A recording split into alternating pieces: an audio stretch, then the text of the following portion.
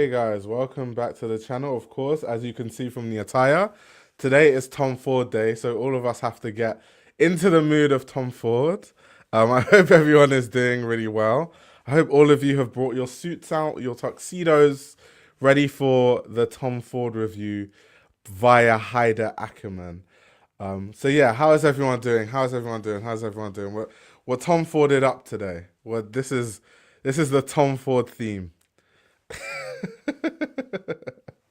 She said, "Oh my goodness, where are we going?" Yeah, this outfit, guys. Let me do an outfit breakdown. So the suit is Random Identities. This is one of my favorite suits that I own. The tie is Issey Miyake, has a really nice texture. Um, and yeah, shirt is also Random Identities. But yeah, let's go, let's go, let's go. But anyway, jumping straight into it because I think sometimes these intros end up going on for too long. So let's talk about Haider Ackermann, who is now the creative director of Tom Ford. So Haider Ackermann, for people that don't know, is a Colombian designer. Growing up, he did move to many different countries after he was adopted. So he's lived in countries like Algeria, Ethiopia, Iran, and he eventually settled in the Netherlands. Why that is very important is a very interesting part of Haider Ackermann's work, and something that really interests me is this really good sensibility in terms of mixing different textures and taking cultural dress from a certain culture and making that turning it into his own thing and sort of modernizing them through his own lens, right? And that's something that I've always loved. I think also his really interesting use of color and how he layers and how he styles things is also very much influenced by the different ways that he experienced things when he lived in different countries growing up. So yeah, very, very important thing. Of course, right now he's creative director of Tom Ford as well as the creative director of Canada Goose. Actually, it's funny because when he was announced as the creative director of Canada Goose, something that all of us were saying in the live stream is Haider Ackermann's talent is a bit, further than Canada Goose, but reading interviews, it's actually something that he wanted. It's something that he has described as, being around nature has allowed him to center himself and has really allowed him to, think about things, think about ideas, and kind of have a refreshed mindset. So I think going into Tom Ford, that was actually the best thing for him. Also, something else that he's done recently is the guest collection that he did at Jean Paul Gaultier for the couture collection that a lot of people loved, because people have just been yearning for Haider Ackermann to find a home. It's been very difficult since his eponymous label closed. Of course, a lot of people refer back to his time at Baluti as a time where he did very interesting things. It was a time when he really made Baluti not just known for clothes and, sorry, more known for clothing than it is known for, which is like men's footwear and stuff like that. So people are really yearning back to seeing the Haider Ackermann tailoring, which is why when he was announced as creative director of Tom Ford, a lot of people were, of course, excited. So was I, to be honest. So like I said, Haider Ackermann is known very much for the way that he layers clothes, the way that he uses cultural dress and kind of makes them his own things, and he mixes them, the way he mixes textures and different fabrics, his use of color. A lot of times he uses like very pastel colors and stuff, but then sometimes he mixes that with very deep dark colors. Like there were years when he would use a lot of black, design things with a lot of leather. So yeah, that's very interesting. And I do think that in his Tom Ford debut, he definitely brought all of those elements present in this collection. It sounds like, what the hell is Michaela doing for 2 hours while you speak? Yeah, Micah, guys, if you want to see Micah, let me turn the camera. That's Micah over there. That's Micah. I don't have my suit jacket with me today, but got myself. Come on, you're not shirt on. You're not very Tom Ford today, Micah. You have to wear the suit. I like the Bottega tie. Is that a Bottega shirt? Yeah. I like the Bottega shirt, but you have to. I didn't have a heads up, mate. That's funny. But anyway, talking about Tom Ford, because I really want to talk about how exactly did we get here where Haider Ackermann has become the creative director of Tom Ford before we even talk about, his work at Tom Ford, right? So Tom Ford actually sold his brand to Estee Lauder in 2022, exited the company the following year, and essentially retired from fashion. He then appointed Hawkins, who was someone who had become who was basically his right hand and had been with him for many, many years to be the creative director. That didn't last. After one season, he left the brand. There were, murmurings of the fact that Tom Ford didn't really like his vision of Tom Ford, and everyone, when they think of Tom Ford, they think of sexy. That is definitely the case with Haider Ackermann too, and the big focus in this collection. However, Tom Ford apparently did not like his version of sexy, or what his idea of Tom Ford's sexy was, so they decided to part ways after just one season, which left an opening that Haider Ackermann could fill. I think it's also very interesting to note kind of the business side of Tom Ford, how it exists. So yes, Estee Lauder owns the brand, and one of the big reasons why they wanted to own the brand is Tom Ford has a very strong beauty line. They sell a lot of fragrances. I mean, Tom Ford fragrances at this point are supremely iconic, but the fashion is actually licensed out to Xenia Group. So Xenia Group is the group that's actually running the fashion side, and I believe the licensing deal is for 20 years. And that's very important because something I love about Xenia is they have a lot of innovation when it comes to fabrics. They are on top of the game when it comes to fabrics. And if they can, bring that expertise to Tom Ford, that can only be a good thing. Where in terms of talking about why they wanted to hire Haider Ackermann, to read a statement specifically from the CEO of Xenia Group, he said, "For Tom Ford, we appointed Haider Ackermann as creative director in order to bring the brand to its full potential." Now, what they mean by this, by bringing the brand to its full potential, is women's wear. They have been trying to build the Tom Ford's women's wear for a while now, and they've struggled. Tom Ford is very much known for the suits, for the tuxedos, for, the footwear, for the fragrances, but the women's wear just hasn't really in droves hit the way the menswear is hitting, and they need someone that can really bring that expertise on the women's wear side to grow the women's wear business. So that was something that they cited as a big reason why they wanted Haider Ackermann to be at Tom Ford, which I think is definitely a job that he can do expertly. We also have some shows that Haider Ackermann referenced, talking about his favorite shows that Tom Ford has done. So he referenced Gucci Fall Winter 96, which was one of his earlier Gucci shows, which really brought our ideas of kind of what we associate with Tom Ford. And it was very transformative in the sense that, this vision of sexiness and jet set lifestyle that we associate with Tom Ford, those were the building blocks of that time, right? He also referenced Saint Laurent Paris, Fall Winter 01, and Tom Ford, Fall Winter 11. So these are shows that you can have in mind, because Haider Ackermann said in interviews that he didn't necessarily want to directly reference Tom Ford in the sense of referencing certain looks, but he wanted to reference Tom Ford in the sense of a sensibility, an idea, an understanding what is sexiness. Questions like this: what is a jet set lifestyle? But how do you bring that into the modern day in 2025? And how do you represent that in a Haider Ackermann way? So that is something that I also enjoyed from the mindset and the perspective that he was looking at the show from. But anyway, what we should really do now is read the show notes, because I think he kind of states his intention for the show. So I think before watching the show, it's very important that we read the show notes, because I think you have a good sense of what he was going for in terms of that. So let's have a look, guys. Let's have a look. So here are the show notes of the collection. It might be because the text is not. Let me see if I can zoom in, because you can't really see the text. Let me see. Is that close enough? Is that zoomed in enough? Okay, that's a good zoom. You guys can see it a lot better. There we go. So let's read it. A beginning is a new dance. You start by looking at your partner, acknowledging differences, exploring similarities, trying to find ways to match each other's steps and move harmoniously. Entering the house that Mr. Tom Ford built, I was drawn to the man himself, whose personality reverberates through everything he envisioned. He is nightlife and I am the morning after. Now let's pause there. This idea of, Tom Ford is nightlife and I'm the morning after, it makes a lot of sense, because Tom Ford's sexiness is very different to when Haider Ackermann does do sexiness. They're not the same. Tom Ford very much sometimes likes to show skin.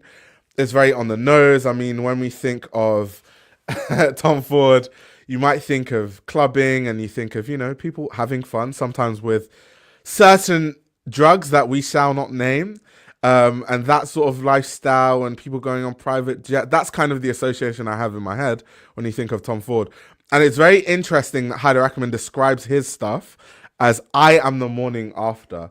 When you're having murmurings of the night that happened before, the way that you dress, is kind of what Haider Ackermann is going for, rather than the ultra club-like nightlife sexiness that Tom Ford very much portrayed with a lot of his collections in the past. But anyway, reading on. Private rooms in clubs are mysterious places where things happened that not everyone can access. That unattainability is a distance that charms, fueling desire. Tom Ford is a world of desire. It lures and seduces. So once again, we have an understanding that Haider Ackermann is really going for this idea of seduction, sexiness, saying Tom Ford is a world of desire. It lures and seduces. And sexiness, seduction, luring, that really was the central theme of the collection. That was one of the big focuses. In interviews, that was the main thing that he was talking about. And of course, in show notes, that has also been made very clear. Let's see what his definition of seduction is. To seduce means to bring someone close, drawing a gaze, enticing touch, stimulating senses, rewarding discovery with surprise and beauty. Sensuality is the feeling of beauty. I welcome my beauties here. The noble personalities embodying my idea of what makes an individual today. Their androgyny brings alive the vertical directness of what they wear, the ease of pure lines empowered by the full blast of color. Colors of joy, bright pastels are fresh and uplifting on suits and dresses, as immediate as t-shirts, vivid hues that also glisten on the eyes as powdery eyeshadows. Now, there's a lot there, but these are all kind of concepts in the collection. The beauty is something that I will talk about when we look at the runway show, because I think it's actually quite interesting to talk about the makeup. But they did use powdery eyeshadows actually on the models, so that's what they're referencing there. Of course, the bright pastels is something that Haider Ackermann is known for. He's brought it to many different places, even at Berluti, at his eponymous label. And so bringing that to Tom Ford, when Tom Ford is not necessarily known for using a lot of pastel colors, is something that's very Haider Ackermann. And that's why he's mixing Tom Ford sensibilities with staples that we have grown to love from Haider Ackermann himself. So that's kind of what he's talking about anyway. Grey and full black stay because they are in the personality of this house. Yes, exactly. Very much Tom Ford likes to use black. He likes to use grey. I mean, when you think of the typical Tom Ford wardrobe, he himself wears a lot of black, whether it's a black leather jacket or, a black suit. And it's funny because the opening looks in the Tom Ford Haider Ackermann debut it just reminded me of Tom Ford's personal style. And once again, like Haider Ackermann talked about this idea of trying to push forward the sensibilities of Tom Ford rather than specifically referencing a certain look. And I could definitely see that with all the leather jackets that were at the start of the runway show. So yeah, I definitely saw that. But going back to the show notes, there is dignity and pureness in taking away rather than decorating, in turning decoration into architectural shapes that complement or neatly accessorize the body. A T runs on heels, jewels, belts, like a hidden message. I don't really think the message was that hidden, to be honest. But that was, an ode to the T in Tom Ford. So when you look at a lot of the belts or the jewels, or even the way that the straps are designed on the heels, you guys will notice that it forms a letter T, which is an ode to the brand. But yeah, I don't think it was a hidden message. I think it was quite obvious to see. The morning after all that's unnecessary has been left behind, which is once again what he said he describes himself as. Tom Ford is the nightlife and I'm the morning after. So he's further reiterating that the morning after all that's unnecessary has been left behind is where you really start to see this clothing. So let's see what he says. The last sentence. What remains is feelings, impressions, and lips bleeding red that have been kissed for the whole night. Now, I wasn't actually, because this is the first time I'm reading the show notes, because I didn't want it to affect my understanding of the collection. But Interesting, because if you guys notice, a lot of the models were wearing like a bright red lipstick, which of course goes into the concept of seduction, right? When you go on Mac's website, and I've brought this up just so that you guys can see, like red lipstick is, normally associated with seduction. It's seen as something that's attractive to, the opposite sex most of the times. When they've done research, they've seen scientists have found that red lipstick draws attention to the mouth, most notably from the opposite sex. Red lipstick has always been associated with power and strength, making it an attractive color to wear. It is seen as bold, feminine, yet daring, and a powerful color. So it's very interesting that Haider went for that color.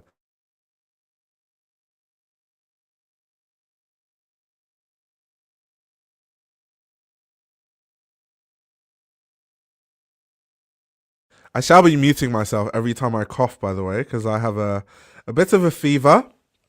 So hopefully that doesn't happen too often. But yeah, that's kind of the concept behind the beauty and the lipstick and all that sort of stuff. So, guys, let's look at the runway show. I'm sure that's what all of you are waiting for.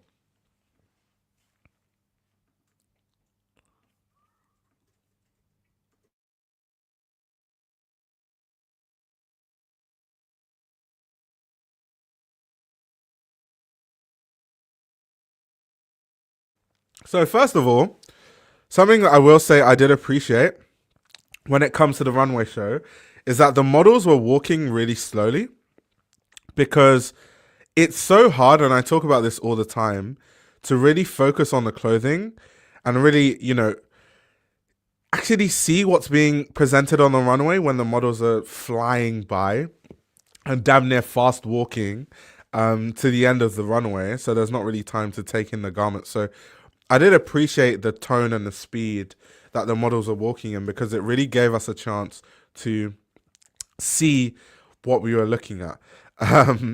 So yeah, I really enjoyed that. In the earlier looks, we get a lot of leather, which is a very Tom Ford thing. Tom Ford is, known for not only just using black as a color and focusing really on that and having a very monochromatic palette, but also wearing a lot of leather jackets, right? It's a lot in his personal style. We then get a mixture of the Haider Ackermann sensibilities and shapes and silhouette, which we know Haider Ackermann to do. Some of these overcoats actually remind me of a modernized version of what Haider Ackermann did at Beluti. Because when Haider Ackermann was at Beluti, he did similar overcoats, but they weren't as baggy in silhouette. And that is just kind of, I think, a sign of the times where everything is becoming a bit wider, silhouette-wise. So yeah, this thing, I saw a lot of people on social media talking about it. Let me pause it there. This sort of crossing of the arms around the body, in a sense, making it romantic. Now, what this really reminds me of, actually, is Andre Meister. Of course, a lot of designers have kind of done this already. And it's funny that when I was looking at the discourse online, not many people really referred to that. But, for example, this is Andre Meister Spring Summer 2003. This is also something that Ludovic de Saint-Saëns referenced himself in the one collection that he did do at Andre Meister that sent people into a frenzy. But yeah, it's not... It's a way that, designers try to show like a certain level of romance and fragility and stuff, but it's an idea that I definitely have seen over and over and over again. Like, so many designers have definitely done that, for sure. Talking about the set is actually really, really interesting. You can see like mirrors and, there's like fingerprint smudges and different graffitied suggestions. I can't really see close up, but I'm very sure that there's probably words written there, right? That are sort of an ode to, being in a club and being sexy, because the whole theme of the set is supposed to mimic like a club, right? They're supposed to transport you into a club, which is an ode to Haider Ackermann's past, but also Tom Ford's past. Tom Ford is very known for being very involved in the New York clubbing scene. When you think of things, famous spots like Studio 54, where Studio 54, at least in the 70s, was very much one of the hubs for the disco club scene in New York. You have all these famous pictures with the likes of Andy Warhol, who was a regular, and stuff like that. And Haider Ackermann has kind of revamped this idea, but through his own personal lens, right? So when Haider Ackermann was growing up, he talked about in an interview in BOF, which was really interesting, how when he was growing up in Antwerp's red light district, he would have a lot of experience around the nightclubs where he would obviously go to the nightclub sometimes, but also after in his childhood, you would see like a lot of people that worked in the clubs or went to the clubs talking about their experience the night after. So it's very, very interesting how he's kind of transformed this Tom Ford idea and made it his own in a way and reference his own experiences of clubs and the day after the club. Honey B says, Tuba Avalon's new video spoke on the rise of futurism in today's fashion. Some of the looks really tap into that. Yeah, I can definitely see that for sure. For sure. It made me think of a steamed up mirror when you've taken a shower and need to make a fast exit. Yeah, I like that idea too. I wasn't thinking about that, but to be honest, I think that's actually a really good take. That's a really, really good take. Something that it also reminded me of, because obviously in the show notes, they talk about this idea of, you know, after you've been kissing throughout the night, in the night after, you have red lips because the red lipstick from all the people you've been kissing has rubbed off on your lips, right? The really light makeup, there's an actual direct reference. Let me actually show you guys. Because Vogue actually did cover it, which was really nice. So let me just show you guys quickly, and then I'll tell you kind of what it reminded me of personally.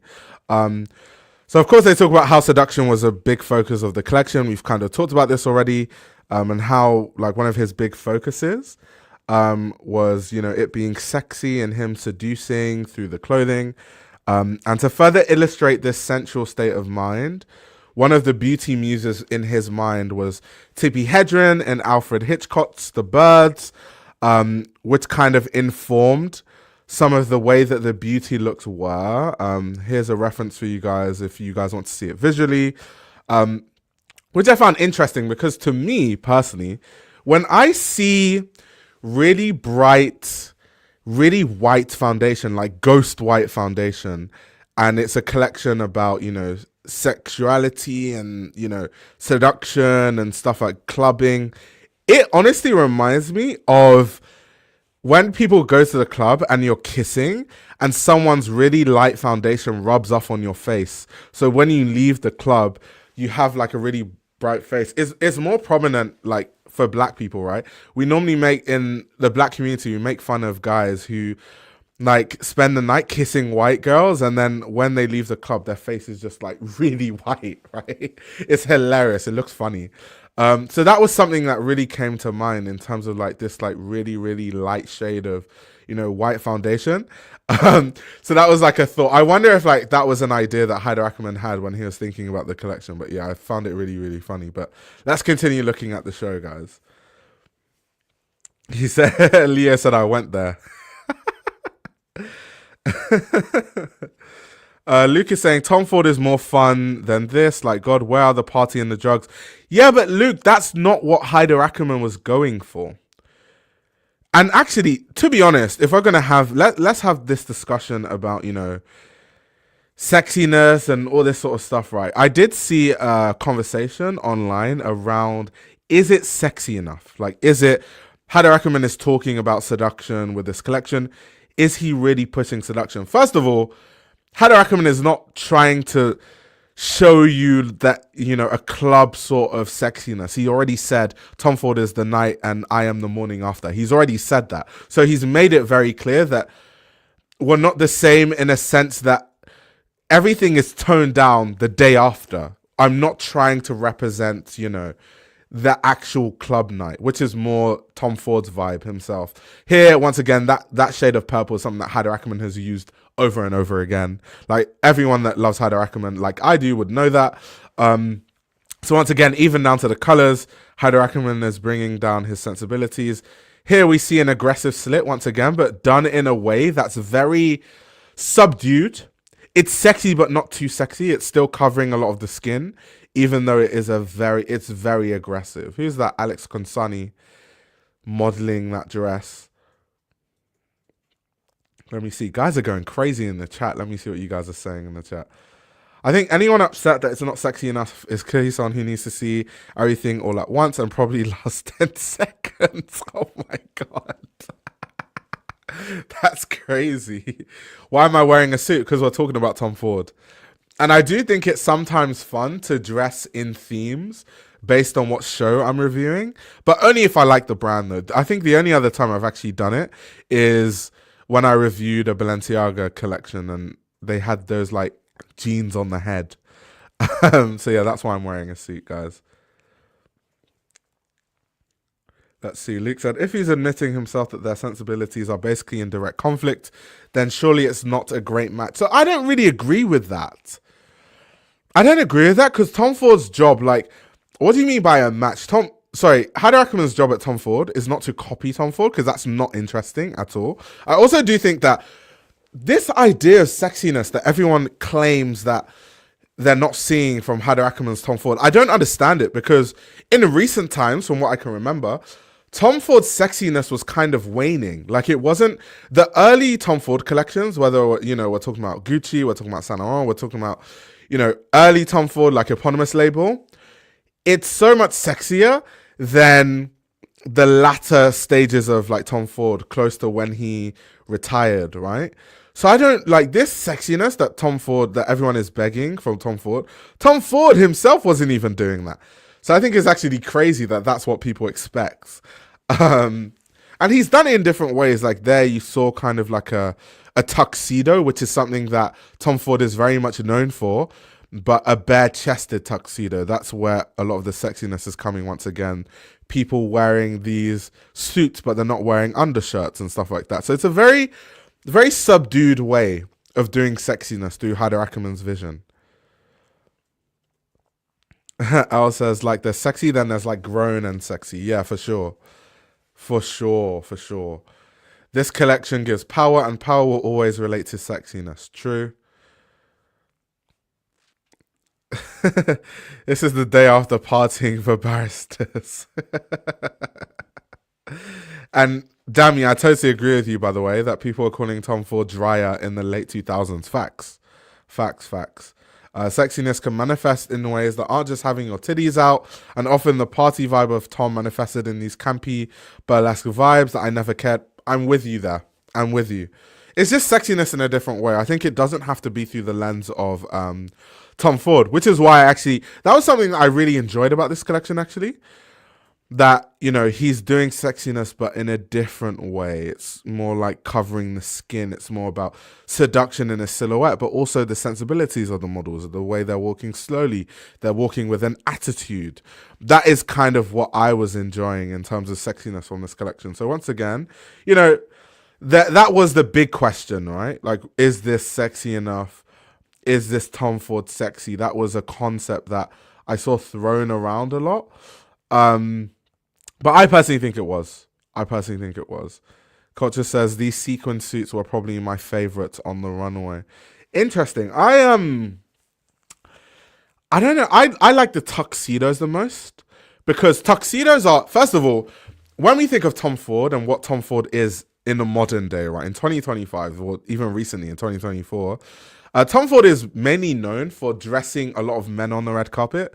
A lot of men on the red carpet just wear like Tom Ford tuxedos all the time. So Tom Ford, and this goes back to why they hired Haider Ackermann, because they're really trying to build the women's wear side of Tom Ford, because they're already known for the men's wear. They have a cemented place. All the men wear the tuxedos and the suits. All the men wear, you know, the shoes. All the men are buying the perfume. And that's kind of what I enjoyed, because Haider Ackermann was making more like feminine tuxedos and playing with tuxedos in different ways. So he would take a shape of a tuxedo and kind of imbue that into the shape of a dress, or, you know, make lapels and crop the tuxedo to make it more feminine. That was what I really enjoyed in this collection. That was actually, those tuxedo looks were actually my favorite part of the collection.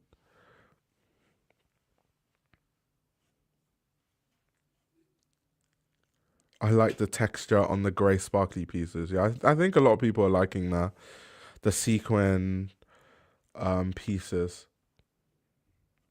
What you can't see will always be more sexy to me. Yeah. I just think that there's not one way to view sexiness. I think this idea that everything has to be like coked out, you know, club vibes. I just don't agree with that. And I also don't think that in 2025, the general culture or sentiment really allows for that type of sex. I think that kind of sexiness is not what people like most people. That was kind of what people liked in the 90s. That's not really what people like these days. That's not it. So it wouldn't even be modern to have this sort of coked out, lights out, tits out, type of sexiness. Culture says, I always think sexiness can be how something is worn, for sure. And that's one of the things that Haider Ackermann is known for, not just his expert tailoring and his sharp tailoring. It's also actually about how he styles things and how he layers fabrics that people don't usually layer and you wouldn't think should, generically work together, but somehow it works. I was like, lights out, tits out. Such like a British thing to say. Lights out, tits out.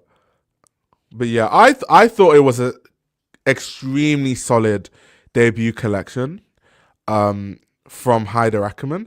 I'm curious to know, that shade of red, once again, is a really Tom Ford thing. Tom Ford used that shade of red at Gucci. But yeah, I want to know if he's still going to focus on the themes of seduction and stuff, because it's such a Tom Ford thing. However, like he said, he wants to really look at different themes of Tom Ford's life and Tom Ford's sensibilities and kind of make those his own for his time at Tom Ford. So I'm very curious to know what else is left.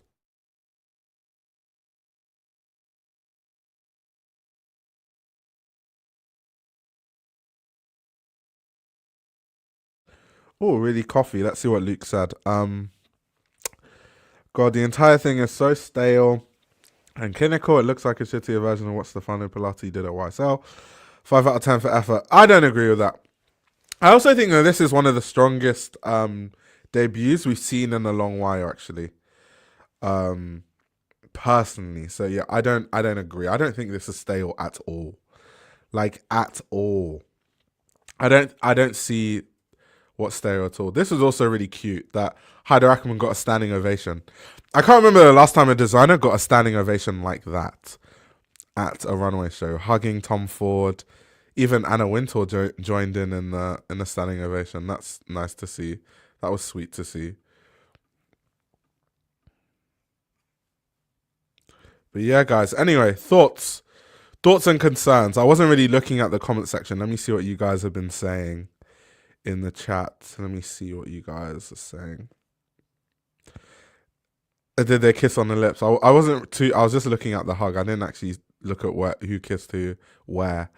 I don't know. I'll have to watch it back. Let's see. Did they kiss on the lips? Who knows? It would have been so on theme if they kissed on the lips and Tom Ford had red lipstick and then Haider Ackermann left with redder lips. That would be so on theme. I will say that woman's hairstyle is really giving Eddie in the movie for some of them. Yeah, I also do think that, I think someone in the chat, and I thought that was a really good comment, was asking me if I think film is going to have a big resurgence in fashion. I mean, there was a time when loads of brands were referencing film. I mean, if you think of the times of, Raf Simons, Calvin Klein, and he was referencing American films like Jaws or, Undercover, A Clockwork Orange. And there was a time when it seemed like a lot of designers and brands were making references to really iconic films. Even J.W. Anderson does the same a lot. I hope so. I hope that there's a return to film, because I think that fashion and film go hand in hand. And it's very interesting when designers do look at different films and use that to, as a reference to inspire some of the ideas in that collection. I always think that's very interesting. So yeah, that's definitely something I thought for sure. Oh, okay, culture. So that was me. Maybe because I'm a total newbie, but I don't see what's there to hate. I love the concept. Yeah, I love the concept too. Also, Tudor, because you're saying maybe it's because I'm a total newbie. So fashion is subjective. Obviously, the more educated you are about fashion, the more of an informed opinion you can make, but it's still subjective. So there's no real right and wrong answer in terms of like what you should or shouldn't like. Like everyone is open to liking or disliking whatever they want, so there's nothing wrong with that. To be honest, so yeah, don't think if you like something personally, don't think that you shouldn't like it. And if there's something that you shouldn't like personally, then you know you don't have to be forced to like it. I love the suit Haider himself is wearing. Yeah, I thought it was quite nice. Let me run that back. See his outfit once again. In typical Tom Ford fashion, an all black look that Haider is wearing himself. Really nice. I'm really curious to see the footwear because, of course, I can imagine that Haider Ackermann learnt a lot about footwear design when he was at Beluti. And I can only imagine he's going to take that knowledge and bring it to Tom Ford. I mean, footwear is a very strong category for Tom Ford as a brand anyway. So having Haider Ackermann there could only mean even more positive things in that regard, for sure. Can you discuss some of Haider Ackermann's sensibilities that stood out to you? I noticed the tie over the shoulder. Oh yeah, so what we're going to do is we're going to look at each look on Vogue Runaway, like I love to do. So I could just show you like look by look, basically.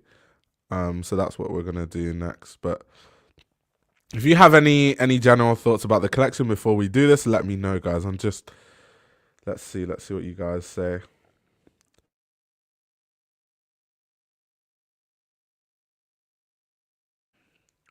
I didn't really like the show. I think it was a bit of a recycle, but not well done. A recycle of what? I'm curious, Holly, what you thought it was a recycle of. A culture says Haider is such an adult. I really like that. He gives sincere adulting, for sure. I also adored the shoes. Yeah, I did like the footwear too. Whoever said this was just a continuation of what he did at Jean Paul Gaultier was absolutely right too. Another fun house, he brought his unwarranted melancholy to. Luke, oh my gosh. Why are you giving Haider such a hard time? That's what Haider does. Like, Haider is not, like, once again, when you think of, like, Jean-Paul Gaultier, you think of Enfance Terrible, you think of, Tom Ford is sexiness, but in a very, like, clubby, you know, drugs at night kind of way, but cool. Like everyone looks chic while they're doing drugs in a nightclub. That's kind of like the vibe of Tom Ford. You know, everyone's drunk while we go on our private jet. That's the vibe of Tom Ford. When I think of Jean-Paul Gaultier, I just think of like a bunch of really cool misfits, right? When I think of Jean-Paul Gaultier, Haider Ackermann is none of those things. Haider Ackermann is literally none of those things. Haider Ackermann is more like mellow. Haider Ackermann is romantic. He likes to use pastel colors, but he also has like a gothic side to him when he uses like leathers with sharp tailoring. So it's just like Haider Ackermann has completely different sensibilities to Tom Ford or Jean-Paul Gaultier. However, I do think that that's why he's there. Like that, he's not trying to replicate what Jean-Paul Gaultier did in the case of when he did the Jean-Paul Gaultier collection, and he's not trying to replicate, like I've said, the specific Tom Ford sexiness. But why I love this collection, first of all, I think he has successfully mixed the sensibilities. That's where I think he reached something. Luke says, right, they have totally different sensibilities. Exactly my point. I don't agree with you because I know what point you're making. So the point that you're making is essentially that because they have such different sensibilities, in a way, it doesn't work because Haider Ackermann wants to, you know, cover all the models in clothing, and his idea of like seduction is like what you can't see, not what you can see. Where Tom Ford is very much like what you can see. I mean, Tom Ford is known for doing pube campaigns and, you know, stuff like that. Everyone's nude. Although, let me show you guys something actually. When I was like doing research, let me show you something that I was like, okay, that's interesting. That's kind of like a contradiction in a way. So something I found really interesting is that on Haider Ackermann's Instagram, look at this picture. Let me show you guys. Let's focus on it. On the left, I don't want to zoom in because I might get demonetized. This picture, where obviously the models are nude, is so Tom Ford. And so when he was showing, and I guess this is kind of what some people expected, This is why people expected it to be more like Tom Ford specific sexy, because of images like that he was teasing before he actually, showed the collection. That picture there in the top left corner that you guys are looking at is extremely Tom Ford. And that's on Haider Ackermann's page. So, Luke, I'll give you some leeway in saying that, showing images like this that reminds us very much of the Tom Ford campaigns and, a lot of nudity that we associate with a lot of Tom Ford, and then showing an idea of sexiness that is more subdued, pared back, romantic in a Haider Ackermann sensibility, there's definitely, a contradiction there. There definitely is a contradiction there, for sure. Because it's almost like teasing a certain idea of what we have of Tom Ford and then showing us something different, which I can definitely agree with, for sure. Wait, he said Show Studio dragged that teaser photo. I haven't seen the Show Studio review, but I will watch it because I saw that. I think Dal Choda was on there, and I love Dal, so I'm a big fan of Dal Choda. So I'm always gonna watch a Dal Choda review. But yeah, that's funny that they were dragging. What did they say about the the photo? What did they say? I'm curious to know what they said. Yeah, the time I talked about that. Yeah, the time when he shaped the Gucci G on a model's pews for a campaign is still very iconic. Yeah, for sure. But that's kind of when we talk about the sexiness of Gucci. That's what we're referring to, right? These like ultra nude moments and campaigns that, like, if you look here, for example, like this sort of stuff here. Obviously, that's the famous pube campaign. Like, it was so, like, Tom Ford's sexiness was so, like, it was screaming sex. Like, it was literally screaming sex, sex, sex, sex, sex. Especially in, like, the campaigns and stuff, for sure. Okay, Luke said it was unsexy. They said it was unsexy. Interesting. Head of RCA was there. Okay, that's cool. It's cool to see that Toy Studio had a really nice panel. That's always nice. But yeah, let's go back to the looks.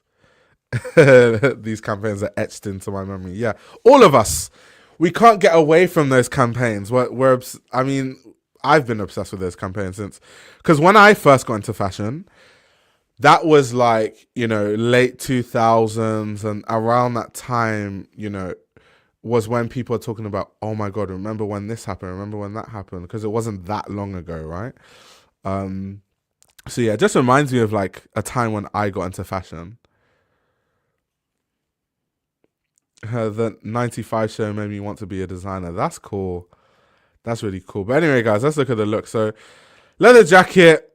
Once again, this is very Tom Ford. Tom Ford is famous for wearing leather jackets, famous for use of leather because of his own personal style. So that's the Tom Ford thing there. Of course, the strap shape here visually presents a T for Tom Ford. I mean, that's a bit obvious. That will be obvious to most of you, to be honest. So moving on. Also, you can see in the makeup, I kind of told you guys the references already, why red lipstick is associated with seduction. That's why a lot of the models are wearing red lipstick. And I've told you, of course, the reference to the makeup too. Once again, we have a male version of the look, a more boxy version of the leather jacket. Very Tom Ford. Once again, I showed you guys that image of, how Tom Ford likes to dress. I'll show you guys the image again. Once you look at Tom Ford's personal style and you see the kind of jackets he wears normally, and then you go back to this look, it starts to make sense what Haider Ackermann was going for. Funny enough, something I thought was interesting were these pointy shoes, because Haider Ackermann at his eponymous label very much used to like use these sort of like pointy shoes. The boots were always very pointy. Even at Baluti, he had really pointy boots. So I like that because it was kind of like an ode, very Haider Ackermann, and an ode to, Haider.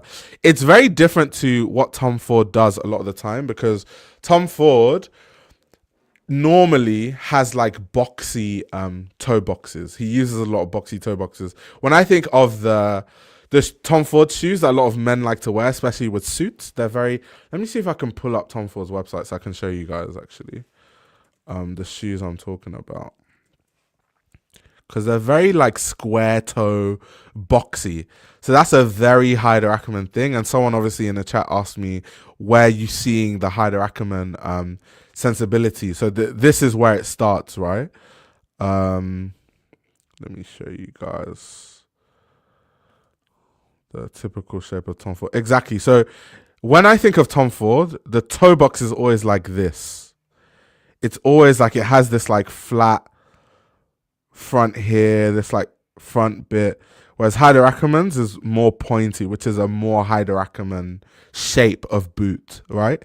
So when I think of Tom Ford, the boots are always like this. These are the boots that men buy like crazy. Like so many men buy these kind of shoes, right? So yeah, this is the typical Tom Ford shape, and now we're gonna get the Haider Ackermann more pointy boots mixed in. But yeah, so these are the shapes I'm talking about, guys, when I'm referring to what I associate with Tom Ford. Yeah, it's kind of like squared. Yeah, exactly. What's Holly saying? In the 2000s, sexiness was a whole social movement, not just a campaign. Okay, Holly is talking about the sexiness, and if like Haider Ackermann's Tom Ford is like sexy or sexy enough, I guess, which is a point of contention, it seems, with Haider Ackermann's debut at Tom Ford. But it's interesting. I like that it's created and opened up a discussion. I do like that. I think a sign of good design is when people are actually talking about the clothes, because a lot of times we're talking about like silhouettes of boots and so, like tuxedos and different eras of tuxedos. A lot of designers, we don't really go this deep on the clothing because they're not that good and they're not really that interesting as designers. So there's nothing to talk about really when it comes to the clothing. But it's nice that with Haider Ackermann we can do that, right? But anyway, that was the first thing that came to mind once again when I saw these like pointy boots. I was like, oh, that's really Haider Ackermann. And then also, because I think one of the reasons why Haider Ackermann like does those kind of pointy boots is like when you think of, you know, certain parts of the Americas, like you even think of like countries like Mexico, you think of countries like Colombia, a lot of people actually wear like pointier boots, right? So I think part of the reason why he uses that silhouette of boot is partially to do with his heritage, but also maybe he just likes dressing that way and wearing boots that look like that. And it's interesting that he's brought it to Tom Ford. I'm curious to know if that would sell. I don't think the Tom Ford customer would wear boots of that silhouette. I don't know if the Tom Ford customer goes to Tom Ford for pointy boots, but it's Haider Ackermann though, and he's going to bring a new audience to the brand, so that might be a reason to buy those boots, or why a lot of people will. If all you want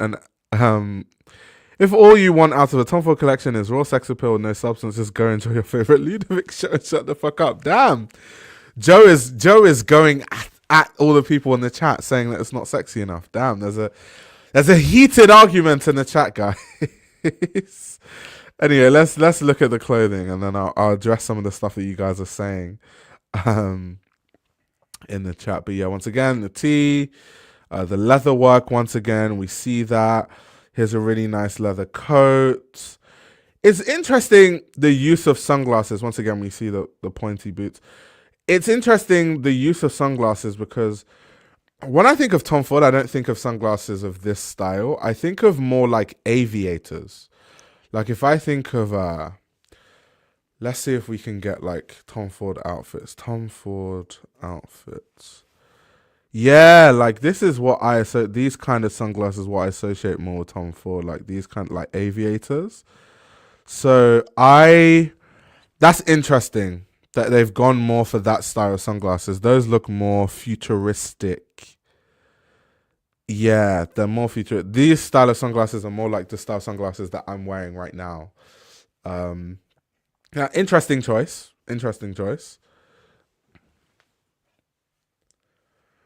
I've always felt Tom Ford pulled inspiration from the late 60s to the 70s. This particular Tom Ford show feels like it's channeling what we thought the future would look like in the early aughts. Interesting take.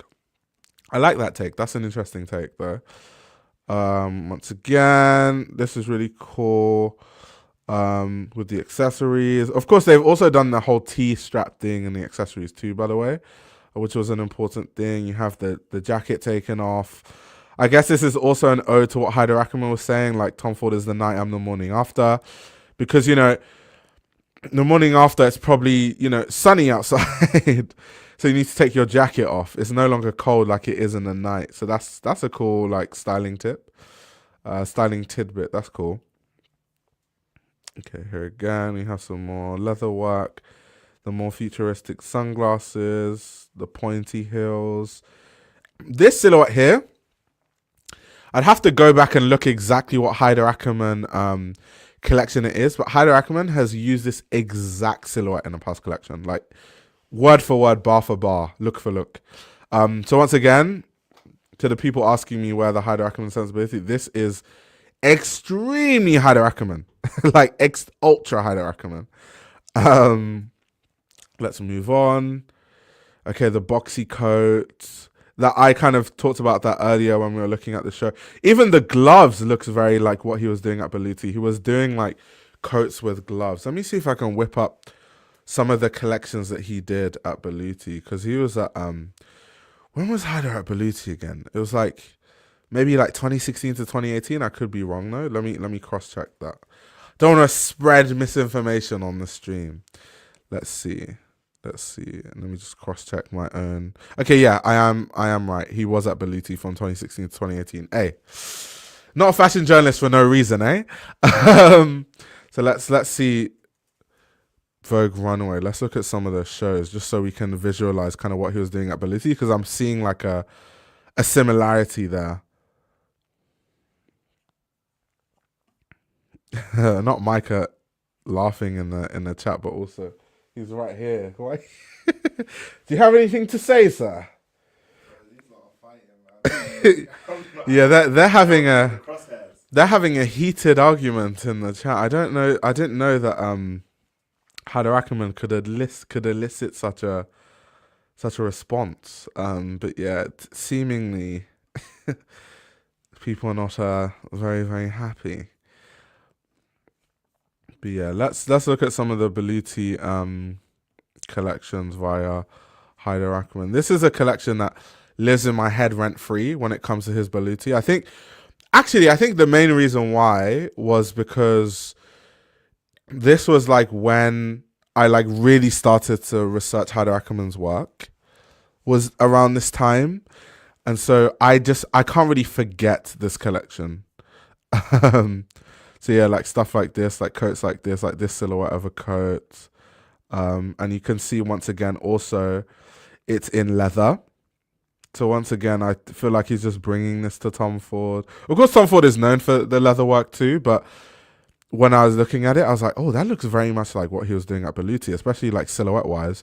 It's just slightly wider because obviously in 2025, people are using wider silhouettes. It's interesting that he didn't bring more of this kind of Haider Ackermann stuff to his like really shiny fabrics that he'd like to use, especially at his eponymous label. Of course, this is for Beluti, but that's like a very Haider Ackermann thing. I'm quite surprised that he didn't use those like silk satin sort of fabrics more in this Tom Ford collection.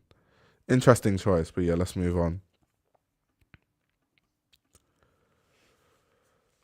I agree with you. He's used it multiple times, even his muse till this. Winston has worn something similar. You mean Tilda?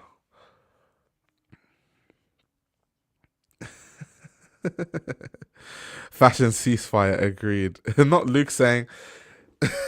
Wait, did Luke say Micah's silence is a bit unnerving, or is it my silence?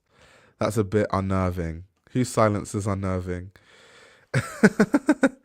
Here, I talked about this once again, this kind of, I feel like this is a way that designers use where models do that to be really romantic, but it's, as someone that has been covering fashion for a long time, it's just an idea that I've seen time and time again, and I've talked about some of the references, including Andre Mellemeister, who has used that also. So yeah, people want a close-up of the power glove. All right, I'm a man of the people, guys. Here we go. Here's a close-up of the power gloves. This is a very Tom Ford thing too.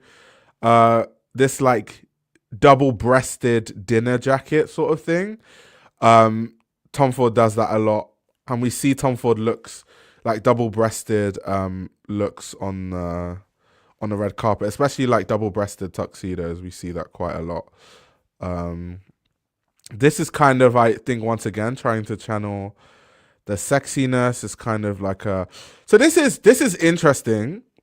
Why I find this thing interesting is because if you think of Tom Ford's Gucci, the way that Tom Ford would style his Gucci is a lot of the women would be wearing trousers slightly below their waistline, so you could see the belts, like the Gucci belts, and that's why, like, you know, in the 2000s, a lot of people used to like tuck their stuff in to show their Gucci belts. That's why that was a thing. I feel like Tom Ford kind of made that a thing, not because he was doing things in that crass of a way, like literally tucking in your shirt to be like, look at me, I have a Gucci belt. But he would kind of have models wear their trousers below their waistline, so you could kind of see the belt.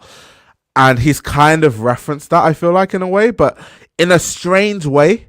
Like, instead of having the belt kind of below the waistline, he's kind of had the belt across, and you can kind of see this section of the model's waist. Interesting, is different. I don't know if I like it. I do prefer Tom Ford's way of doing it in that specific instance, for sure. Okay, here we get the more Tom Ford thing. So this is the very Tom Ford, like, belt below the waistline. This is the more... So I prefer Haider Ackermann's use of that idea here than I do in the prior look, in the previous look.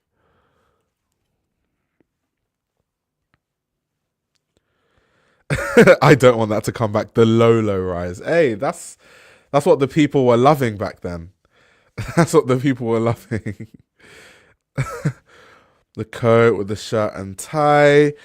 With the tie, because I really love wearing ties, but I like ties that are like very interesting. The polka dot tie to me is not very interesting. I know Tom Ford sells ties like that, but that's not that very interesting to me. I would like to see more interesting ties from Haider, because Haider is known for textures and using different fabrics, right?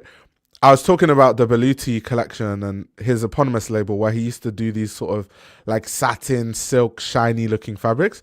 I would buy a tie from Tom Ford if Haider Ackermann made a tie in one of those fabrics, for sure. Because I like collecting ties and like really weird and interesting fabrics. This tie that I'm wearing right now is an Issey Miyake tie, and like a fabric, a really strange fabric that Issey Miyake used to love to use that I really liked. Micah's wearing a tie that I want to get to, a Bottega Veneta leather tie. So I like interesting stuff. I think that, you know, that's something that they could definitely, Haider Ackermann could definitely focus on in terms of, you know, adding a bit more pizzazz to the collections moving forward. But like I've said, overall, I think it was a great collection, and I loved it personally. Of course, I know that this collection has been splitting hairs in the comments, but that's completely fine. Once again, this like scarf over the neck, another Haider Ackermann thing. We've talked about the silhouette of trousers. We've talked about the pointy boots that are very Haider Ackermann and not really Tom Ford at all, to be honest. And once again, we just have different iterations of what Haider Ackermann was doing. The leather t-shirt. Do you guys think that this is going to like be a thing? I wonder what, like, when I see things like that, I'm thinking, is it breathable? Are you going to be dying of sweat under these sort of leather t-shirts? Like, what things have they done to allow for the practicality of a leather t-shirt? It does remind me of a lot of designers these days. They try to make something. It's this idea of, like, I've talked about the vest. There was this season when Chloe, Prada, Bottega Veneta all had a white vest. And there was this idea of, you know, making the ultimate chic vest. Of course, Bottega did theirs in, you know, different fabrics. They had one that was supposed to look like cotton, but actually it was leather. And a lot of different designers were playing with those vests. Nowadays, it seems to be a lot of brands are trying to create the perfect t-shirt and the perfect t-shirt silhouette. We saw at Matteo Blasi's Bottega these kind of leather t-shirts, right? And now we're seeing Haider Ackermann doing this at Tom Ford. But what do you guys think? Do you think that this is something that will hold? And is this something that will, have the staying power to actually, like, people want to wear this? I'm curious to know what you guys think. I like the leather pants, not so much the shirts. The leather looks very supple, though. Interesting. You wear an undershirt. Fair enough. You wear an undershirt under the leather t-shirt. People are saying they don't think anyone's going to buy it. Interesting. Kind of not related, but does Tom Ford and other like it make their shoes for a size 13 US? Can never find nice dress shoes in my size. To be honest, I actually don't know because I'm a size US 12, I think. Yeah, US 12. And most brands normally stop making shoes at my size. So I'm not actually sure. I'd have to have a look. We can look on the website live. Let's see. Okay, seemingly they're sold out, but it goes up to a size 14. And this is the US website. So it goes up to a US size 14. So yeah. Apparently they do. Tom Ford is your brand, apparently. If you're looking for nice dress shoes in your size, they do shoes in your size. But yeah, let's go further with the looks. What do you guys think about the accessories, by the way? I touched on it earlier, but what do you guys think about like these sort of futuristic sunglasses, which I said earlier, I don't really associate with Tom Ford at all. Like, Tom Ford is not really known for wearing sunglasses of that style. He's more like the guy that wears aviators. So normally when you think of a Tom Ford runway and them trying to push sunglasses, you would think that they would put aviators on the runway. So it's interesting that that was the main silhouette that Haider Ackermann used when it came to the sunglasses. But what do you guys think? I've tried doing the skinny belt with a classic coat. Yeah, doesn't work in real life, but it looks good in photos. I think it looks good. I think it just depends on like who. It's just like me, right? Because of my body shape or my body type, it's not everything that's going to look good on me. So, I like the styling. Once again, Haider Ackermann is known for styling. I like the layering. The leather coat with the navy pinstripe suits, with the sort of burgundy with the white polka dots tie, and the white shirts with the light blue. I like that. I like the layering that they've done there. And then, of course, we have the way more pointy silhouette coming from Haider Ackermann. We're just going to speed run these looks because it's kind of more of the same of a lot of the other looks, the same layering, the pinstripe. This shade of red really, really, really reminds me of Tom Ford Gucci, which I'm very sure Haider Ackermann was using as a reference because he didn't want to, directly reference specific looks. However, he's taking these sensibilities, he's taking the Tom Ford colors and, working around those. So yeah, these gloves once again. This look reminds me of Tom Ford too. The leather gloves with the leather trousers, the bag that a lot of men like to carry. These sort of like big practical leather tote bags. Wearing sunglasses too. Very Tom Ford. Here, let me see what's happening at the waist. Okay, they've used that same technique. Haider has used that same technique that I talked about earlier. I was also wondering if Haider was going to bring some of the cultural ideas from his eponymous label. I referred to it earlier, but something that Haider Ackermann is very famous for is taking, cultural dress from different countries and kind of making them his own. Not his own in the sense that, I own these cultural things, not like that, but in terms of like weaving it into his own design sensibility. So when you look at a lot of the stuff that he used to design at his eponymous label, you see stuff like him changing the silhouette of kimono slightly, stuff like that. But I didn't really see much of that in this collection, which I guess makes sense because Tom Ford is more about tailoring and stuff like that. So that would kind of start to go a bit too far away from what Tom Ford is supposed to be. But I was just curious to see if like he decided to make that decision, but apparently he didn't. Some of the more pastel colors. The robe is like slightly along the lines of like what I was talking about, but not quite. And then Tom Ford also like is known for like, making the luxury robes and stuff like that to kind of in line with the lifestyle of Tom Ford in general.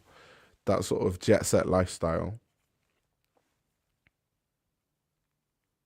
The red coat is Anna Wintour coded. Interesting. Not Bob Roberts saying Office Blue is back. Office Blue is back. Wait, Luke is saying they shall reap the rewards. What are they reaping the rewards of? He's talking about Givenchy. Oh, Givenchy. Okay. Yeah, Sarah Burton. I don't. Obviously, I'm gonna review that tomorrow. I was gonna review it later today, but I was like, let me not, because I'm actually not feeling too well. So I don't know if I can talk for that long in one day. However, at first thoughts, I don't really know about that Givenchy collection. Like everything, there were very good pieces, but especially those earlier looks, I was like, I do not associate those kind of looks with Sarah Burton at all. Like, at all. Like, I definitely preferred this to Sarah Burton's Givenchy debut, for sure. Like, definitely for sure. But Sarah Burton's still Sarah Burton. Sarah Burton's a legend. Of course, I will review it, but yeah, just those earlier looks especially, I was like, yeah. I think she warmed into it by the end, though. By the end of her Givenchy debut, I think the looks were really, really good. And she was channeling like old, like Hubert de Givenchy, which I've kind of talked to you guys about, because if you guys, tune into the streams, I talked about the fact that I visited the Givenchy atelier and I was showing pictures on the screen. Those were the collections that were designed by the Givenchy team. This was after Matthew Williams left.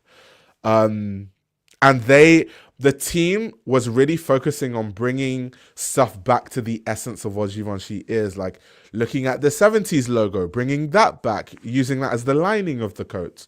And I could see that kind of influenced Sarah Burton's ideas, especially at the end. But anyway, all this is not for today's video, not for today's stream. That's for tomorrow's review. But yeah, I could just see that when I was looking at the looks.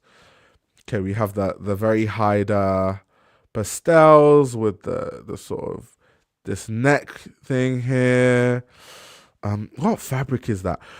This fabric looks like the fabric I hate. This is not a knock on like Haider Ackermann, by the way. It's just, see this fabric? This is the kind of fabric where you see this part of this jacket, it will start to go brown really easily. It'll start to discolor really easy, and then before you know it, it's really hard to clean. This is also the kind of fabric that's really hard to clean. I'm not the biggest fan of stuff like that. Like, I like the silhouette and I like the color as a thing, but would I buy something like that? Hell no. Because that's always, that reminds me of those kind of, it looks like those fabrics that it's just so hard to wash and they stain really easily. I'm sure you guys in the chat know what I'm talking about. Okay. This is even the same fabric. I do prefer this color palette, and this sort of like in between blue and purple is something that Haider uses to the nth degree. He's used that at his eponymous label, so that's Haider bringing his own sensibilities to the... In fact, this look really just looks like Haider, to be honest. It doesn't really look very Tom Ford at all, to be honest. Especially because the sunglasses are also not very Tom Ford too. Let's look at the tie. They've got a leather tie here. The really wide coat silhouette with the wide purple trousers. That's also a color that Haider likes to use. Okay, so we've got the tailoring in different colors with the gloves. These dresses with this really aggressive slit. I guess what Haider was channeling, which is why it goes all the way up to damn near your waist. And it's interesting because Haider talks about having a more romantic sensibility when it comes to showing allure and sexiness and stuff like that. But then the slit literally goes this high, but then at the same time, everything else is covered. It's short sleeve. Sorry, it's long sleeve, sorry. Interesting contrast. Interesting contrast that Haider Ackermann has used there.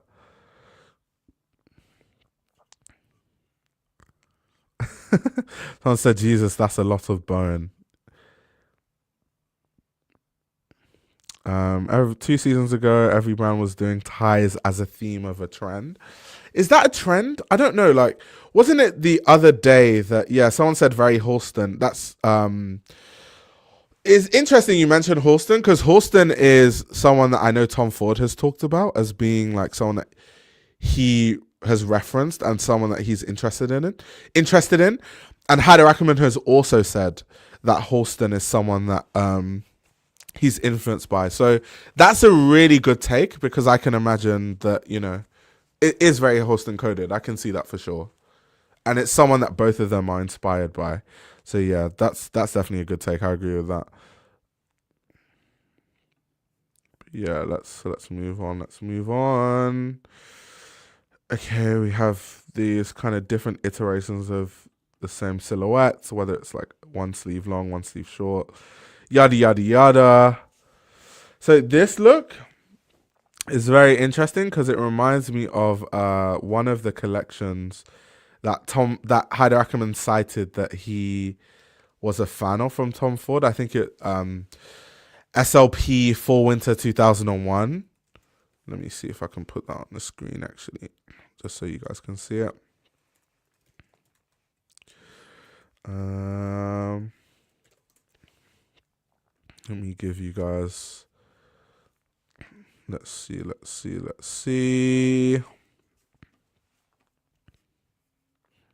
I might have to look for it later because it might pause the stream for too long. But yeah, I'll show you guys after. But this, anyway, point being, this sort of like fringe, although I like what they've done. This is kind of, I don't know what fabric. It looks kind of mohair. Kind of, I don't really know what they've used here, but it really looks cool. But point being, this is something that Tom Ford has done. So this is like a very Tom Ford reference, like a very clear Tom Ford reference. Like a very, very clear Tom Ford reference.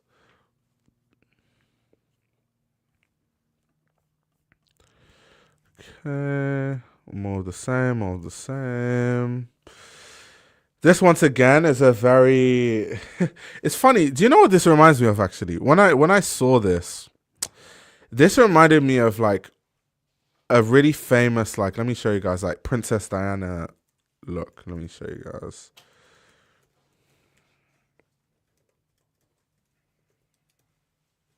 Let me show you guys. Just to show you guys, I know about my Princess Diana. So Princess Diana has this like really famous like dress that I think is absolutely iconic, and it's velvet, and it's velvet. It has like these tuxedo lapels, like the very sharp peak lapels that you would see with tuxedos. And it's like really, it has this like really aggressive like figure 8 shape. The pearls are beautiful. They're like, I don't know if they're actually real diamonds, but they're like diamond encrusted around and stuff. A lot of designers do this thing where they kind of do the same thing, where it's like a dress with like these sort of tuxedo-esque collars, and then they use these like lapels for like different things. And every time I see these kind of looks, it reminds me of Princess Diana, like every single time. Let's see. One of the things I would have liked to see more often from Haider was a focus on textures. Yeah, I said that earlier, but yeah, I agree with you. Because that's what he's known for. Like, that is Haider. Like, let's see crazy ass textures just all over the place. I think there's too much leather. However, it's a debut collection. So once again, it's one collection. Haider Ackermann, hopefully, is going to be at Tom Ford for a really long time. And so I think in this collection, it could be leather. In a different collection, it could be, a different fabric. So I think I'm not too, even though, yes, I would like to see more play with textures, and I didn't really get that itch scratched in this collection. I think that it's something that we'll definitely see in future collections by Haider Ackermann at Tom Ford for sure. I definitely think we're going to see that. Yeah, this dress I think is the dress, one of the dresses I like the least in this collection. I don't know about the silhouette. The silhouette looks a bit odd. Does anyone know why Peter Hawkings left? Apparently, I talked about this earlier when we first started the live stream. Apparently, Tom Ford and Peter Hawkings had like they weren't agreeing on certain things, and Tom Ford like thought that he wasn't representing Tom Ford's like idea of sensuality properly. So that's why they parted ways. But it's kind of weird because obviously before he became the creative director, like I've said earlier, Peter Hawkins was Tom Ford's right hand for years. Like Peter Hawkins has been working for Tom Ford for so long. For them to like be friends and to have a relationship built over years and years, and all of a sudden it all just breaks down, is crazy. I feel like there's more to that story that I don't know about, but yeah, like I definitely think that there's definitely more to the story, for sure.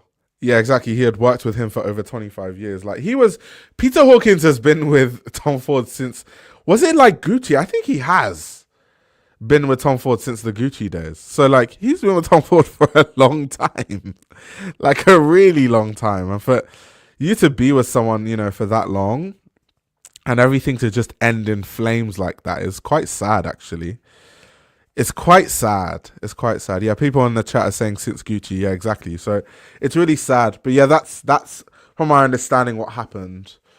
Yeah, Tom Ford didn't really like the collection that he did, and they had a lot of disagreements, and it led to, you know, their whole relationship breaking down. So yeah, sad. I hope they become friends again, because that's quite sad, to be honest.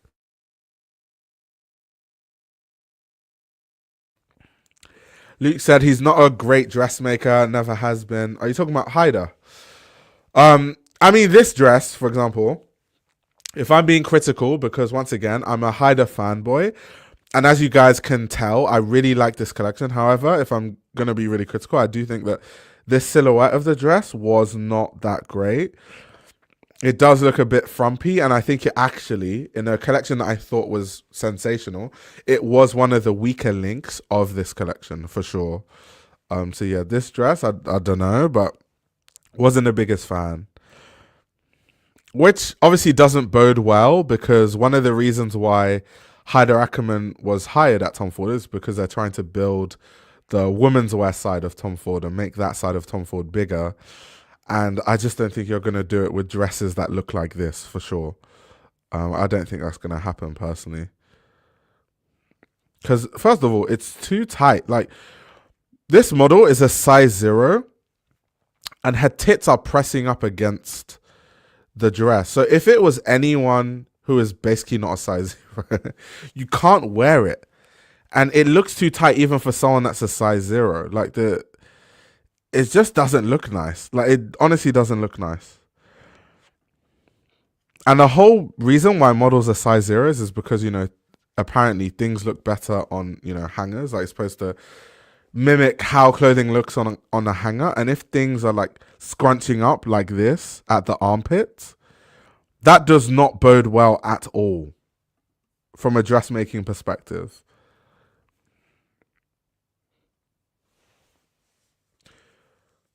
Yeah, it does have an open back. I did see the open back. I wonder if it's adjustable, because like in the runway video, you could see that it has an open back, because if it's adjustable, I guess that's what makes the fit better. But if it is adjustable, they should have adjusted it properly before sending it on the runway, because then it wouldn't look like that, right? Okay, let's go on. This is more of the sexiness that Haider Ackermann is bringing, with the belt detail, with the, you know, the tuxedo lapels, but then also bare-chested. This sort of shirt, but it's open here. I like the styling of it, though. I like the way that's styled, for sure. That's really cool.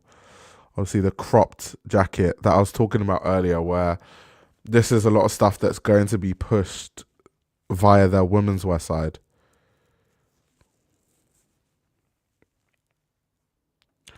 You can't say you want sexy and then idealize clothes that don't have bodies inside them, because it's easier to design for a hanger. Bruh. I'm not talking about myself. That's what people in fashion say. That's why people use size 0 models.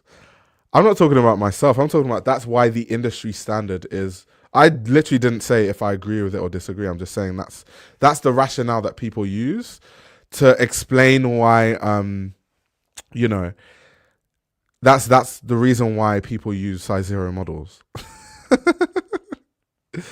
Oh, okay, you're saying in general, not me. Okay, fair enough. Because sometimes, like, I'm not saying that you do this because obviously, like, you clarified that you're not talking about me. But sometimes I will say things and I say it in a general sense, and then people like put that opinion on top of my head, and they're like, "You said," and I'm like, "I didn't actually say that.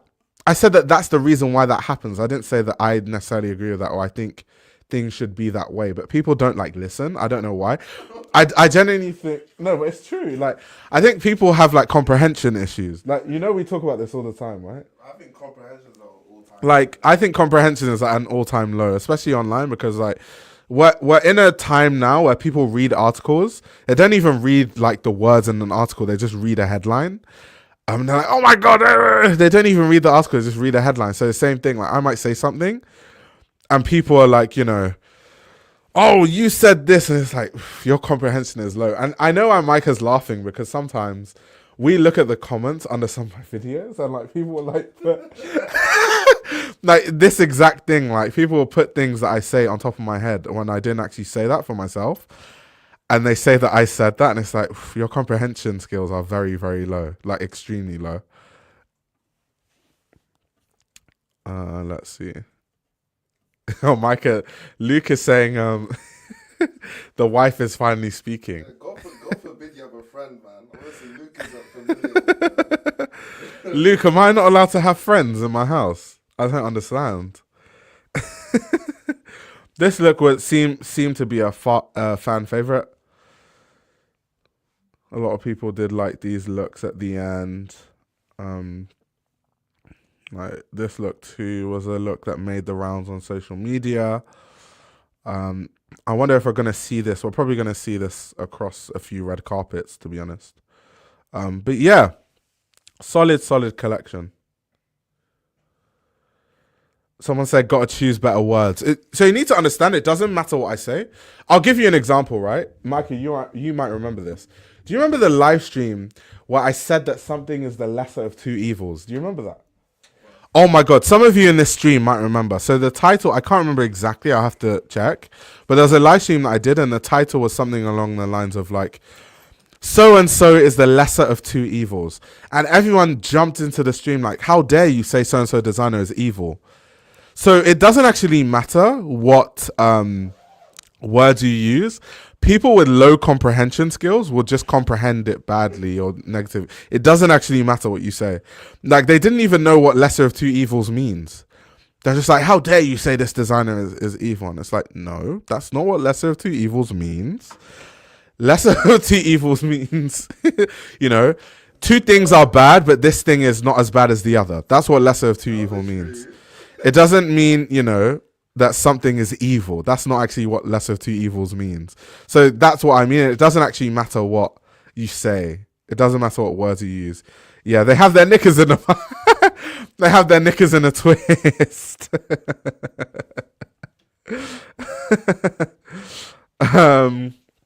What does the bend over backwards, just so mentally ill people won't take offense with it? Yeah, like if I say bend over backwards, people will be like, "Why are you saying people are bending over? That's so wrong of you as a straight man to say people are bending over backwards." And it's like, that's not what that means. TikTok ruined people's comprehension and attention span, for sure. For sure.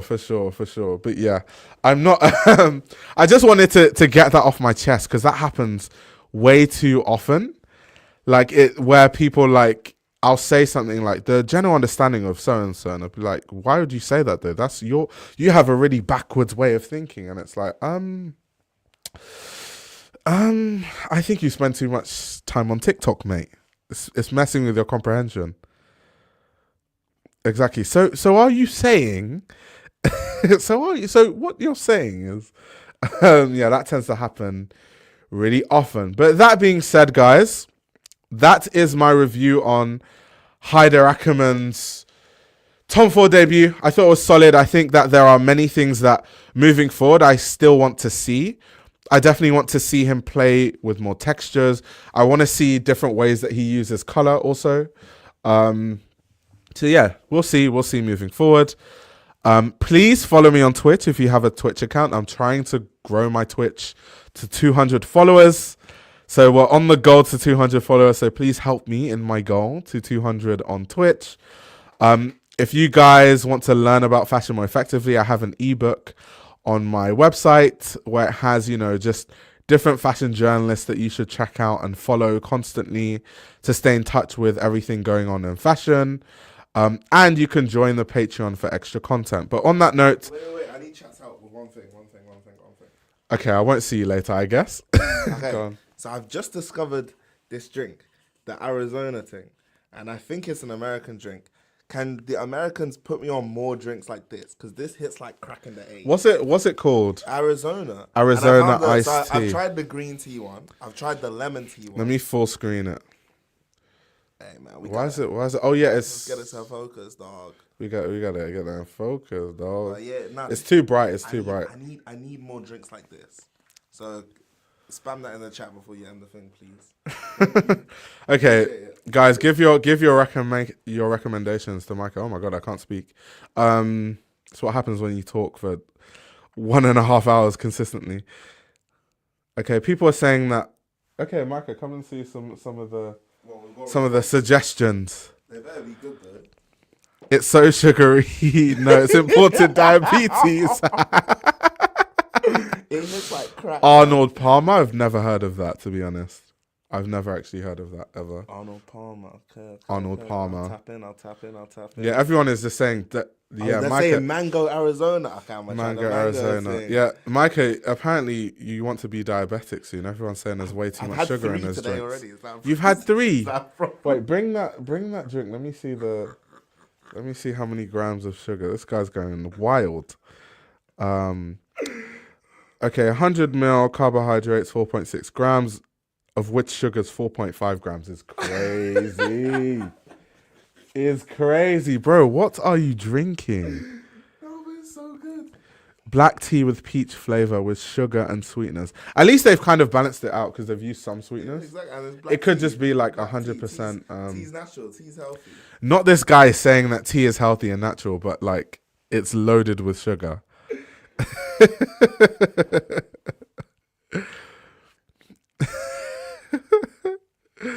Wait, $1 to $1 to my Facts, no peach in there. So peach flavorings, artificial flavorings that they put in there, right? So I'm just gonna. All I know is I'm gonna tap into this Arnold whatever, the Arnold Palmer, and I'll see which is better. Is Arizona better than Arnold Palmer, or are they just like? You should ask the chat. I'm not an expert in these kind of drinks. We gotta find out. Everyone's shocked, by the way, that you had 3 of those. Because let's do the maths. Wait, let's do some maths. So 500 ml. In every 100 ml, it's 4.5 grams of sugar, and you've had 3. Bro, 13 grams deep. That's not too bad. I'll go on a little jog after this. Bro, it's way more than 13 grams, bro. Your mathematics. Wait, how much is it per? So it's per 100 ml. It's 4.5 grams. Oh, so I'm like sugar. 120 grams deep into sugar. You're deep, bro. You're deep into the sugar. No, it's all right. It keeps me awake. I'm focused. I'm zoned in. You're very deep into the sugar. That's a lot of sugar. Oh, I'm focused. I'm locked in, guys. It's cool. Did they say which one's better? Because I'm gonna go get it like probably now. It's half lemonade, half tea, apparently. Okay. So is this? Let me ask the chat. Is this a Arnold Palmer is iced tea? Is this a popular drink in the US for my American audience? Bro. Is this like a common thing to drink in the US? Look, I'll get my backup ones. I've got Arizona iced tea. Okay, Mike is going to get his backup unhealthy drinks. What a way to end the stream.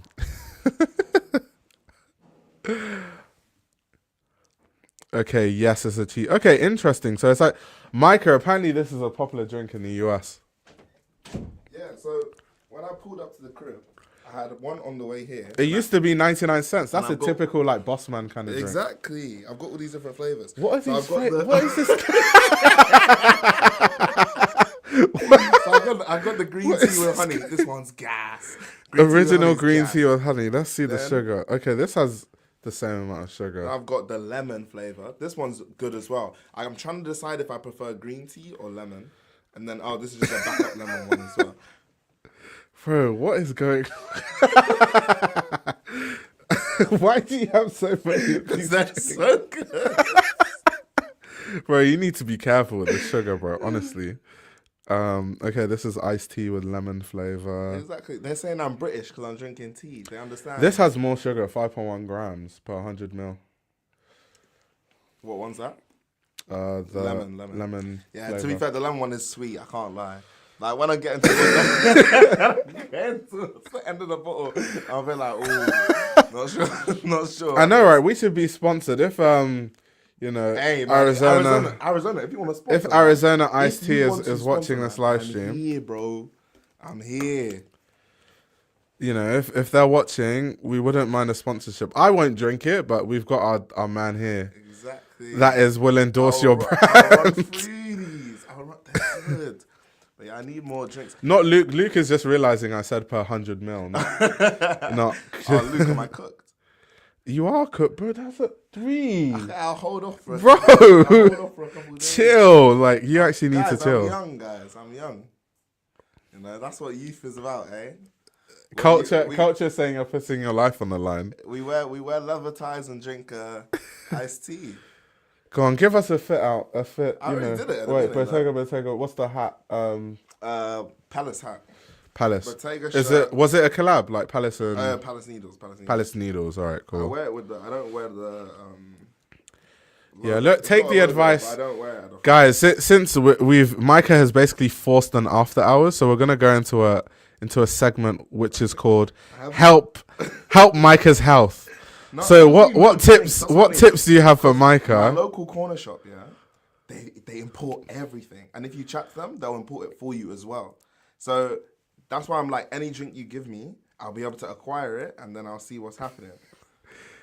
People are saying you should drink more water. Wait, what's this? Arizona is a cultural fixture of the US. Yeah, see? Okay, cool. So I'm tapped into the US thing. See, culture cares about you, Micah. Like, culture actually cares about your general well-being. Don't allow US junk drinks to mess you up. See? Culture actually cares about your general Why don't they sell well-being. it? I don't know why regular places don't sell it here, man. Oh, and then the worst thing, you know that... Yeah, we haven't had an after hour in ages, to be honest. So Oh, that's is why it? I don't mind doing it. And also, I can't lie. when I clip the live, I've already kind of ended it at the right time because I did the whole ebook Patreon, so we can, like, people can watch it, and I can do the timestamps. So people that don't want to tune into after hours can just, like, you know, switch off after. But yeah. It's connects to this boss, man. Also, Dami, I'll slap the link in the chat if you want to join, by the way. If you want to give your thoughts on Haider Ackermann, Tom Ford, but also just want to join the after hours and roast Micah's drinking I have habits. very little to add. Unless people are providing me with like drink solutions or snacks. I'm not as big on snacks. I'm more big on drinks. But if you got snack options as well, I can entertain. So them. what snacks? What kind of snacks do you like? What are you looking for? These lot know already. My guys, tell them my sweets of choice, guys. You like Skittles, Exactly, no? these lot Yeah. already know. Outside of Skittles, though, bro, that's not a snack. That's just so bad, bro. Bro, the amount of sugar, bro. You need to be careful. I'm telling you, bro. How do you think I stay awake, fam? I'm But telling you, I bro. didn't have Skittles for a time. This guy. This whole time that I haven't been hopping on stream, yeah, I haven't been eating Skittles. This whole time. So it's only like kind of lately I've been dabbling in the Skittles again. Since then I've been on like other stuff. I think you can eat Skittle, but bro, for me, what scares me is the consistency No, but in which every stream that Micah's on, he's munching on Skittles. It's like, what's wrong with this guy?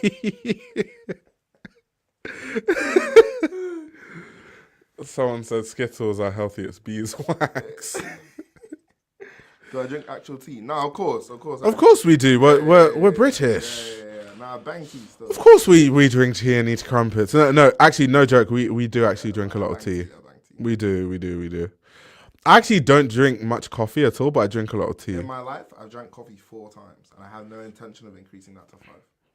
Yeah, I've just never really, the coffee thing has never really been a thing, but the tea, you know, British.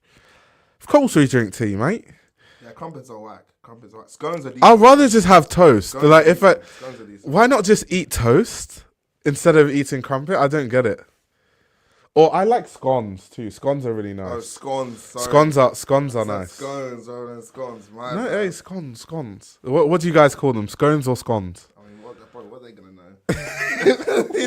Why are you roasting my these are out audience? in the US, bro. What are we doing? Why are you roasting here? my audience? What are we doing? But there's here? some people here from the UK. Hey, Like man. L is based in Scotland, right? You know, I know my audience. L's in Scotland. Oh, L's got a crib, to be fair. That's how I remember L. 'Cause L Yeah. has a crib.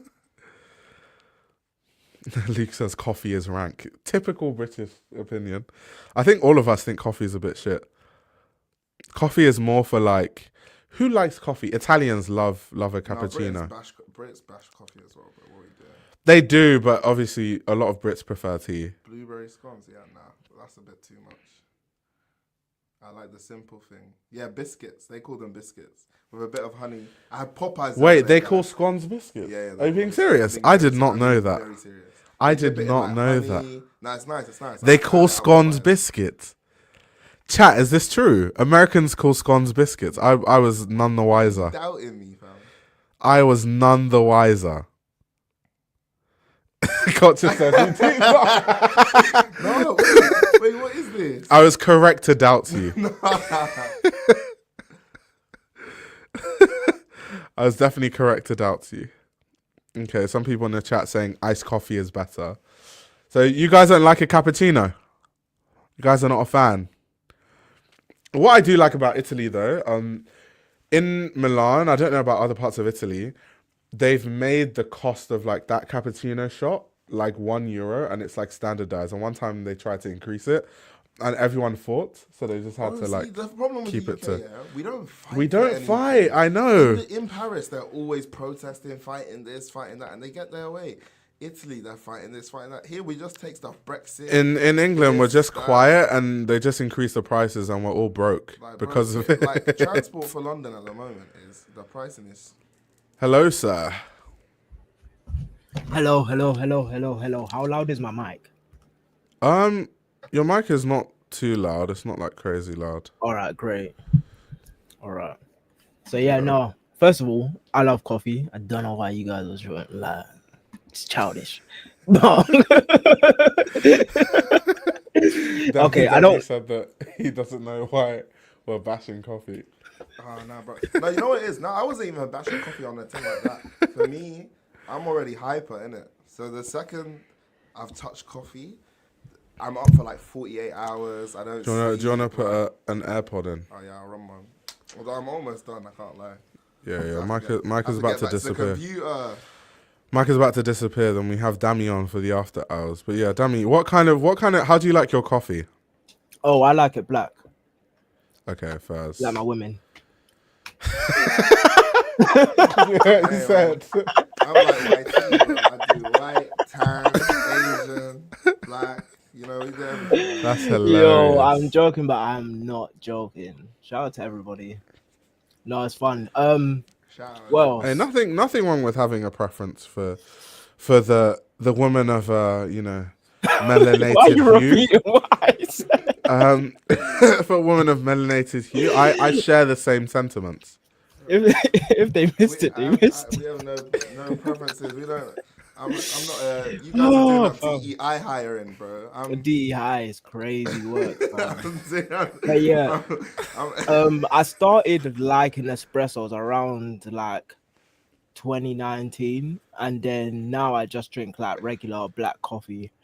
I like, Interesting. yeah, it's just like calm, like, but obviously, like I used to like energy drinks a lot. Well, not even used to, but well, like Lucozade. Lucozade is very not but Lucas, before like the even sugar like drinks. you know that one Rubicon drink. What, Rubicon, Mango or oh Black my Grape? gosh. Oh, Yeah, sorry. those Rubicon Mango. energy Guys, let me show you because came for the Americans, I need to. Oh, yeah. I need to Are show you calling them. that an energy drink? Rubicon. I don't think it's an energy drink. Is that It not probably an energy drink? it probably That's has just a drink, bro. it probably It's has a not lot of energy. sugar in it though. It's an energy like drink. It's not like Guys, this drink right here, Not is there's- like in the Bossman shops. I'm not sure if you guys know when I say Bossman shop, like corner shops. Like a deli, This is like a deli farm. This is a UK hood classic. Like this Rubicon Mango, hood classic, absolute hood classic in the UK. Is that British Four Loko? No, because Four Loko is alcoholic. Is 7-Eleven the same as a Bossman shop? Or Kind too of, yeah. proper? Kind of. But the only problem is that, like, in a 7-Eleven, sometimes you can buy, like, fresh food in the US, but in the UK, you can't, like, buy fresh food Nah, from, you like, know a what? Bossman. Mine does. Really? Yeah, What? that one that I be hitting with all the drinks. Bro, this They got, guy's like, living fresh in some cheese, fancy... bro. What's going on? No, bro, they're valid, you know? Like, that's what I've been tapped in. Your Bossman shop has fresh food? Oh, bro. Okay, it's not 24 hours. At least my Yeah, one. what in New York they call bodegas. Exactly. Oh, okay, Facts. okay. Facts. Someone said it looks radioactive. Yeah, any drink Now show them the that K is black this grape. color, you know it's not good for you. Like, why is it that color? Yeah, KA, great. Black grape. That's the. That Yeah, used that's- to be, that's when I was a- at school. That was That's my another hood choice. classic. This is my drink of Guys, choice. look at the color of this drink. How can you not be diabetic if you drink this often?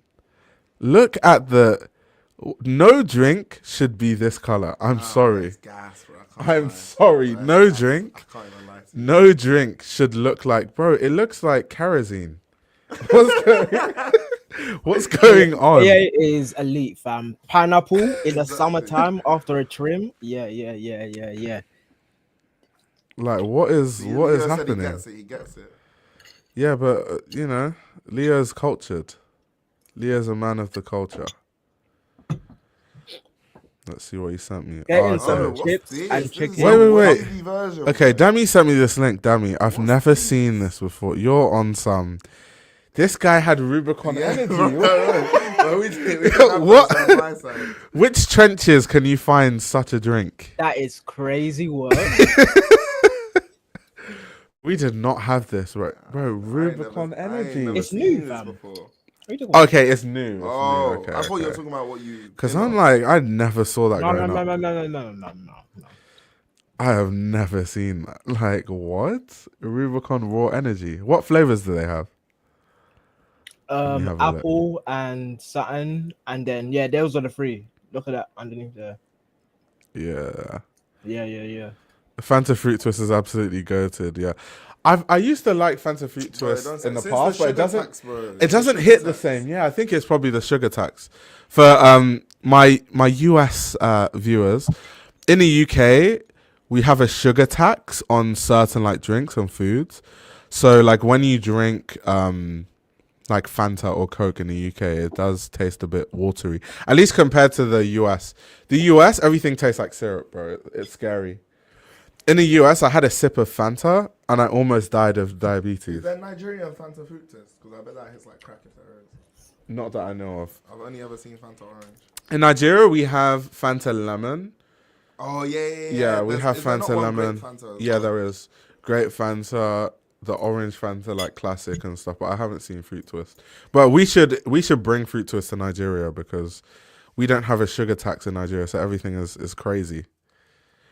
We have the glass bottle. It's the same reason why people in the US buy like Mexican Coke. Oh yeah. Yeah, the same reason. So like the way that Americans drink Mexican Coke because it just tastes better, the same way you Wait, drink do you Nigerian have sugar Fanta. tax as well? What's going on in SA?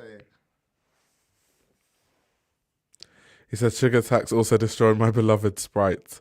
I don't even drink sodas.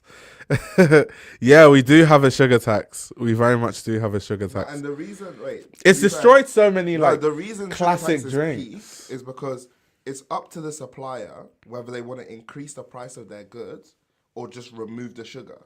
So most of them, rather than keeping the taste the same and just increasing the price, they all just remove the sugar to keep the price the same. So you'll drink your drink the next week and you'll be like, wait, this isn't how it tasted last week. I'd happily pay that extra 15p personally, and Lucozade still tastes like how it used to. Because I remember when they changed with Lucozade when they had the sugar tax and we didn't L, realize. bro, L. Because we used to love L. Lucozade orange, and then you would drink it like, what? What is that? Like, what happened? Bro, I used to drink Lucozade, and then the formula changed, and now it's never been the same. Yeah, I don't even drink Lucozade anymore. I don't But drink you know what Lucozade. does? Arizona. See, guys, so this is what we've come to. We're importing American drinks because our drinks have a sugar tax and no one likes them apparently. So now Micah is indulging in all sorts of Arizona teas. Put me on as I well. also like going to the Chinese and Korean and Asian spots and Oh getting yeah, their drink. same. Their Same. drink. I today I actually bought Micah to try like this like Korean You know what? The yuzu sugar in your mug yuzu can't be that iced far off tea. of mine. Nah, bro, nah. Bring the bottle, bro. Nah, bro. I'm not having this. Yeah, Also, I just got I nice don't tea. drink. Even though I don't drink 3, Micah. So I drink 1 every now and then. Now we're getting to the bottom of this. No. Not them making fun of the British accent. Arizona. How do you say it? Arizona. I say Arizona. I don't I know mean how these, Americans say it. Yeah, Arizona is in a glass bottle. Yeah. Yeah, how much sugar?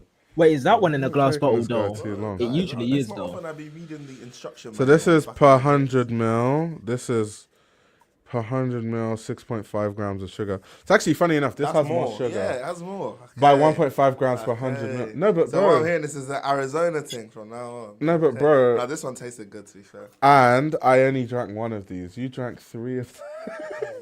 So you basically, it's null and void because you drank 3. And the worst part is, you know that Caribbean I was gonna get, bro. They just didn't. But yeah, they just closed early. this Korean drink is one of my favorites. Let me see if I can block the light so you guys can see it. It's like the person that started. It's called Kelly Loves.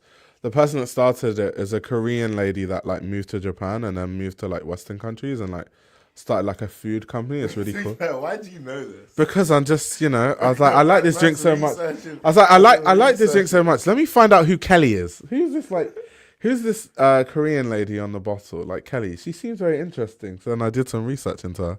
Found out that she like lived in Japan for a bit. Journalist for real. Yes, it's the journalistic mentality that I have. I have a Western accent. What does that mean? As in Western English or like Western like? Isn't that like the guy that moved to Japan and made Red Bull? Yeah.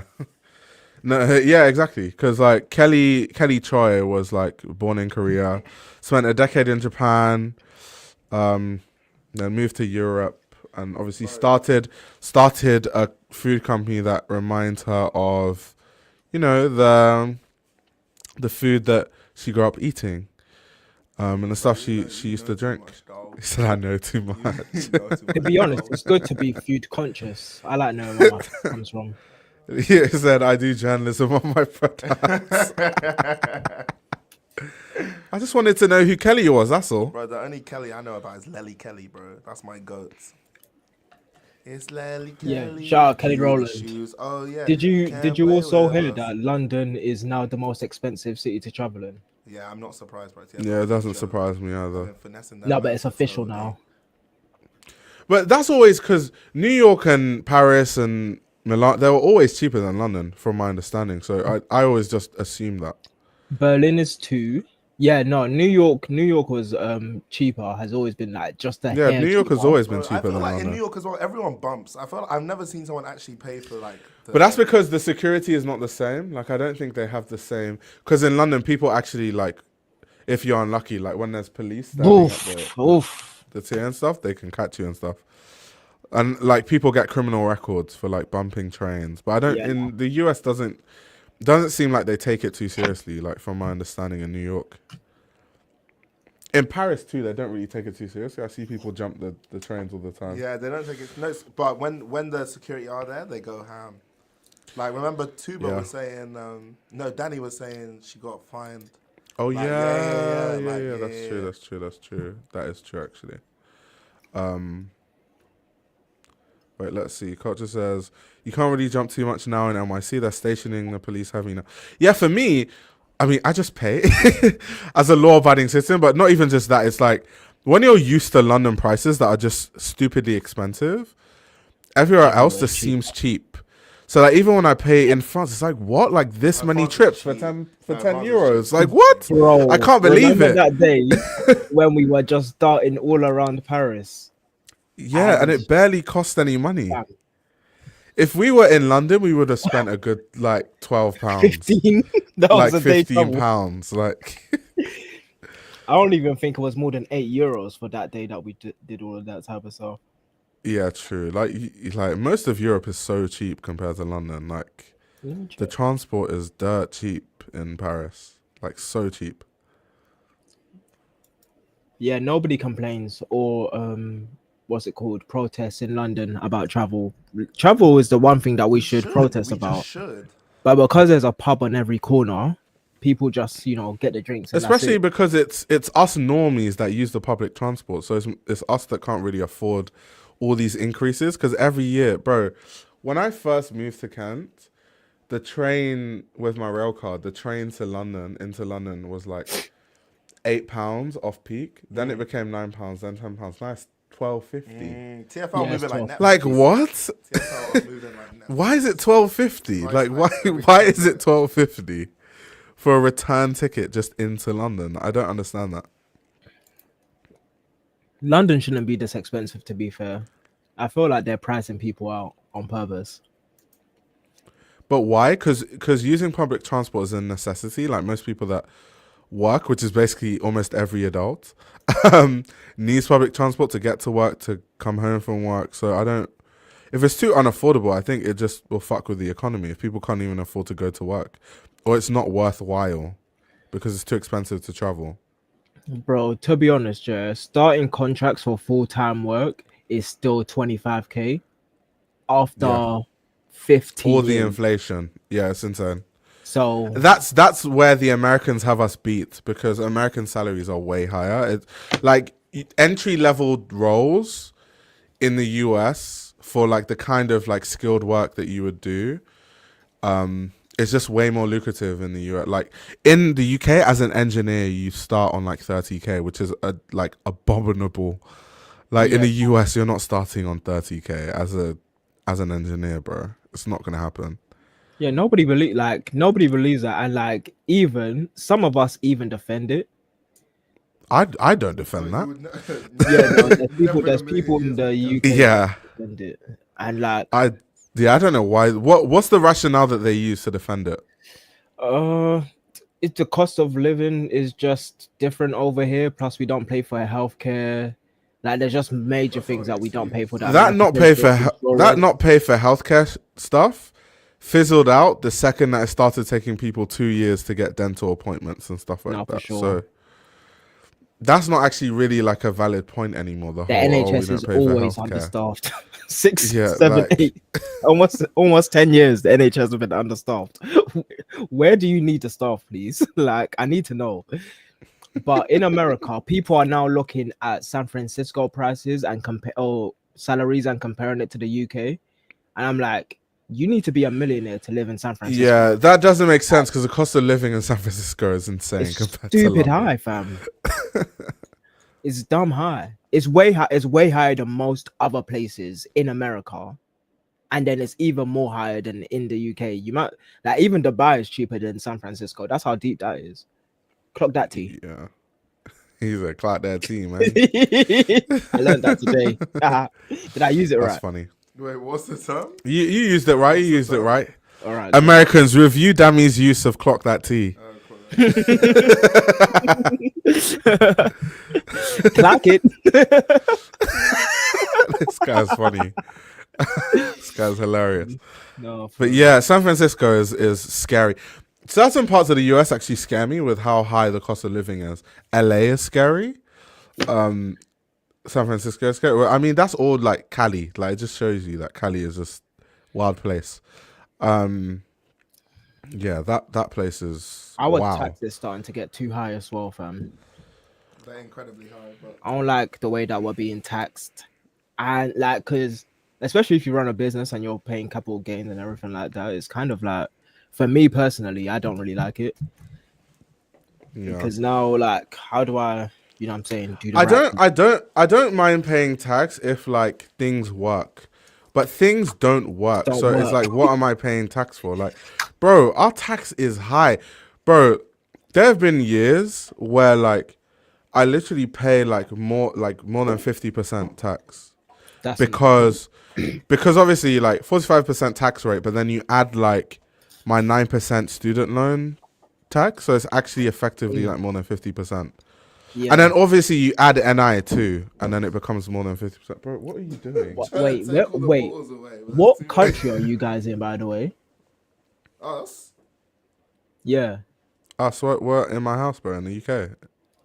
you're in the UK. Yeah. That's where you're at. Yeah. I don't know. It just didn't look like it. My bad. Anyway, Bro, you've been here. no, but it just didn't look like it. You guys just look like just dressed differently. Man thought we're I look like you've Florence. been somewhere. Yeah, I don't know what Micah is up to, culture. I'm just I trying to take don't. the bottles away. Oh, yeah, that is Okay. That is First. your house, yeah. I said I'm hugging it. I mean, I'm trying to pick it up. Oh, clock that T means pay attention to what I'm saying. wait, so you Interesting. were just saying that? I Wait, didn't so know it's that. just so he was using it without knowing the meaning. No, well, contextual, innit? I understand the context of it. Okay. After you really said a word, innit? Because like when I was younger, Right. it was like reading. So like they used to say, that was a read, which is just like, you saying like a nice little monologue, being able to like really understand the thing that you're looking at. Now it's clocked at T. So Yeah. Okay. I'm up. I clocked the T of clock that T. You get it? Let's see what Joe is saying. Yours, right-wing government spent the last 14 years cutting and doing austerity. The point is for nothing to work so they can strip it and sell it for parts. The private industry. I mean, since David Cameron, to be fair, they have been talking about like austerity and all. To be fair, but yeah, it's just rough in the UK because like I was saying, when you pay a lot of tax and like. Because, bro, if you pay a lot of tax and then it took me 2 years to get a dental appointment, right? 2 years. And the reason I even wanted to see the dentist is because I had a toothache. And then it turns out that my tooth had like loads of issues. And I've been fixing them over the years. And it got so bad that I was like, you know what? I cannot wait for this NHS appointment because my teeth will literally disintegrate. So I paid money. I paid like £100 to get like a, thingy. I paid like £100 to get checked, and then they were like, "Oh, you've got this problem and that problem and that problem and this problem." So it's going to cost you over the years because braces was part of it, right? They needed to like remove teeth, do this, do that, fix this, fix that. Do this, do surgery there, and now finally at the end with the braces, and it cost me so much money. And only just like a week ago, they were like, "Oh yeah, we're now ready for you. We now have an appointment available for you to see a dentist." And I was like, "Bro, are these guys for real?" In 2 years, and people wonder why British people have fucked up teeth.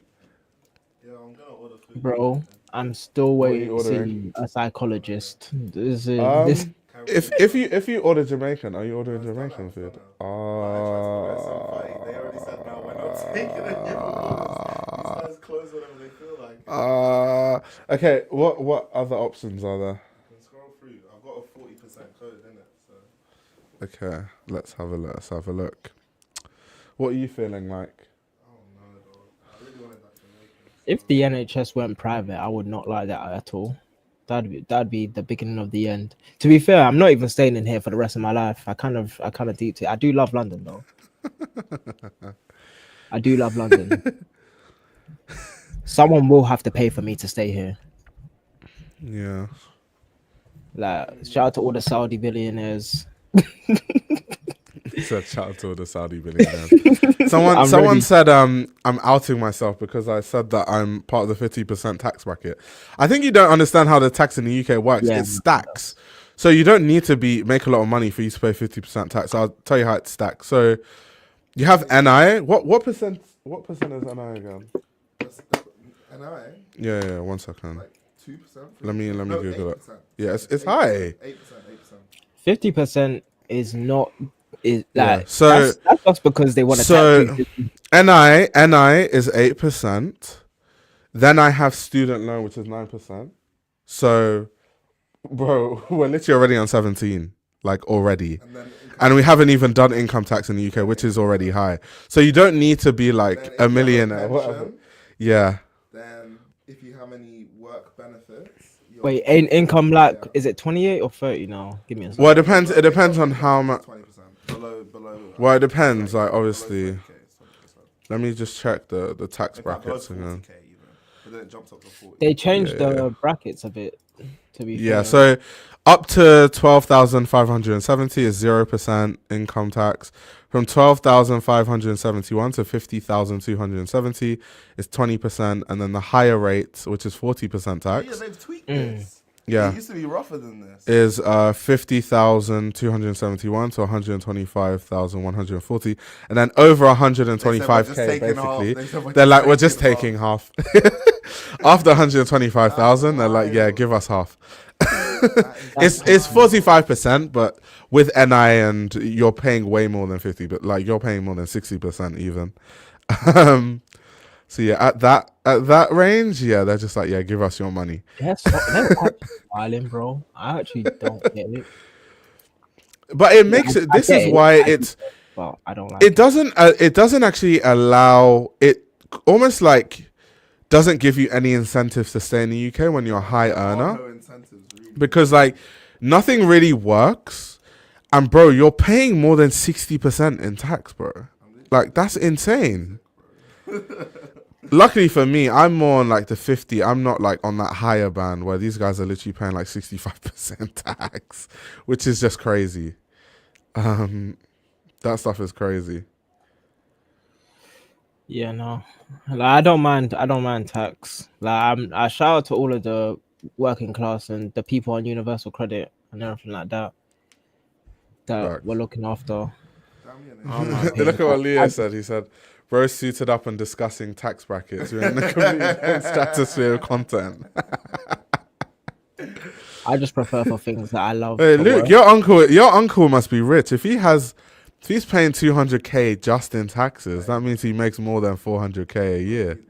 Your uncle is. Like 600-700K. Anyway, Luke never said that he's broke. Luke has told us that he's a person of affluent means, upper middle class. So Luke is not like the hoi polloi on the stream. Hey, bro, what does hoi polloi mean? That's outside of my I like using polloi random words. In a sentence is wild, bro. You do this outside for of my fun. vocabulary. The common folk. Yeah. Hoi polloi is just like the common people, like the masses. Like, yeah. You man are doing Yeah. vocab today, both of you. Yeah, no. Shout out to the proletariat though. Shout out to the proletariat. That's funny. Yeah, Luke is not one of us hoi polloi. Luke is an individual of higher means. Luke didn't expect me to do the math. Yeah, it's like if you're paying 200k in tax, that means minimum you're making 450k. Yeah, that that's the year, bare minimum minimum. as well. Minimum. You could easily This guy's- be making an M depending on like how he gets tax breaks and how many employees he has. Yeah, your family is swimming in it, raking it. Well, that's his uncle. TBF. TBF. Yeah. Not people in the chat saying consultant roadman. Hey, with the suit, I'm in character. I'm in character. He's just a landlord and owns a dental surgery. Owns a dental surgery. Owns a dental surgery is not small business, fam. I don't know why he said it. He like said it was just. Oh a my god! baby. Do you know how much money my dentist is extracting from my bank account? Yeah, fam. And I'm just one person, and I'm not even doing anything that's like crazy. I have braces because there's like a structural issue with my teeth that needs to be fixed. Like there's people that like go into the dentist. My dentist, if you want to get like crowns and stuff, like there's people that like get crowns for all their teeth. It's like £450 per tooth, and they get those for like 20 teeth, bro. Like Man said dentists make statutory so law. much money. Just a landlord is insane, Rain. It is because no, fam. Some people get braces for fun. Just the landlord and owns a dental Wait, so surgery. Luke, Yeah, are no, you that's kinda not like the baby. black sheep in your family wanting to like pursue Most the arts? dentists. Oh, wait, I can't hear Micah. He's not close enough to the mic. Yeah, you have to be kind of close Luke, to are them. you the black sheep of your family trying to like pursue arts and stuff? If everyone's doing up like landlording and dental practicery. To be fair, as a fashion streamer, it's kind of on brand considering we're talking about Tom Ford. It's Yeah, we literally are. like affluence. Affluence, decadent lifestyles is very on brand for Trust Tom Ford, me. to be very Jet honest. setting. Jet setting, the affluent class.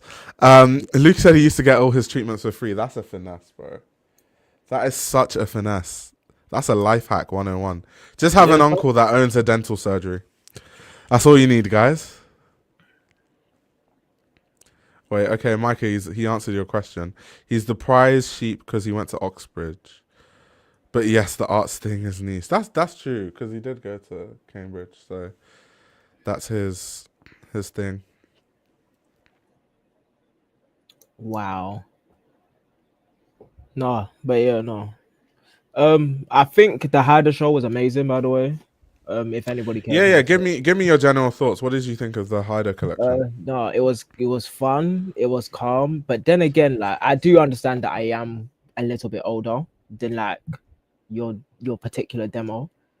So I did think it was fun. I did think it was quite for us, like, but at the same time, you could get into it knowing, just having a different type of taste. My question is, what do you think um the styling and the designs of not just Haider, but like starting with Haider is gonna be like once we're out of this quiet luxury space? Oh, that's interesting. I think we're gonna see first of all Haider play with more because Haider it's funny, right? Because when you think of quiet luxury, does Haider fit into quiet luxury? Not really. Not really, no. But Even these though Haider designs, doesn't use, it's not like Haider uses logos and stuff like that, but it's not quiet.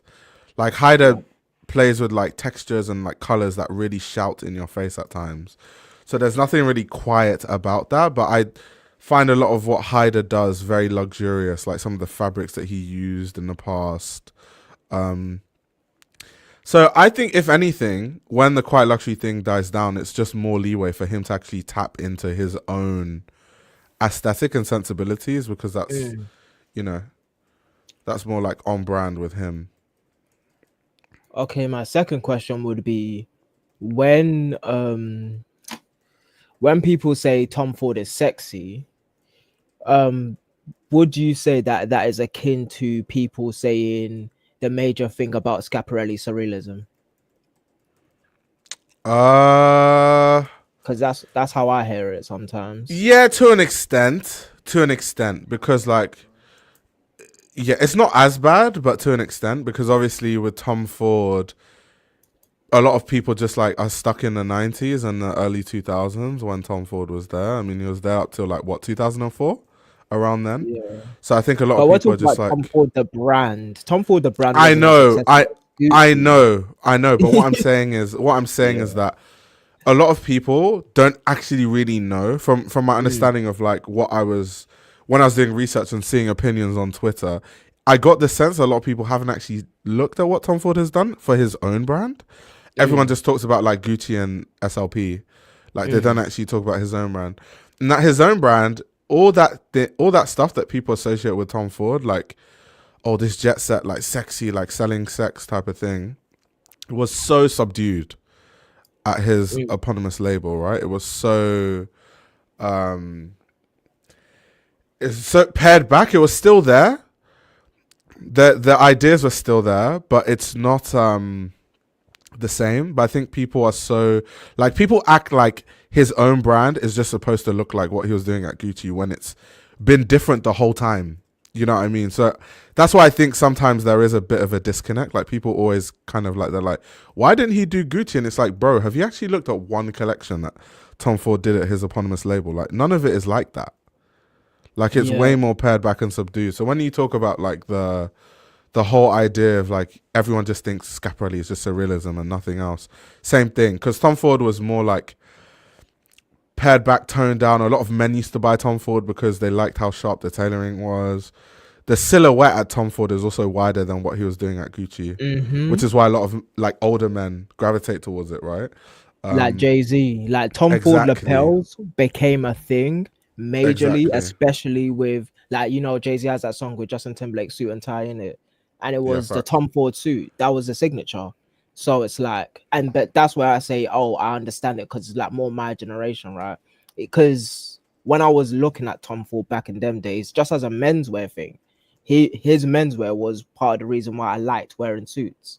Hmm. So like him, Oswald Boateng, obviously, and like that's where all like my colors come from, and so on and so forth. But I feel like there's people that don't get the vibe of certain Tom Ford things. You know what I'm saying? Like, not to say that they don't understand it, but to say that when we It's not look at even about all the understanding. I seasons, just think yeah, they haven't even looked, the honestly. seasons, yeah, just seeing the seasons of Tom Ford.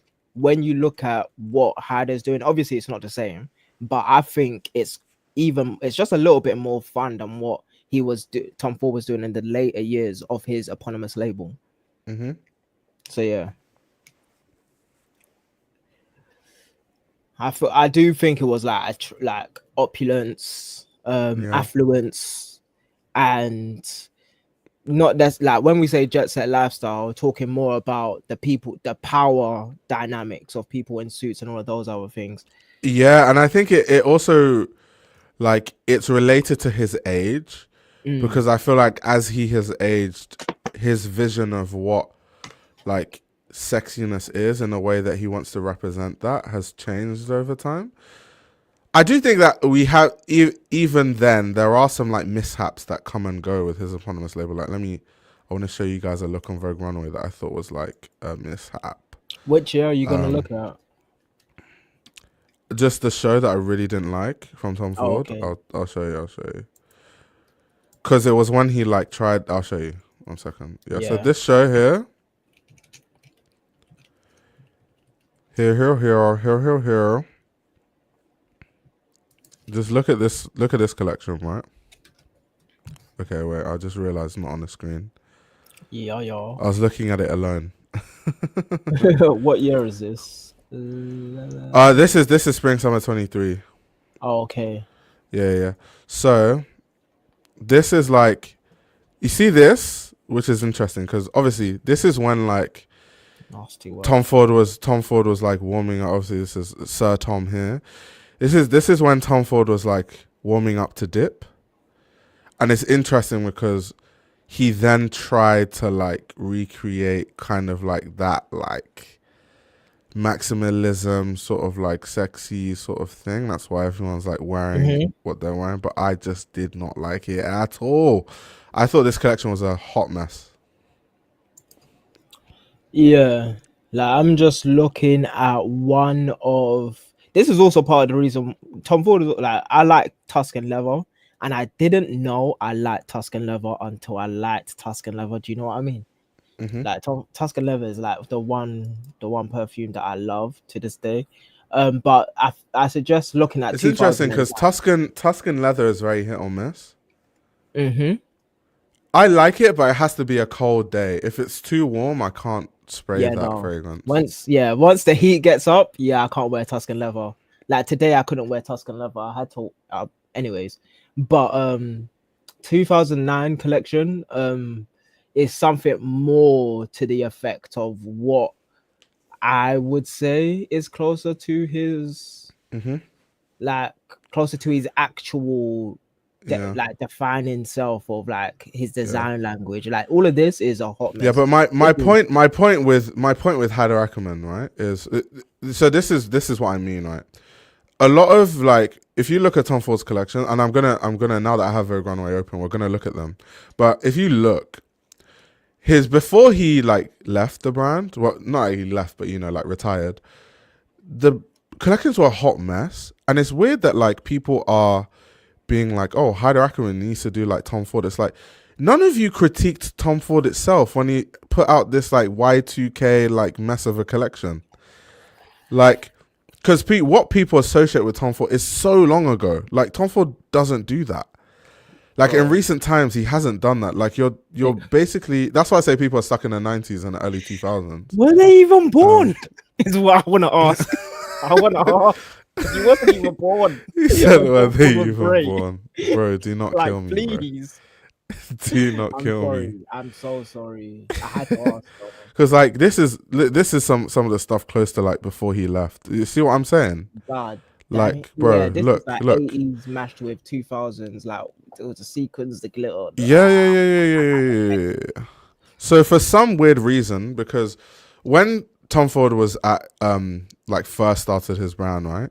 It was very like, you know, refining looks, making like a uniform for men, like tuxedos and suits and boots and sunglasses and leather gloves and all that sort of stuff. And it was like you said, showing like a certain aspect of wealth in the sense of like this is like this kind of clothing is what's associated with people that are in high positions or positions of power type of thing. And he moved that into dresses for women, right? So he was still doing the sexy thing, but in a more like intellectual way, where it's like these are the dresses that are associated with women of power. These are the kind of dresses that a woman who's a CEO would wear. But then I'm gonna make it slightly more sexy, which is what he was doing. And then he was also like playing with color more so than he played with color, like let's say Gucci or like SLP, right? That when I think of Tom Ford for his own brand, that's the first thing that comes into mind. And it's funny because like these kind of collections, which is why I'm making a statement of showing them, it's almost like people don't forget that these even happened, or like people want to pretend like these collections didn't happen when they did. Yeah. Oh, these ones. Yeah, no, these. It's interesting though. I understand, but Yeah, I feel like there's a bit of a missed like or disconnect between the information that's out there and what people love about Tom Ford, because really and truly what people remember was how sexy the campaigns were. They don't generally yeah, but they're remember. talking about Gucci though. Yeah, this is what I'm saying. So they don't generally remember what he actually done on those particular collections for those seasons. Mm-hmm. They're not really looking at those seasons. They're looking at the what's it campaigns, which were actually quite really Yeah, good, and they were even sexier because that was what campaigns were like. Put a hot yeah. So woman on the this stuff cover. is what I associate with like, This is regular Tom Ford. Yeah, yeah, this is. like Tom Ford that men were buying, and so this is And like the leather jackets I was talking about that Haider Ackermann was referencing. Like this is what when I think of like the Tom Ford uniform, especially the one that he made for men, like the layering, like that way. I like that what he did with the scarf because Tom Ford when he does like these scarf, they normally tie it into a knot, kind of like a tie, whereas Haider Ackermann did yeah, his like a own thing cravat. where it's Yeah. like, oh yeah. But yeah, so this is kind of what I more so associate with Tom Ford than like at his own brand. Than like, oh, it doesn't look like Gucci, therefore it's bad. It's like that's not like look. This is Tom See, Ford this once is again. regular Tom Ford. This is like, and yeah, back to the point I was making is like in the 90s, people were objectifying women so much in the campaigns that if you just put a scantily clad, like sexy nubile girl on the cover, it's gonna sell something. And that's what people cared about. So when we we're talking about the sexiness of Tom Ford sometimes and Gucci, we're really talking about the over objectification of women. We're not necessarily talking about the collections that were actually created. Do you Like some think people that are and hardcore I to the I campaigns. alluded to this, but do you think that like the way that Tom Ford like presents sex, especially through like his women's wear looks, like in the past, do you think that he could have done what he did at Gucci in 2025 and be as successful? Do you think? Interesting. That's an interesting question. I might have to think a little bit about that. Could he do it at Gucci today? I think Does the like yes, political and a social little climate allow for that? a little bit, yeah. I think like if we're gonna go into it, I think a gay guy can do that. To be fair, if it was a straight guy, just like regular, it's kind of like, yo, you're objectifying women in the straight guy way, but Hmm. objectifying women in the like homosexual way or like the more queer way, has been allowed in fashion since I can remember. I can't lie. True. I don't think that there's been a time where people are like, oh, you can't objectify us in this way. People are more so saying right now because they don't care. They like when they are protesting against the white guys in power positions, they're not talking about the collections they're making. They're talking about why isn't there more women there? So I it's feel like, and that's a fair point in it because we're not talking about what their taste levels are. We're talking about, oh, women can do this just as well as they can, which is correct. Nah, I feel like more of the context though. Also Wait, plays closer to the a mic, Gotta come please. closer to the mic, sir. Oh, word. Damn, you're using the blue Yeti. Use the other one. No, it's done that way so you wanna noise up the around gain? does not get picked up. That's No, why what I was have gonna that say mic. is I feel like a lot of the context though is the fact that at the time those things were a lot more raunchy than they would be seen today, and that's where a lot of the like buzz. on Wait, I social can't hear you media- properly. Sorry, bro. Do you wanna Tap lean in. into the microphone? Tap in, move up, Let bro. me adjust it. 1 second. Yeah, I feel like I get this point. I want to hear it though. How's this? Yeah, best. Yeah, it's great. Go. Okay, say this. Yeah, what I was saying is, I feel like the reason though Tom Ford's Gucci did what it did at the time is because contextually that stuff was a lot raunchier than it would be today as well, and obviously a lot of the like media buzz in terms of like the conversations it was creating, those conversations wouldn't necessarily take place today because we show a lot more skin in general. A lot of those things that were like crazy back then aren't even crazy now. So even if from the perspective of like whether the clothing is sexy or not, even if we're like, yeah, it is, I don't know if it would kind of create the buzz it did back then and therefore sell in the way it sold. And that would be like that was my second point, and my main point would be the girls dress like this today, but they dress like this based on what Tom Ford created generally. Like Tom Ford, obviously there's bare other people. Yeah. I think my thing is that so it's not necessarily because why I'm asking the question. I'll explain. Like, there's women that want to dress like that, so it's not like it's necessarily a negative thing. If like there's women that want to dress like that, my thing is just like, would they have shut it down? Like, would his Gucci have been shut down socially before it had the chance to build the notoriety to where women want to dress like that? You know what I mean? Sorry. Yeah, that's where I was going with that question. I think because now the objectifying thing is such a like it's so played out, like Michael was saying, that people are like sick of it. So yeah, also sorry, CYT8284, you have been cooking, by the way, like saying that, you know, like it hit the youth trends and it was about like the campaigns were sexual, but fashion needs watching the show out of context were there for the modern take on 70s glam or the like sumptuous fabrics. So you're right, but you need to remember the political climate we live in. Like, I agree with you. Like, I totally agree with you, but I think people are ultra sensitive. I feel like we're in an ultra sensitive what do you call it, time period now, and like people try to find an issue in everything. And in a case where like obviously arguments can be made that was Tom Ford objectifying women, I can imagine that if he did that now, that's something that would be brought up way more often and mentioned way more often and therefore critiqued way more often, which could lead to like it not hitting the same or it not reaching an audience of people that actually likes that. You know what I mean? So it's nothing to do with like, there are obvious reasons why like Tom Ford is iconic and like why his clothing resonated. I'm just wondering if in the climate, in the political and social climate of like a hyper oversensitive world that we're in, is that possible? Yeah, like I do think it's just played out. Like, and if people want, like, we can have the debate on whether Tom Ford was objectifying or not objectifying. I don't mind. I personally don't care for it, but the ads, the particular ad campaigns were objectifying women. Like, a woman on a car was a woman on a car. She would be scantily clad.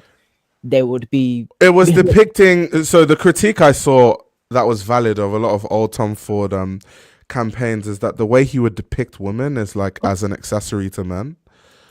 So you would look at like campaigns and like a man is like standing over a woman, or like if a man is sitting on a car, the woman is like, let me see if I can get some of these Let me go campaigns to my up so you guys Pinterest real quick. can visualize what I'm saying. My Pinterest has all of these things. Give me a sec. 1 second. Golly. So with those kind of things, they're definitely cooking. So it's like, okay, good example. Like you always seem to have like women on a lower position, and then you have a woman here looking up to the man on the couch. It's like a lot of his campaigns tend to give that kind of vibe. It's like very like, you know what I mean? It's very, what's the word? And by the way, there's still people that like that. I think why I'm saying all of this, right, is just because I'm thinking of like today's political climate. Like, are people okay with those kind of? Wait, let me see. Tom, let me even go back to the Gucci campaigns. Tom Ford Gucci campaigns. Okay, look at this for example, yeah, where a male model is holding a woman's heels and basically looking into her vagina, it seems. So that's what I mean. It always depicts. A lot of them don't really depict women in positions of power. When they do, when there are women, it's always like in some sexual thing, but as an object of desire for a man. So that definitely is objectifying women, bro. Yeah, I don't know if would somebody fight that to say that because a lot of like, okay, look at this for example, like a woman in the feminists- middle of two guys. Like, do you see what I'm getting at there? Yeah, I'm here with you. I'm here with you. But a lot of like feminists from my generation generally say that it was objectifying. So I don't know, like maybe they're wrong as well. I don't know. Yeah.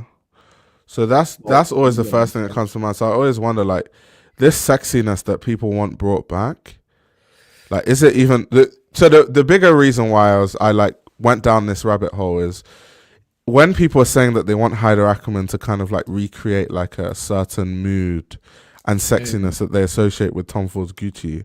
I'm always like, yeah, but like, does the political climate allow for that though? Like, is that, you know what I mean? No, I heard that. I wanted to send you some, but for some reason it's not hitting for me the same way. But yeah, no, Okay, like stuff like this, like, bro, this is objectifying bro, women, bro. Look at this, bro. that is not running today. These campaigns, particularly, bro, you cannot, under any circumstances, run a campaign that looks like this in 2025. It's not happening, bro. No, not at all, fam. Bro, she's lying on his lap. He's damn near about to pull her like her dress up. Yeah, bro. That like, is exactly culture. Yeah, like the top four campaigns were super and highly objectifying. How can someone argue otherwise? Yeah. Yeah, like, no, I don't know, bro. This is not running. Like, it's just not going to run. So a lot of people have this like thing in their head. You see what I'm talking about, Dami, while saying you have a lot of men standing over women, right? And you see what I'm saying? Like, there's not really a situation where in these campaigns they would put women in positions of power. I don't see how someone could spin this positively. I'll be real. Bro, how are you going to spin this positively, bro? You can't say that. So a lot of people have like this like romantic idea of like sexy and like an era, but I'm like, bro, if you actually go back and like look at some of these campaigns, bro, they're questionable.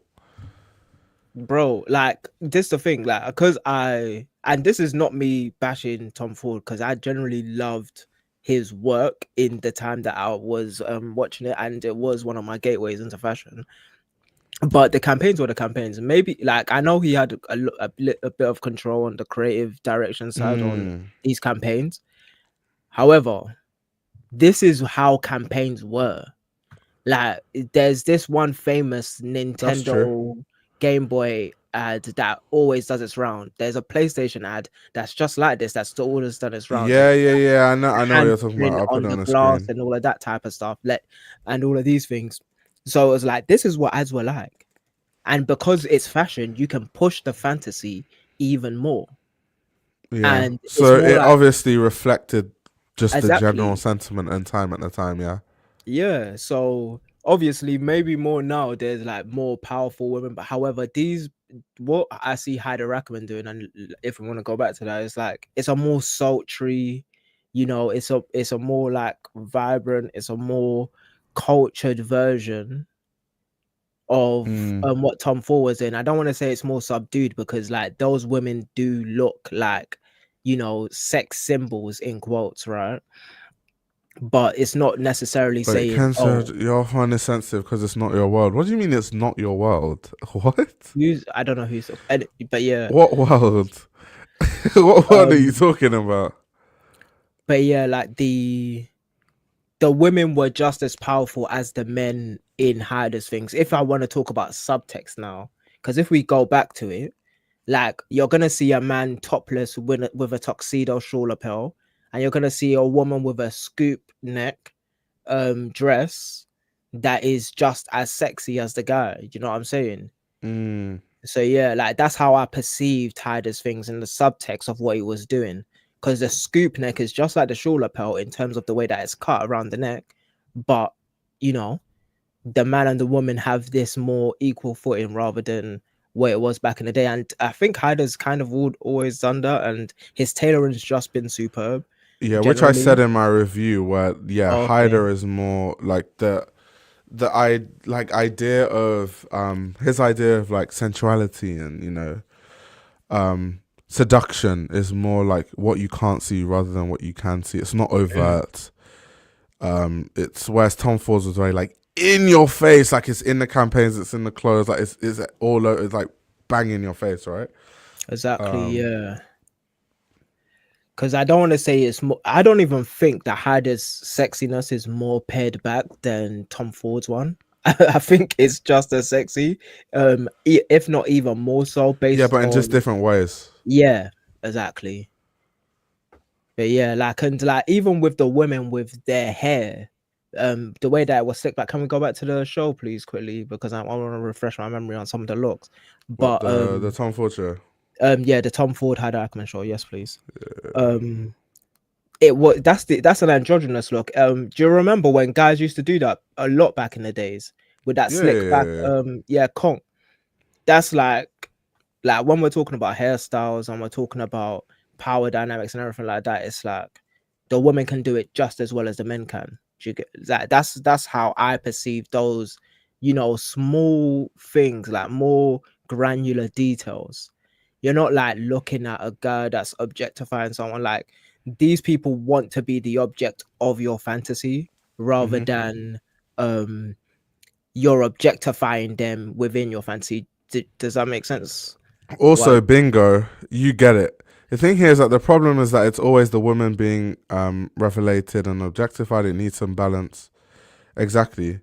And it's not like Tom Ford was like flipping it on its head and then putting like men in the positions that women are. So, like it's not. It was just pure objectification, in my opinion. but well, Tom Ford, this is like just to shoot him some bell. Tom Ford had a vision. He had a vision, and he was a man of his time. He was a young, handsome guy from Hollywood that saw these people that he was like dressing within their lifestyle, isn't it? Yeah, So yeah, it's yeah. like he knew what they wanted, and they like just they needed No, it. no, no. Look. The vision makes sense. If I'm gonna be like mad frank, like when I Mm, think of like Tom Ford, the campaigns, his vision, I think of like I can imagine that in his circles, mm, like the kind of circles he was in, what he was seeing around him, that sort of stuff. Like a lot of people wanted to look sexy in that way. Like that's kind of what he went to the clubs, he was partying, all that sort of stuff. That's what people wanted to wear. That's what people wanted to see. And they wanted a designer that represented that in that way, which is why like people loved him, including like loads of women that love to wear his clothes. So that's not really the conversation I'm having. The conversation I'm having is once again because we're comparing and contrasting Hyder at Tom Ford to Tom Ford from the past, and it's like remember there's a difference between like what people do in their private life and then what people do to like let's say socially signal. I'll give you a good example of that. Like a lot of people, because they live on social media, like let's say they thought that when Conservatives won in a landslide, you know, they thought that Labour was going to win because on their Twitter everyone was saying vote Labour. But the Conservatives won in like record numbers, which means that a lot of people are just saying vote Labour because maybe it's like the popular thing to say, but in reality they actually more agree with like conservative sensibilities. I think it's the same with like maybe like how a lot of people want to dress or like what they want to look or how they want to be marketed to. But there's a general sentiment of like what you should and shouldn't do. And so I'm saying, as a creative director, you have to follow the general sentiment. Otherwise, you won't have a job.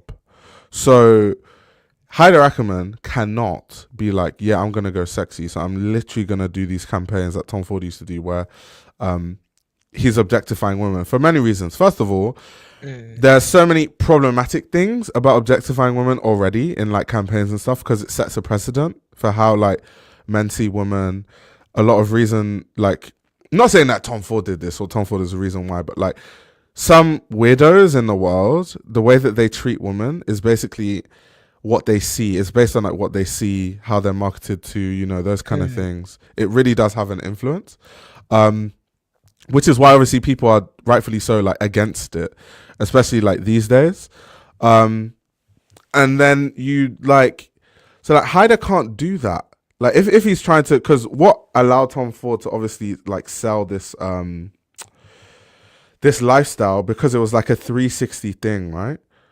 So it's like you can sell it in the campaigns, you can sell it in like the clothing, you can sell it. Haider can't sell sex in campaigns that way. They're going to get shut down. Trust. Of course. Designers can't do that. Yeah, like, and you're gonna have to do a new evolved version of what Tom Ford was doing, and also not the Tom Ford of Gucci in the 90s. Like, I feel like we and you are gonna have to keep harkening back to that because the Tom Ford of the 2000s was somewhat creating like this, and I feel like Haider is even doing it a little bit better, in my opinion. Like, because, or should I say, it's a more refreshed and revitalized version of how I feel Tom Ford's look. Look at the shoulders, for instance. Look at the shoulders, the Americana, even though people don't really consider like tailoring an Americana, but back when America and zoot suits and all of these things, and you know, we're in the era of the dandy with the new Met Gala and the Met Show and everything like that. It's like those power shoulders are purely American. They're very referential to, you know, the power dynamics and the sexiness of power on men, and it's also on women as well. So I feel like there's a value in that of Haider knowing the audience, or should I say, not just the audience, the reference points, because that's what he's really doing. He's looking at the reference points, and then he's also looking at what powerful men wear, which is like double-breasted suits nowadays. And you know, there's just a value in the older demographic knowing that they are being spoken to, because they're the ones that are going to be buying partially. Yeah. Not saying that Tom Ford is misogynistic, because I don't think he is, by the way, but just saying I don't think he is. Like, in terms of like, he's done things that are misogynistic in terms of like objectifying women in like a certain way, but being a misogynist, I don't know. But just like, you know, when people say, oh, Tom is a gay man, so he's just giving people what they wanted. Gay men can be misogynistic too, you know. Just because Tom Ford is gay doesn't like mean that he has no ability to be misogynistic, by the way. Just have to point that out. Because like this whole like, oh, Tom Ford was a gay man, so like misogyny is not a conversation to have. Like, that's not, I don't find that like useful. Yeah, no, I didn't understand that one, to be fair. Like, and plus I'm not gonna call Tom Ford in 2025 a misogynist, I'll be real, Filmski. But I don't know. I don't know what was the actual point that person was making. Sorry. They were saying that Tom Ford was a gay man. It is misogynistic. But it was, so they are saying He's that saying taken out of context, yes, it is misogynistic, but it was art and made sense. No. Wait, sorry, I didn't laugh. We did get it go into the to the like details of like how we can see the perception and what the actual campaigns were, but then also understanding that Tom Ford was like, we did do that, didn't we? So Yeah, I yeah, don't yeah, yeah. I don't know whether Like this whole, yeah, like art can be misogynistic. Yeah, yeah like this whole, like, you know, yeah when it it's was not an indictment art. on him, is it? Like did it Like, sound like we were bashing Tom Ford? Like I know he was a man of his times, but at the same time, the Gucci campaigns were misogynistic. I feel like it's okay to say that. no, if you objectifying women in that way, it's misogynistic. I'm sorry. I know some people might be offended in the chat, but Yeah, it is what it is. like yeah, like a man standing over a woman like that, it's got mad connotations, fam. Let's be real. Like a man standing over one, like, bro, That's let's be upholding the for patriarchy real. in the biggest way, fam. But back to the clothes. Look at those power shoulders on a beautifully cut dress. That's like the type of stuff that like we've got to start talking about because yeah, man, he's showing the value of tailoring in the looks that he's delivering and like just as sexy as the women. Men are just as sexy as the women. That's what I want to say. But yeah, Mm, and sexy in the way that they know they're the object of yo, your affection. I know, like, Sad, you're being deliberately obtuse, like saying that, if standing is misogynistic, men can't stand. That's not the point we're having. I know you're being deliberately obtuse, but that's just not what That's we're fine. saying. That's fine. Ha ha, kiki. Like, Kiki. it's It's just, satire. It's satire. Ha ha ha. It's all right. I don't know, bro. so yeah. What? Why is it also, quick thing by the way, why is it that when things are pointed out, like people say it's like fake sensitivity or sensitivity? Is there any indication that I'm speaking from a sensitive That's it. like Yeah, mind point? bro. They don't even Like, know, what? I'm bro. just saying things as they are. Like, what? Like, what is? Do I look like I'm being sensitive? Like, that doesn't make any sense. Like, anytime you need to understand that if people have a different opinion to you, it doesn't mean that they're sensitive or whatever. It's okay for people to have different opinions to you. I think Exactly. that some of the ways that his campaigns, like Tom Ford's campaigns, depicted women as misogynistic. It's not being fake sensitive. Like, that is crazy. Like, that is actually crazy. I think what it is, yeah, sometimes is that people have this like perfect viewpoint of things in the past because we always look at things from a like nostalgia standpoint. So people don't like to like mentally what's even the word? Like contend with what they were actually looking at or what was Yeah, actually it's a done. cognitive dissonance. Yeah.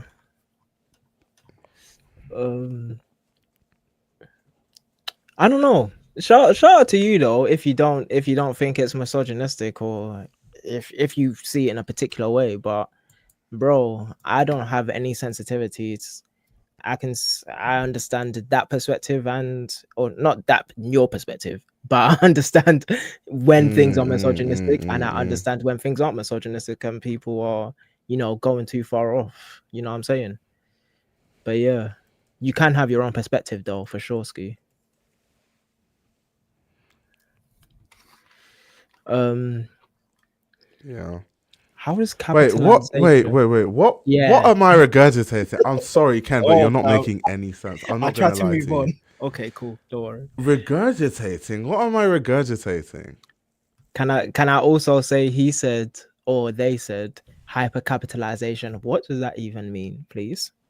Like It's not misogynistic. It's hypercapitalization. that's not even well. I'll take the spelling mistake aside, but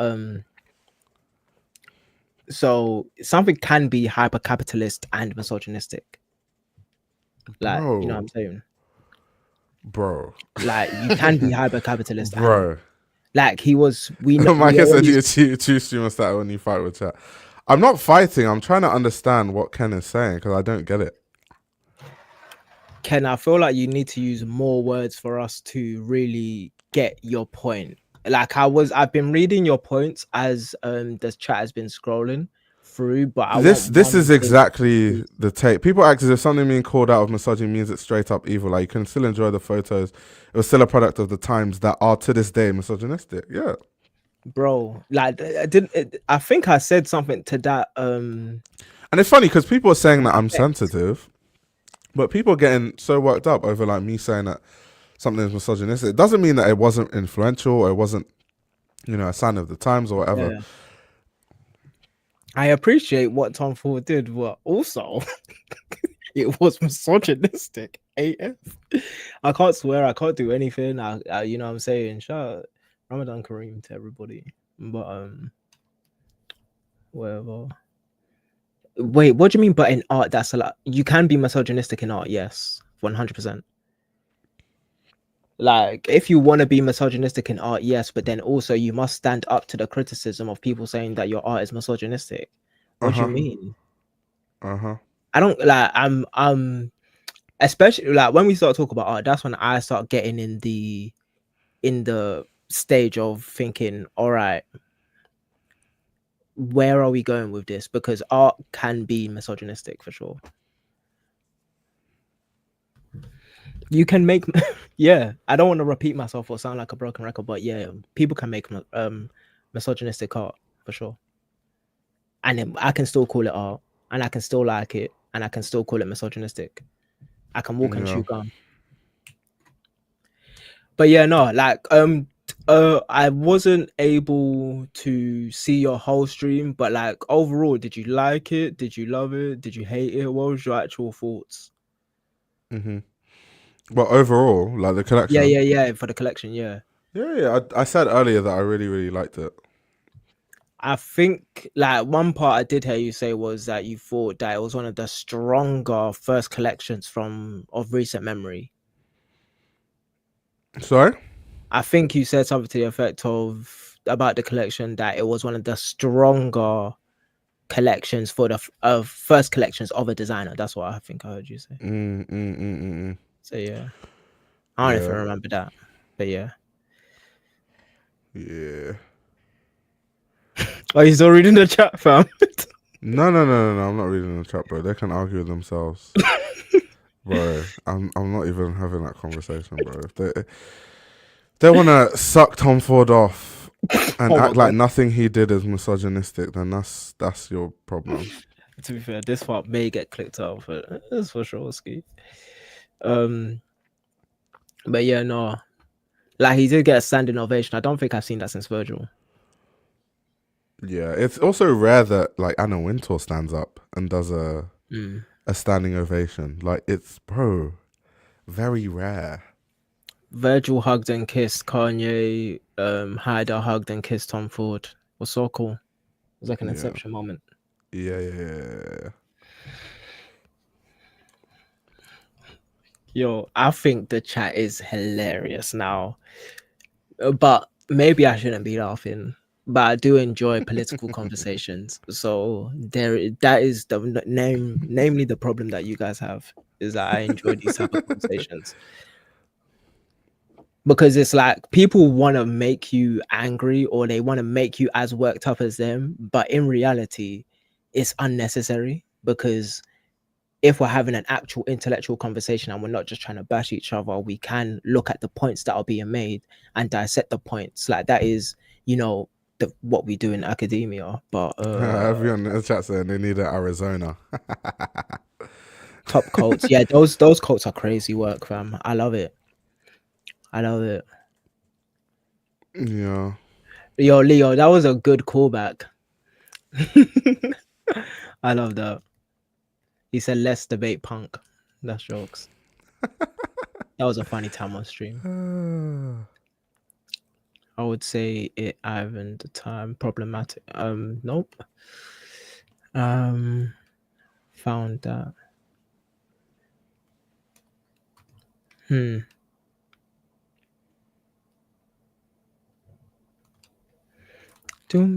But yeah, no.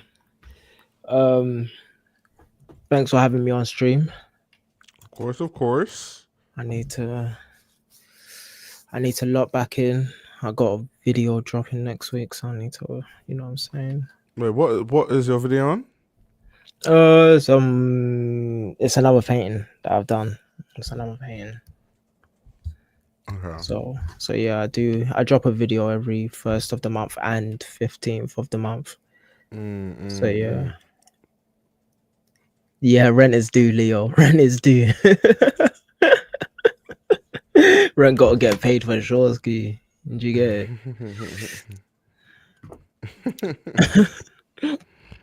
He clocked the T and bounced. Oh yeah, now clack it. Oh damn, I didn't get to say it. I didn't get to say it. I missed the misogyny conversation. A straight guy saying clock it is hilarious to me. I'll be real. Oh, not the Micah strays. The closest we're gonna get to Micah video is him appearing on iOS. That's Damn. fair. Micah can clip. Micah should become a clip channel. Yeah, Micah should become a clip channel of stream.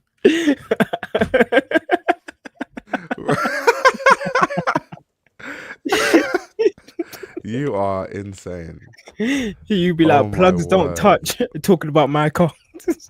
You are insane. Wait, why isn't there a Fashion Roadman plug channel? Oh wait, we need plugs. Yeah, plugs our dormant channel. Plug. Bro, Leo's don't funny, cough, fam. bro. I was what? Oh, fam. New content dropping soon. That's a lie, fam. Nah, I believe you still. Yo, that chateau you were in when you guys were at Celine is actually amazing. That place looks so beautiful. Oh yeah, it's amazing, bro. Like the Celine factory is like, it's weird because it's like in the middle of like a massive wine vineyard. I don't even know how they got the planning permission to build there, because it's literally in the middle of like, wait, it's a just leather acres factory in the middle of a vineyard. Yeah, like just acres and acres and acres of like vineyards, and then there's just like this Celine factory.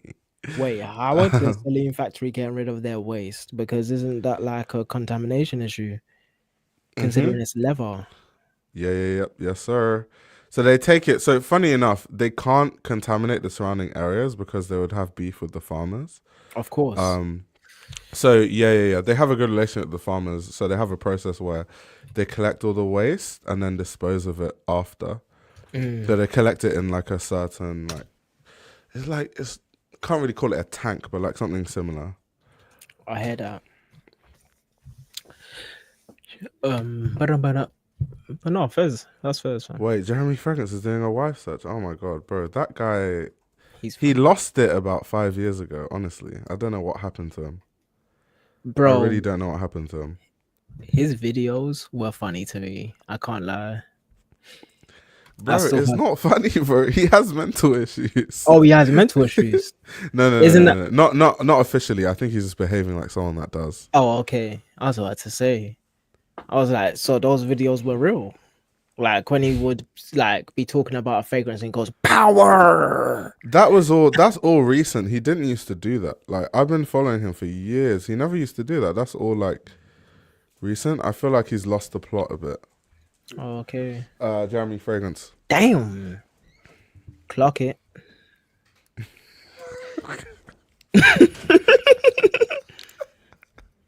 The way you use that, clock that to you, so clock it.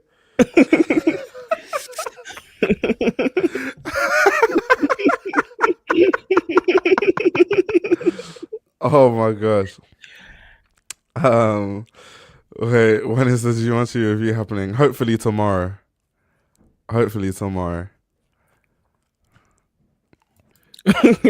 Culture said, please stop. Never. Hopefully, I'm about for the Givenchy review. I was thinking, Let me check. I think I scheduled it quite early in the day. Let me 1 second. Let me have a look. I do have an early call time. Yeah, it's scheduled for 3:30 tomorrow. I might move it to later. Actually, PM. That might be the play. That's calm. If it's 3:30 PM, 3:30 PM past that, I should be okay. Yeah. It's second shoot day, For How early? Because I'm having a line. Yeah, 3:30 p.m. But if I move it till later, it won't be that much later. Maybe like 5 p.m. or something like that. do Yeah, you- it won't be too late. I finally understand your late videos and your late live streams because Why? the majority of the people that watch my videos are from America. Yes, sir. So like I will drop at like 12 p.m. UK time, and people won't start watching until 8 p.m. UK time because that is when like America's up in it. So it's like I might as well drop it like at 10 p.m. or whatever. Yeah, because if I was to stream at a time that's normal for me, like 2 p.m., 3 p.m., everyone's asleep. Yeah, it makes sense. It actually makes sense to like drop at 10. Yeah, 1 that's p.m. why. UK time. When I dropped I dropped my last video, I dropped to 1 p.m. UK time. I didn't start getting views properly. Like the regular people that was sub to me on East Coast that watch my stuff at 9 a.m. viewed it a bit for breakfast. But then yeah, the majority of the second views came through on like the 8 p.m. I think 10 p.m. and then 1 a.m. the next day. So Sunday, that is when I got like the majority. Like nothing spiked. But yeah. You're telling me I gotta put in some work. Graduated to us waking up no matter what. Yeah, no, I do have to graduate to that. I do have to graduate to that. Io already, like this is Io's business, so he has a good reason to be up at this time. Like I'm me. Yeah, let's wait till I get to like 10k subs or whatever. Just off making. Yeah, Micah, YouTube says this, but I think a lot of stuff that YouTube says is cap. I'm not gonna lie. No, I think this one's true. Drop time does affect views. Long term, maybe not, but like, bro, I'm telling you that every video that I've posted at a time that isn't considered optimal always tanks, like without failure. What times are considered optimal? Oh, Micah's literally Because right so for me, an optimal time would be a time that analytically most of your audience is on YouTube. Yeah. I can show you now. Wait, I'll show you. like my my screen's not showing, time don't worry. is past 6 p.m. UK. So yeah. Here's my thing though. I like making documentary videos with a little bit of art philosophy, but yeah, fam. So it's here. So it's in like audience. Yeah. So when you check audience, you have this graph. Word. So where the thing is like lit up a lot deep, that's where most of the audience. So for the most part, most of my audience outside of these, it tanks. Like especially something like you got that. Audience. I think when your channel's small, we are still on stream, fellas. We are still more time on than stream. not, the data's on such a small group of people that like. Maybe the data's on a small, but for me, I think like it's based on a lot of people. So like, my optimum time is between 4 p.m. and 10 p.m. Analytically, that's where most of my audience is on YouTube actively. Yeah. At the moment, it's just old women watching my videos. But yeah, no. I appreciate my American subs though. Shout out to everybody. Shout out to the Americans. Yeah, fam. I feel like most people on YouTube are probably from the US, to be fair. Just like on the platform in general. That's probably why. Oh yeah, Yeah, like, if you have any like YouTube channel, most people are going to probably be from the US. Like English speaking countries, like it's one of the biggest. Especially because like, let's say other countries that like where they speak English, let's say like Nigeria, like not everyone has the means to just be watching YouTube live streams all the time. That's a lot of data, bro. Exactly. That's expensive. Yeah. So yeah, I can imagine that's probably why. I remember trying to have it, like that's one of the major things when trying to have a babes out there. It's like you're gonna have to buy her data, fam. You're gonna have to buy her data to talk to her. I don't mind, like now I don't mind, but when they were like chatting about it, I was like, what does that even mean, bro? Like I will change my drop time. Yes, Nigeria does charge for data. They do. Yeah, per they the minute. do. Trust me. No, do you know what's You can buy packages, but they're still not that great. yeah, They're no, not great. the packages. Well, this is the funny thing, right? I bought a package. I think it was £20 for me, and you can do the exchange rate on £20 of data. But I paid £20 for my data, and they were like, "This should last you a year." I was like, Bro, in Nigeria they're funny, bro. Like my UK contract is £50 a month, and that's unlimited minutes, unlimited text, unlimited data, and unlimited roaming, like anywhere in the world. Bro, in Nigeria, obviously certain reasons, like I can't roam in Nigeria. It's like everywhere in Europe, the US, like Canada, like certain places, parts of Asia too. In Nigeria, bro, I paid for like internet, and I was only there for 2 weeks, and it cost me so much money. It cost me like £80 or something like that just to get like internet, and it wasn't even as fast. I'm like, bro, why am I spending £80 on internet that is slow? Like I can't even stream. That's why I didn't even stream in Nigeria. The internet wasn't fast enough, and it's more expensive than here.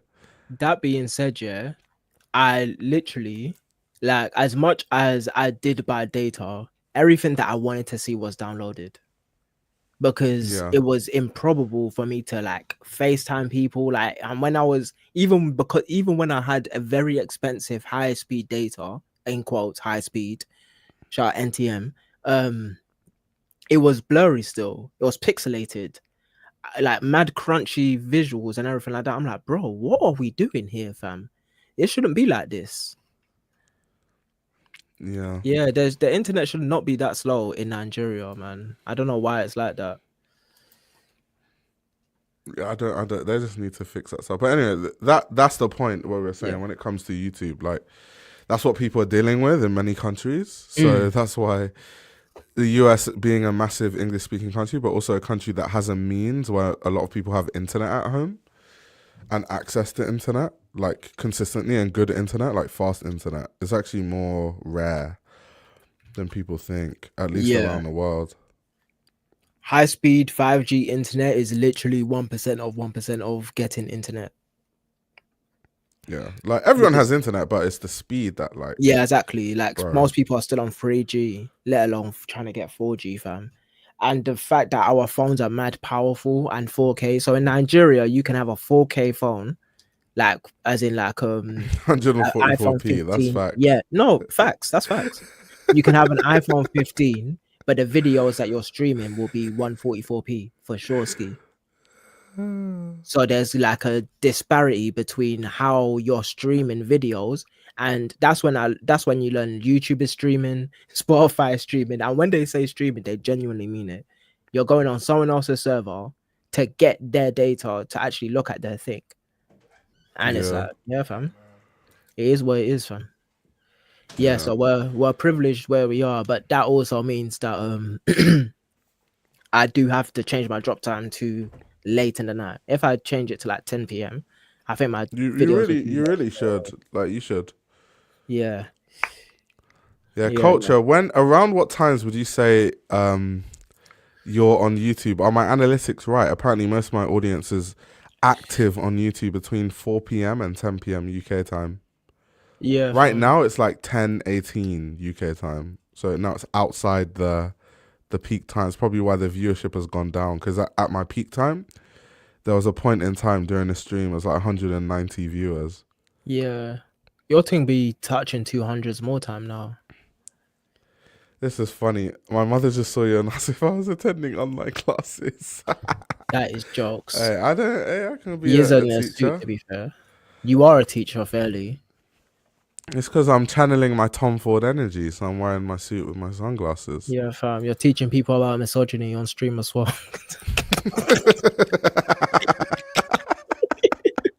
Clack it. Oh no, not the clock here, bro. Clack it. Right.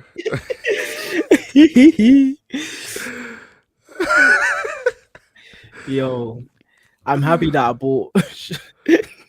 We have moved on from the shout out to Ozempic days, and now we're in the clock it era. So I'm happy. But yeah, no, And after Luke I've got said the hate comment on IG having the joint most like. But like I said, Luke, earlier, when people say they miss Tom Ford and his presentations, what are they talking about? Once again, because like I always have to ask, what are they talking about? Because I just showed you the last few collections that Tom Ford did before he left. And I can't imagine that when people say they miss Tom Ford, that they mean that. So like I always wonder like, where were these people when Tom Ford was making Y2K like surf collections?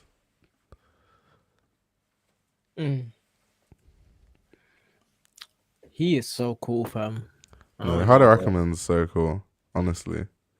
That mustache is powerful. Clack it. Okay, I'm done.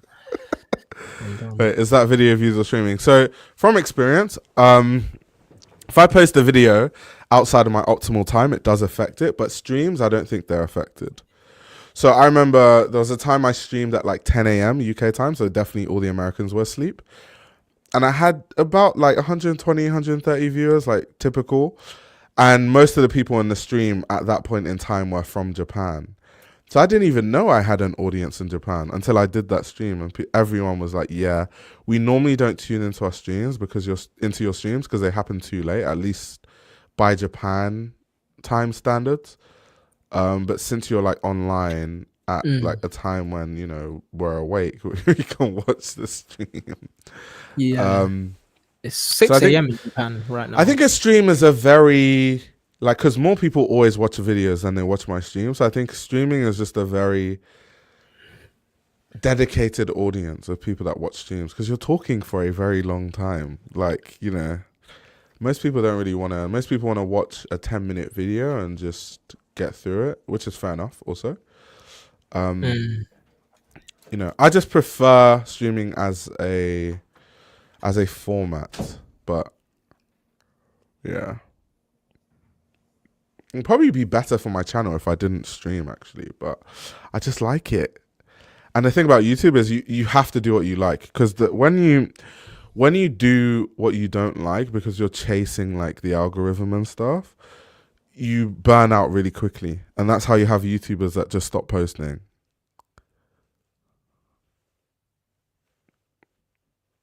Yeah, and they don't. Yeah, they don't want to listen to me discuss tax brackets. Also, Yeah, no. Good point. Yeah, no. Like when I said I was gonna start making videos again, it definitely had to be with like an art like focus to it, because I needed to have that leeway between art and fashion. I do miss doing fashion videos though. I actually do. I miss it a lot, which is crazy. I didn't think I would miss it as much as I do, because I knew that like this is true. By the way, if you did not stream a channel would blow up, maybe you make a streaming channel. Yeah, my channel would probably blow up, but I just prefer streaming, and I feel like I've built an audience for streams here already, so I'll just continue streaming. So yeah, wait, let me see. yeah, you've become a talking head now, so you can pretty much do everything. Yeah, I prefer the streams because I learn more engagement and can actually ask questions. There's a wide global audience / community to be with. Yeah. Shout out to that. Yeah. Mostly are American though. Yeah. Who knows? If I grow on Twitch, maybe I'll stop streaming on YouTube and only post videos on this channel and then stream on Twitch. That'd be wild. I feel like that's what most Twitch streamers do. They right? did, yeah. When they started streaming, they moved from YouTube. They told their YouTube audience to come to Twitch. Yeah. So first hour on YouTube, and then say we're streaming the rest on Twitch, and then you know what I'm saying, start posting clips. Why does streaming keep your channel from being bigger? How does that work? So basically, if you post like, there's a clear like, even with videos that I post, depending on how long they are, and people comment this too, like, I like your opinions on fashion and stuff, but like if a video is longer than 20 minutes, I just don't have the time to watch it. And I completely understand that, because like between, let's say, the past 2 days, I've barely watched any video because I've just spent most of it either working or doing research for like my streams and like stuff that like content that I want to create. So I've barely watched like any YouTubers' videos, right? So I get it, like I understand. So if it's not short, you might have an audience of people that will, watch your streams, but it won't be like majority. Whereas if I did like, for example, if I did this Tom Ford review as a video that was 20 minutes long, it would get way more views out the wazoo. Also because no one else on YouTube is doing like a Tom Ford review that is, 20 minutes long, that short. So it would blow up. Like I know this. It's just that I don't, once again, like I said, as a YouTuber, I know from experience, if you do things in formats that you don't enjoy the most, you'll burn out. It's just how it goes. And then there'll be no content because then no one will post. Oh wow, someone is messaging from Twitch. Yeah, Shout out wait, to low you, key, Joe. the stream keeps cutting in and out over here. That's strange. Why is it cutting in and out? I need to look into that. On guys on YouTube, is the stream cutting in and out? Wait, are you actually watching the stream on Twitch, by the way? Yeah, this person's from Twitch. It's the Twitch No, logo but on the can you name. see it just as well as you can see the YouTube one? Oh Like- yeah. On my side, yeah. Yeah. But I haven't noticed it dropping off though.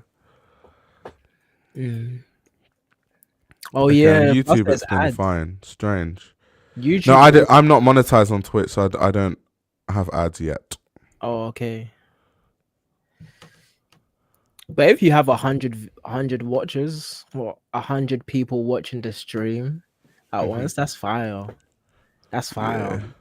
That's like getting to 100 people watching on Twitch is crazy work. Yeah, It's more crazy. It's a good audience. Also, I think that streaming might not be good for my channel in the short term, but I think it could be in the long term if I was consistent. Because once again, there's no fashion streamer on Twitch. I don't think. Even there's very few fashion streamers to start with, like me and Super Dacob really are the only ones I know.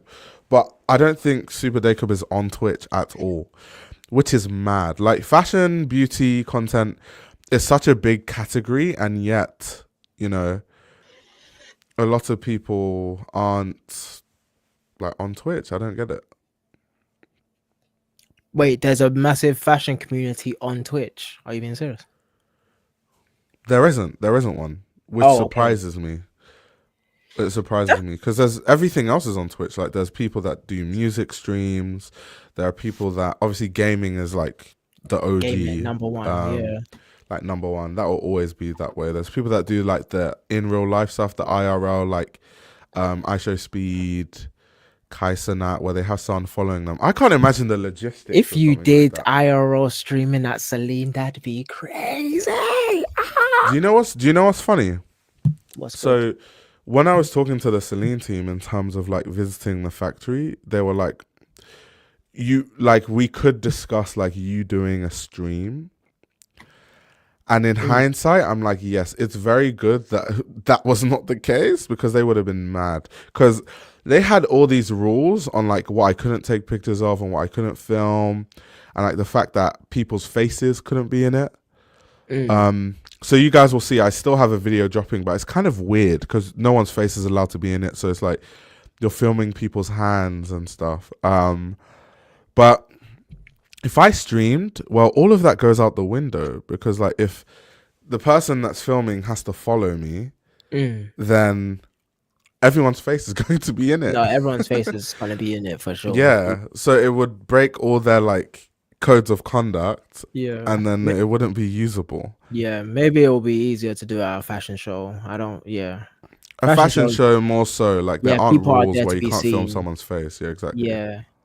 People are there to be seen at fashion shows, but I get in a factory is like if you're at work and then there's a random streamer there, that's why I understand people don't like streamers because it's like, bro, I'm at work and you've got a camera in my face. Please pardon yourself away from me. Yeah, it's bad etiquette and it's quite rude to just shove a camera in someone's face when someone's minding their own business. In Europe, that's way different than the way that I see in America. Like I always have to keep reminding myself that like we're in Europe and they're in America more time. So yeah, like Americans have like less of that, especially considering like the biggest streamers are the most influential people currently on social media. So it's like, yeah, you don't want to mess with streamers, and they have rabid fan bases.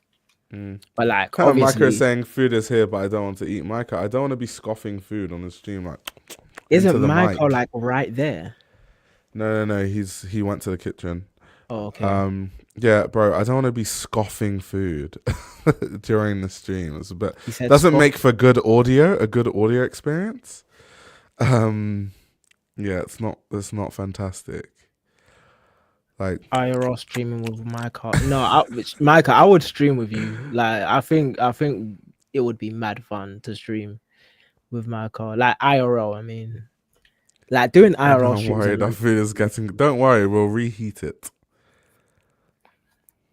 Yeah, no. Shout out to Oven I'm Reheat. addicted to the game. Not Luke calling Micah Michaela. Damn. Shout out to Kanika though, my peoples.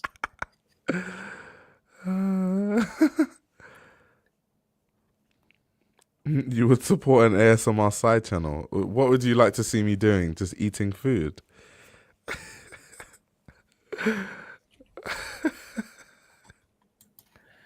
What would I do ASMR on? First of all, I find my voice very disgusting. I do not want to make an ASMR channel. I don't want to, like, yes, listen to me about fashion, but ASMR, like, hello guys, breathe. Okay, I'm about to get you to sleep. Okay. You know, there's like ASMR to sleep kind of channels. It's like, Oh yeah. they start making weird noises, like near the mic. Fam, yo, I've heard some freaky things about them ASMR channels, bro. Start blowing the mic and stuff. It's You so know, the weird. ASMR stuff like creeped into like the zeitgeist, and then people are like, that's where that talking him through it or talking her through it trend came from.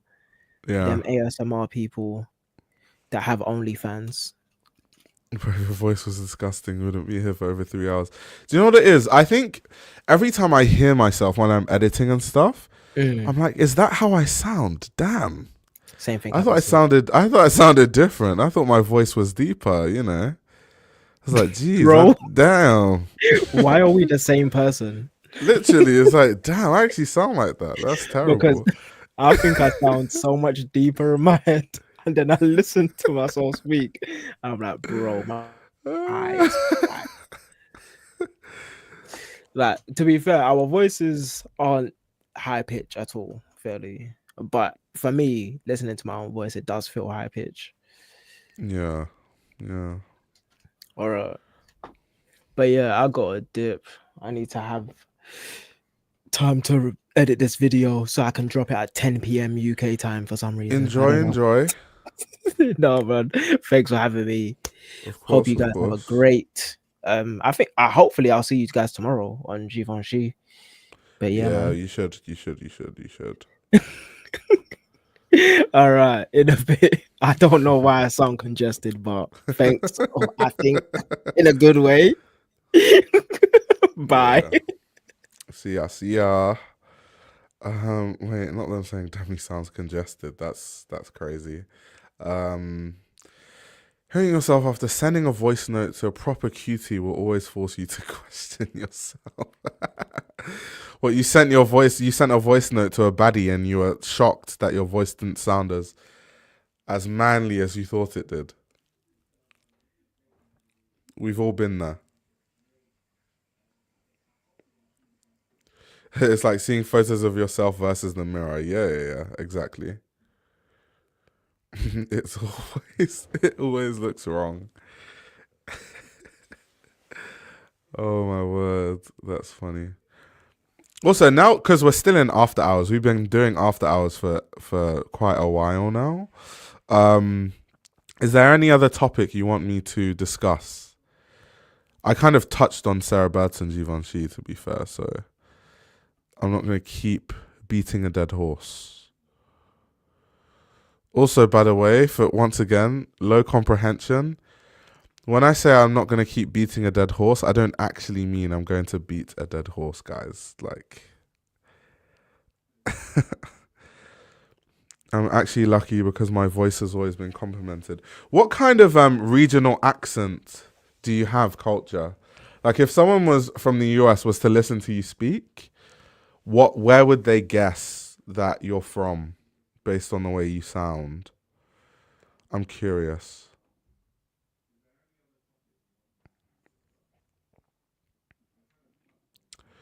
Yeah, I haven't seen their collection, to be honest. So I don't really have an opinion. I haven't seen it.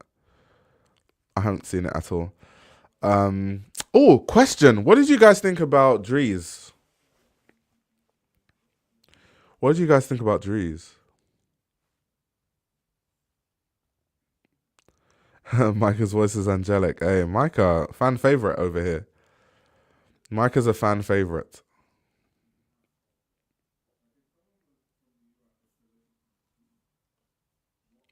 Okay, Culture's gonna ask someone. I'm curious to see what they say.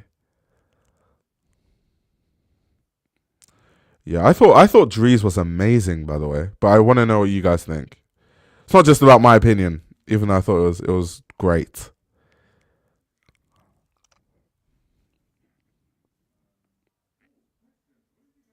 Okay, people saying Drees is a smooth transition. Julian he's gonna be there for a long time. I can see it.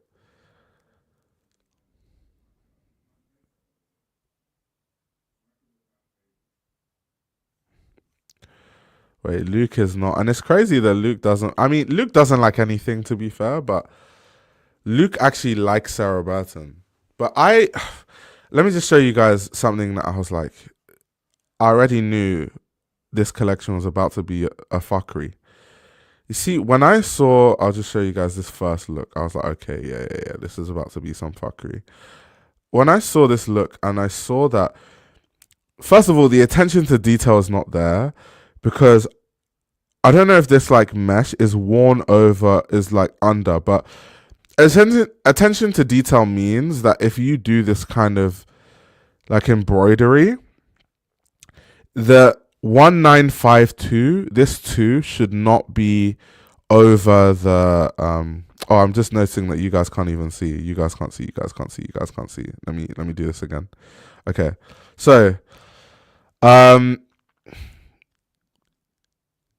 if you look at this, so from this first look, I knew there was going to be some fuckery happening in this collection because if you're a designer that pays attention to detail, this 2 should not be in this position. It's so, first of all, no one wants Givenchy Paris 1952 plastered on their mesh top.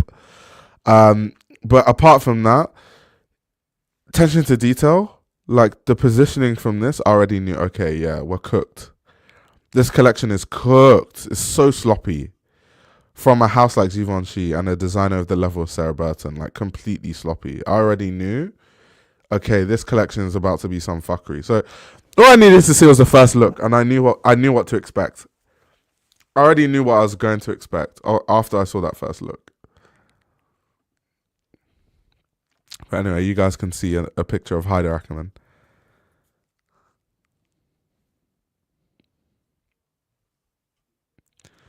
It's giving Atlanta baddie. Do you know what's funny? They're probably gonna buy that piece though. That's the customer for that piece. The Givenchy 1952 written is like crazy. Wait, Culture said, okay, I'm back. They said a mix of soft Kenyan and southern.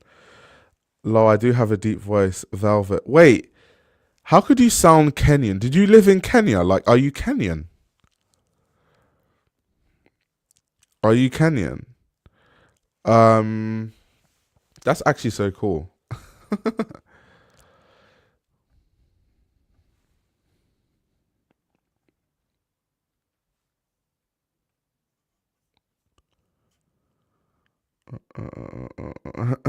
I have no idea. I'm not Kenyan. Interesting. That's very interesting.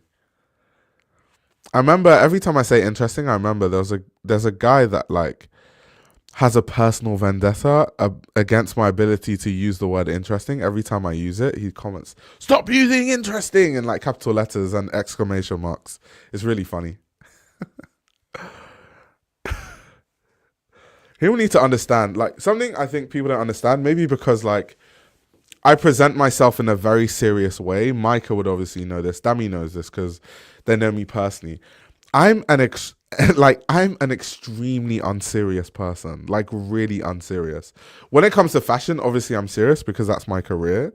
But like outside of like me on a stream or working, I am extremely unserious. So like most of these things, I just make jokes about them and laugh all the time.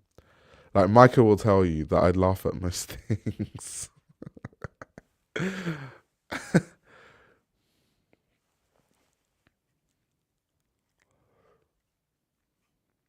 Okay, you did live in Nairobi for a bit. Maybe that explains it.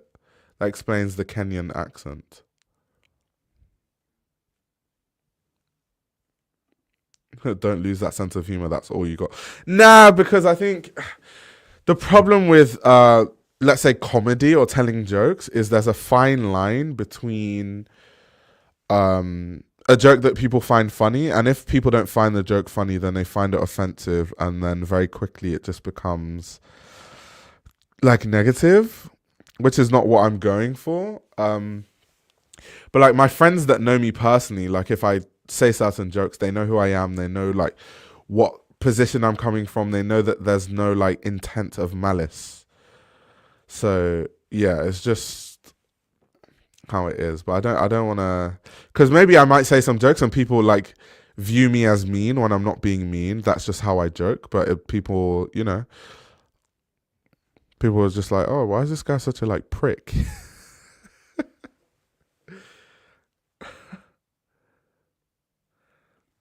I feel like you and Micah should go out now. Like this outfit should not go to waste. Where should we go out to? To the club? A nice little Friday. I mean, the clubs are open till late. It's Friday today. So we might be able to hit some club up. Go to the club in Tom Ford. I mean, I'm already dressed in Tom Ford's honor. The next stage is to go to the club, right? Barbecue party. Yeah. Like, we can have a laugh about things, laugh at ourselves. Yeah, we laugh at ourselves all the time, bro. All the time. All the time.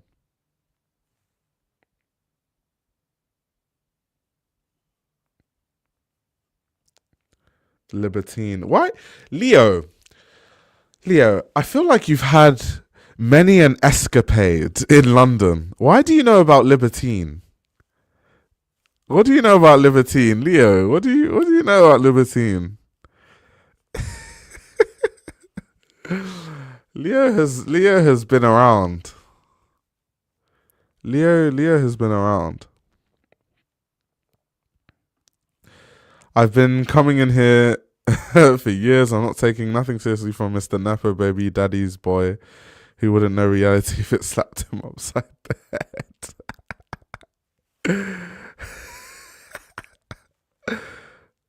Oh my gosh. Sorry, please can you post your question again? I don't think I saw it. Please post it again. Okay, Leo has London connects. No wonder. I'm like, you know too much. Why do you know so much about what goes on in London? I don't know. I don't know. Yeah, actually, maybe we shouldn't go to the club. Maybe we should just go somewhere tomorrow morning in, you know, in honor of Haider Ackermann. Because Tom Ford is the night and Haider Ackermann is the morning after, according to him.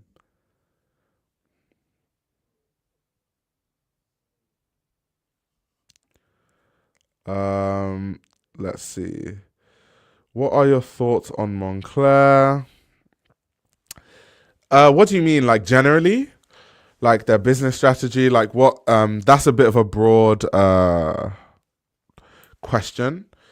Are you talking about Moncler Genius? Like certain subsects of Moncler? Like what are we talking about when you ask what are my thoughts on Moncler? Like how Moncler is perceived by people?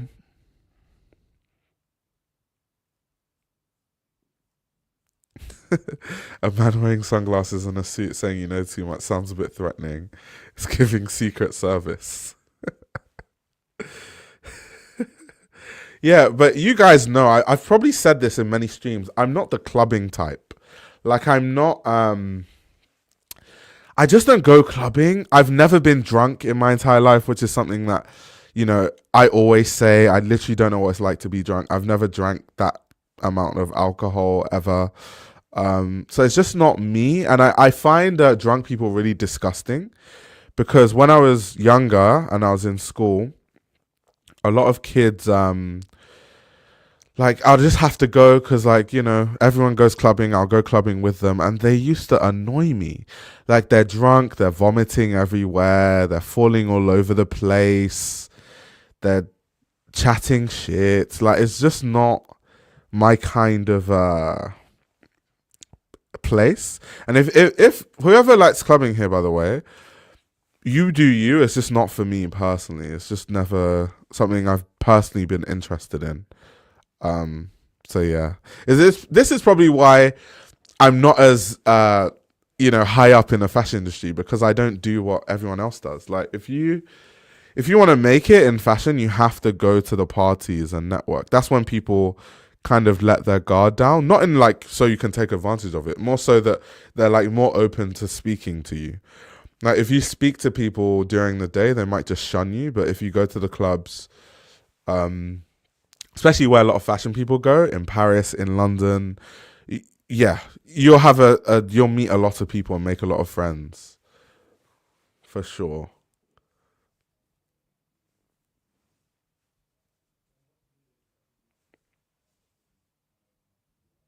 Clubbing feels like it's for mega extroverted people. It seems like it is more work than fun. Yeah, I wouldn't even, because I don't consider myself an introvert. I'm definitely very like sociable and stuff, but I just don't. It's not nothing to do with introvert extrovert. It's just not me. Especially, I think if I was a drinker, I'd have a different opinion.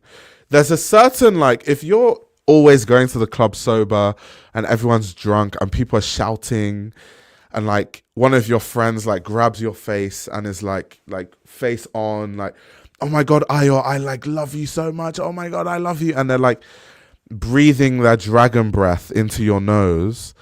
It's just not nice. But maybe if I was drunk, it wouldn't like annoy me as much as it does, because I'm always sober in those settings.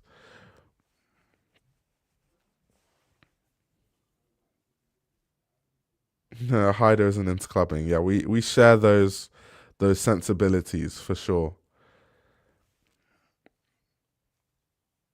Drunk people are obnoxious at best and dangerous at worst. Not for me.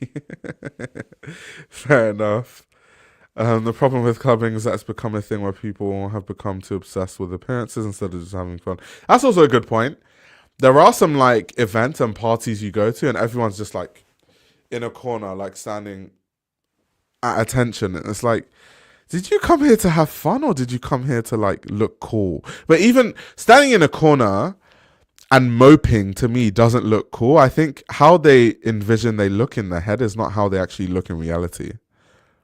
It's not cool. Like, have some fun, let loose. If you're gonna go there, why not like actually dance and stuff? I don't understand like going to a club and just like typical like London road man. Like, yo, do you see the babe? She's bad, she's bad. While you're standing in a corner. This new suit is giving Men in Black. Okay, you're asking about Moncler. Generally, like quality of clothing / fabrics. So to be very honest with you, I can only speak from the past because I haven't really worked with Moncler for a while. The last time I worked with Moncler was like when they had the anniversary show. That was a few years ago. So I can speak in terms of a few years ago. But a few years ago, the quality was like decent, to be honest. The quality was nice, especially like the Genius stuff. The mainline stuff, it depends. On the puffer jackets, it was really good, but like the throwaway cash grabs, like the t-shirts with the Moncler prints, were not great and definitely overpriced. But generally, I think the price proposition of Moncler used to be good. I think now it's slightly overpriced, to be honest. Also depends like what you're buying. 'Cause, like Moncler has so many different lines. Like there's the Grenoble line, there's the like normal stuff. It just depends. And they all have like different quality levels, by the way.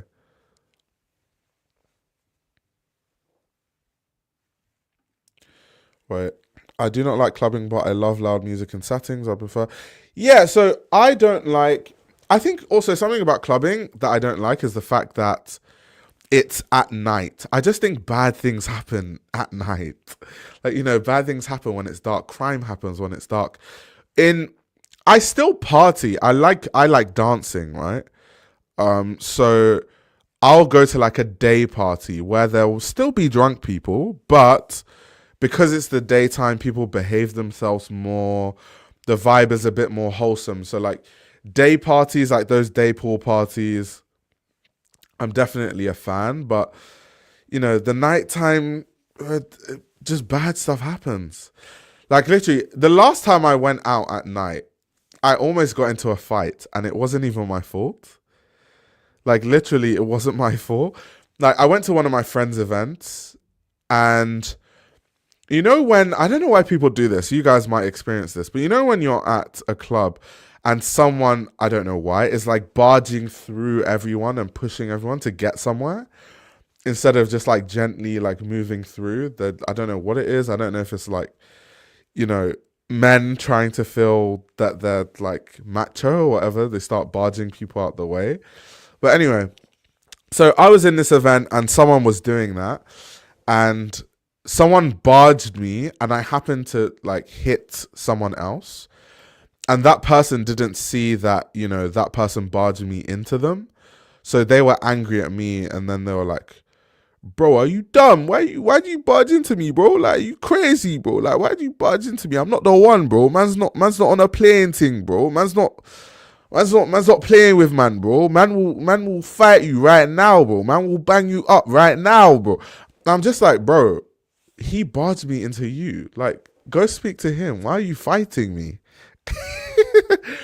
And in my head, all I could think as he started threatening to stab me and stuff, all I could think in my head was, this is why I don't go out at night. Like, every time I go out, it further reiterates why I shouldn't be out. It's like, bro, I literally was minding my own business and I was barging to this guy. It's like, bro, like, what are you on, bro? What are you on? Who do you think you are, my G? Like, bro, what are you square up?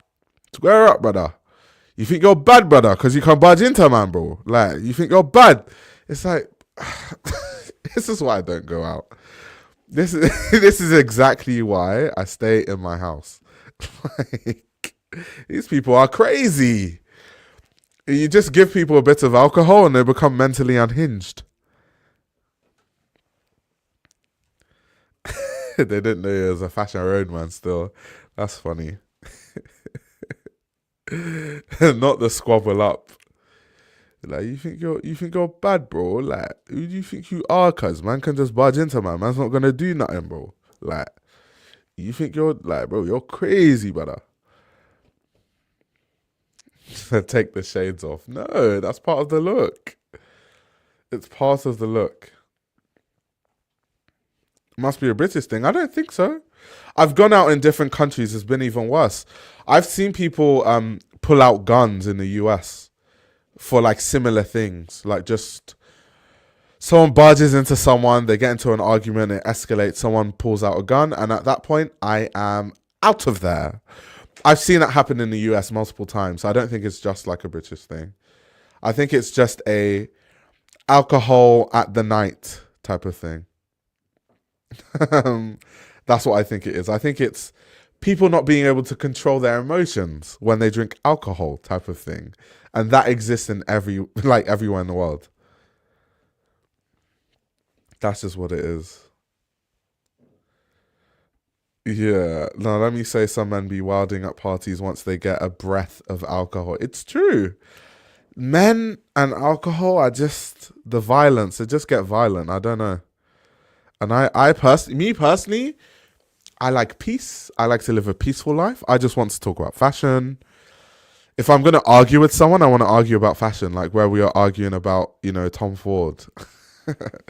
Those are the arguments I like to have. I don't like arguing about potentially being stabbed or shot because someone else barged me into you. Those are not the kind of conversations I'm trying to engage in, to be very honest with all of you. It said guns, please stay at home. We don't need to lose you to the streets.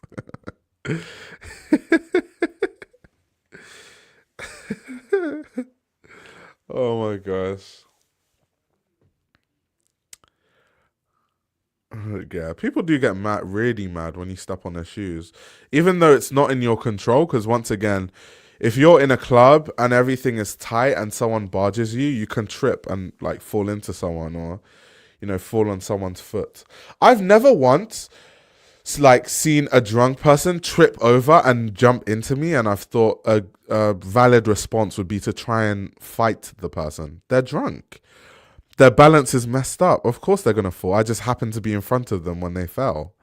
It's just like common sense, but some people just like go into violent mode. I don't understand that. I've always stayed incognito even when I'm out for a drink or party. Advantage of being moderate height, not too short and not too tall Asian dude. I'm definitely overdue a physical fight. I've never been punched once. If you want to be punched, just go to a boxing gym. I've said this story before, but I used to do MMA. And the reason I used to do MMA is kind of similar to what you're saying. I hadn't been punched in a very long time, since like primary school. And I started to think, like, especially when, you know, I'll go to these events and people like threaten to like beat me up and stuff because like someone barged me into them. And I'll be like, you know what? I don't actually know if I can fight. So I actually need to learn to fight just in case.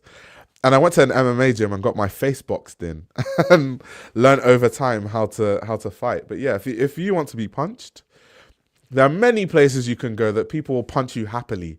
Boxing gyms, Muay Thai gyms, MMA gyms, they will happily punch you in the face. Like happily. So yeah, you're not overdue a physical fight. Fights are dangerous. Like, I try to avoid fights as much as I can. Fighting is so dangerous. Like, you can literally die in a split second. Like, someone can just punch you and you fall awkwardly and your head smashes on the curb and you're literally dead. Like, fighting is not a joke. Like, it's dangerous. Or like someone's fighting you and, you know, they're losing the fight, so then in desperation, they just look for any weapon they can find and then they just stab you with it, or they smack your head with a chair and like you have a brain hemorrhage. Like, so many things can go wrong. Like, avoid fights, guys. Do not go around looking for a fight. It's a bad idea. It's a very, very bad idea. Don't go around fighting, guys. Avoid fights if you can. The only time you should be fighting is if you have like no other choice. But me personally, if there's an option, I'm always going to pick the non-fighting option. Then okay, let's talk about nicer things, like where this suit and tie combo comes from. I spoke about it earlier, but my suit and shirt are both random identities. So this is my random identity suit, and the tie is Issey Miyake. So yeah, it's a cool tie. It has like a really cool texture. You can't really see it. It's like, I mean, you can kind of see it. Put it close to the camera. Can you see? Yeah, you can't really see, but oh well. You just have to believe me. It has a really cool texture.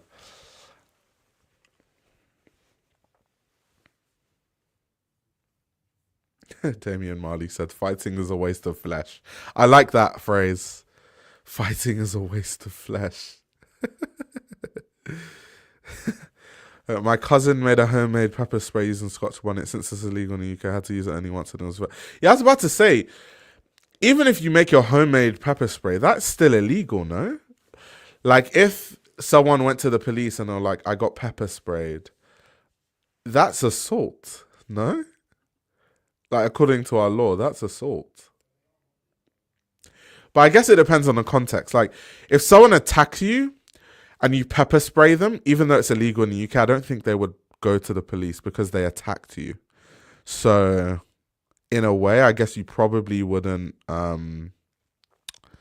really face any prosecution for using pepper spray.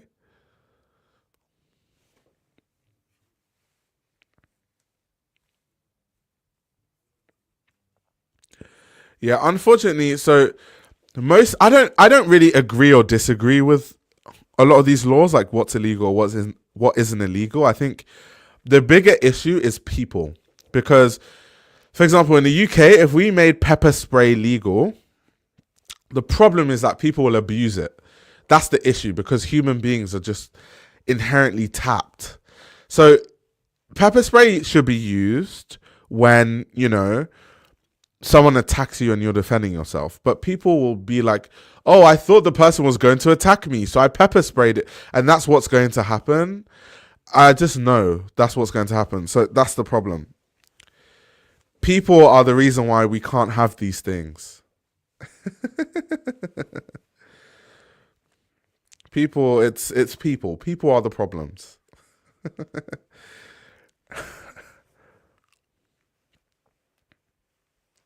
What did Ken say? I must say, you're looking fly, and I just realized you donned the suit for the stream. Come on, Ken. How did you just realize? We had a whole argument where I was wearing the suit. That's funny. Not Dammy said he just realized I have hair. Oh my god, that's crazy. I don't know if that's a compliment or a dig. I don't I don't know. Oh my gosh, that's hilarious. Haider looks slick still, kind of sexy and wearable. Was there anything that surprised you or didn't? Saw Show Studio talk about it, and his note said Tom Ford is the night and he is the morning after. Yeah, so I've discussed that. You're gonna have to watch the stream back to get my proper review. Yeah, I am usually rocking the baldy. Do you know what it is? So I'll tell you why I started cutting my hair, to be very honest with you. What happened was my hairline started to recede. So when your hairline as a man starts to recede, you have two options. It's either you go bald or you get a hair transplant. So I was just like, I'll just cut my hair. I don't really care. I'm not fighting it. I don't want to be like those guys. You know those guys that have a bald patch and then they grow the hair around their bald patch? I find that so strange. I find it so odd. Really, really odd that people do that. So I just cut my hair instead. Look, you guys can see my hairline. It's not the worst in the world. It's just not perfect. Look. It's not there's worse I've seen worse hairline. I'll give you the side profiles. It's not that bad, to be fair. I'm probably over exaggerating, but it's not the perfect hairline. It doesn't go straight like it used to when I was younger. So I'm just I've accepted defeat to nature, to my genetics, and I'm I'll just cut my hair. If you guys want to see me with loads of hair, watch my old videos, from 4 years ago. I had a massive afro. Hairline better than LeBron's. Maybe I am being too harsh. It's because I'm comparing it to how my hairline was before. Let me pull up a video of myself, an older video of myself. Let me see. You'll see exactly what I'm talking about. My hairline just doesn't hit the same anymore, guys. It's not the same. So let me show you this video, right? From 5 years ago. This is my Who is Ray Kalkubo video. These are the videos I used to do when I first started my channel. So guys, look at my hairline. My hairline was pristine. Look at how high my hair is too. So there's evidence online, guys. You can literally see me with loads of hair. But my hairline now does not look like that anymore. It just isn't. It doesn't hit the same.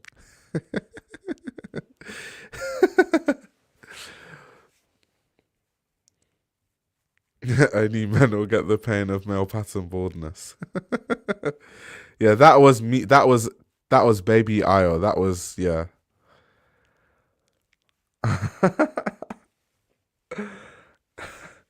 Wait, you look better clean cut, in my opinion. Always thought that. Okay, interesting. I'll take it.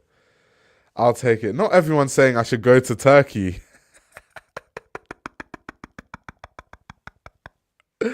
Oh my god, bro. That is funny.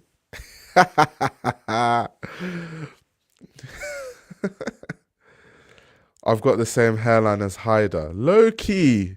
Low key. Low key. Low key. Low key. I don't think mine is as bad as Haider's, to be fair. I don't think it's as bad, but it's getting there for sure. It's yeah, trust me, I've already embraced my fate. I've accepted my fate, young Padawan. Don't worry, I'm not in denial. Yeah, I feel like a lot of people when their hairline starts to go, they're in denial, and that's why they start trying to grow their hair, and their hair looks a mess. I don't care about stuff like that. I've accepted defeat, guys. That's why I can like literally tell you guys, it's like, look at my hairlines, because my hairline's receding. That's why. I don't have any issue with it. You can do a Turkey trip for hair and leather repair. That's a win-win.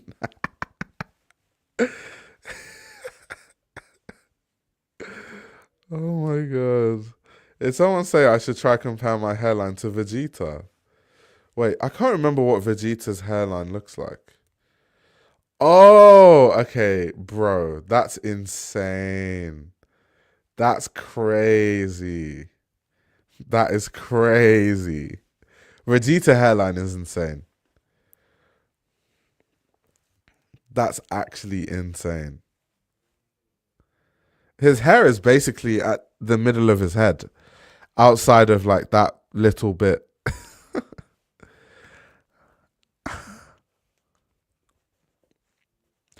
Yeah, whoa. I'm too young to have a bald patch. I definitely don't have a bald patch. My hairline has just gone in slightly on both sides. That's all it is. If you guys ever see me with a normal hairline again and you see me growing an afro, just know I went to Turkey. I'm telling you guys now, because I'm an honest person. I'm not gonna go to Turkey and then get a hair transplant and then be lying to people and be like, oh, my hair just grew back magically. I don't know what happened. I just got lucky. No, I'll be like, yeah, guys, I went to Turkey. I went to Turkey, guys. I got myself a new hairline. And why didn't you review the Tom Brown show last month? To be fair, there's just so many shows that happen, so I have to pick and choose what like interests me and what shows I really want to talk about, to be honest. So that kind of is why. But I love Tom Brown. I'm a fan of Tom Brown. I wish I had no hair on my head. Shaving is so annoying. So I decided to just look bad like Rick Rubin and embrace it. Maybe it will look ugly good. Yeah, I mean, cutting your hair consistently is a lot. Like, it's a lot of grooming. Like, I cut my hair quite a lot. At least when I'm doing the baldy thing. I'm just like, let me let it grow slightly. But, you know. It's all plant-based oils and red light. Pull up Future Trunks' fit, fam. Wait, let's see. Future Trunks. Oh, I'm telling you, your shit fly, bro. And this is my goat anyway. Yeah, I thought This is my cropped goat. jacket. This is my goat, Cropped with the boxy belt, jacket. with the sword as well. He's got the wide cargos. That's a Damn. Marnie silhouette. No, bro, this guy knew what was up. That's a Marnie silhouette. Why That's you a yeah, Marnie. this guy's peeping my screen? No, because I was like, bro, why is this? I'll troll it. What, you got something to hide, my nigga? Hey man, I'm just on a face. I want a young FaceTime. He's trying to catch me on. Oh yeah, What do you mean by that? sorry. It's because I was running the stream at the same time on both. What do you mean by that? Bro, how are you running 2 streams and still on FaceTime? This guy is a strange you.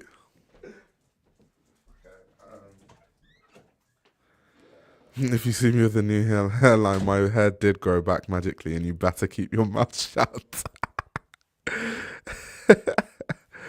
Yeah, the anime characters Trunks, future Trunks, Dragon Ball. So all the Dragon Ball Z fans out there, like Trunks is iconic. Funny thing is, I never actually watched Dragon Ball. One day I'm gonna watch it. I'm so basic. The only manga I ever watched was Naruto. But I watched Naruto from beginning to end.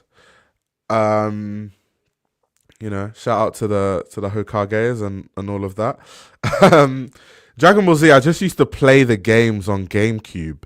That's why I know who like Piccolo is and Trunks and obviously Vegeta, Goku, Gohan, like all these people. But yeah, I never actually watched it.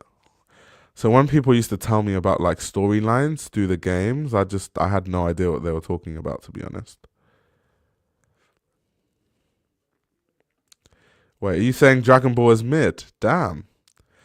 Don't let the Dragon Ball fanatics catch you. They'll be mad. They'll be like, how dare you say Dragon Ball is mid? The Ninja Fit stream? I don't know if that's ever going to happen, guys.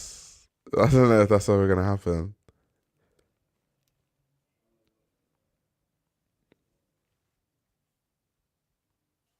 Damn, Dragon Ball's mid. I mean, I haven't watched it, so I don't really have a verdict, but is that like the general consensus that Dragon Ball is kind of mid?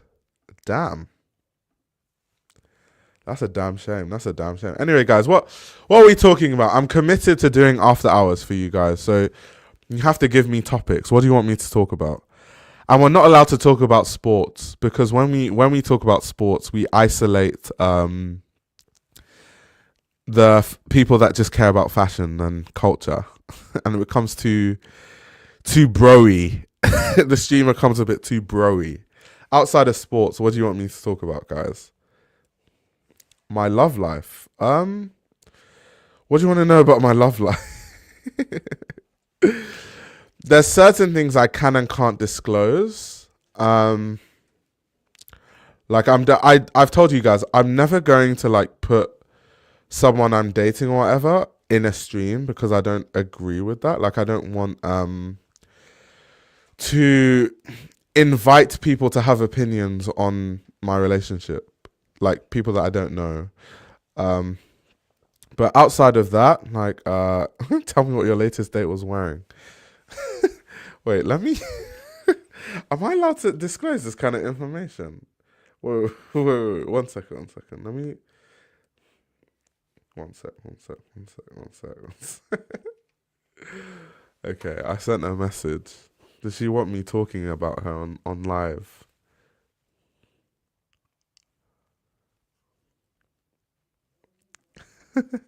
I know, he literally was like, ask me anything, psych. No, you can ask me anything within reason. Like within reason. Yeah. I don't mind. Ask away. I can tell you stuff about the person I'm dating, you just won't know who they are. That's it. Yeah, you just won't know who they are. You can ask me questions about them, I guess, but yeah. What's my date night fragrance? Ooh. I don't really know, to be honest, because you know, no, the ask for permission, I was joking. I didn't actually send her a message. I was joking. Date night fragrance. What do I wear to a date? I don't know. I think I like a Dior Homme Intense for a date night. I think it's quite nice. If I'm going to be in a more intimate setting, like you're closer, maybe Dior Homme Intense is a bit too strong for that. So I might opt for something lighter. Maybe like a Dior Privé Ambre Nuit type of fragrance. So I'd say those two fragrances are my go-tos for a date night, depending on like the setting specifically. So yeah. You can't trust the chat, we are animals. That's hilarious. Is she Nigerian? No, she's not Nigerian. She's black, but she's not Nigerian. So yeah, she's from South Africa. Is mixing fragrance actually a thing? Oh yeah, it's 100% a thing. It's experiment with your fragrances. Mix them if you want. Mixing is definitely a thing. Like you can. There's nothing wrong with mixing fragrances. There's nothing wrong with that.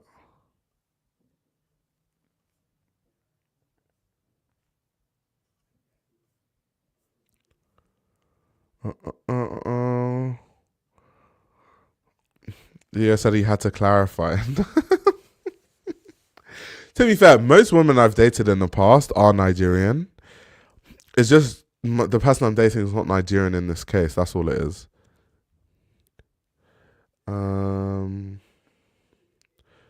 Best internship experience? I think my first internship was my best internship experience, to be honest, because to be honest, like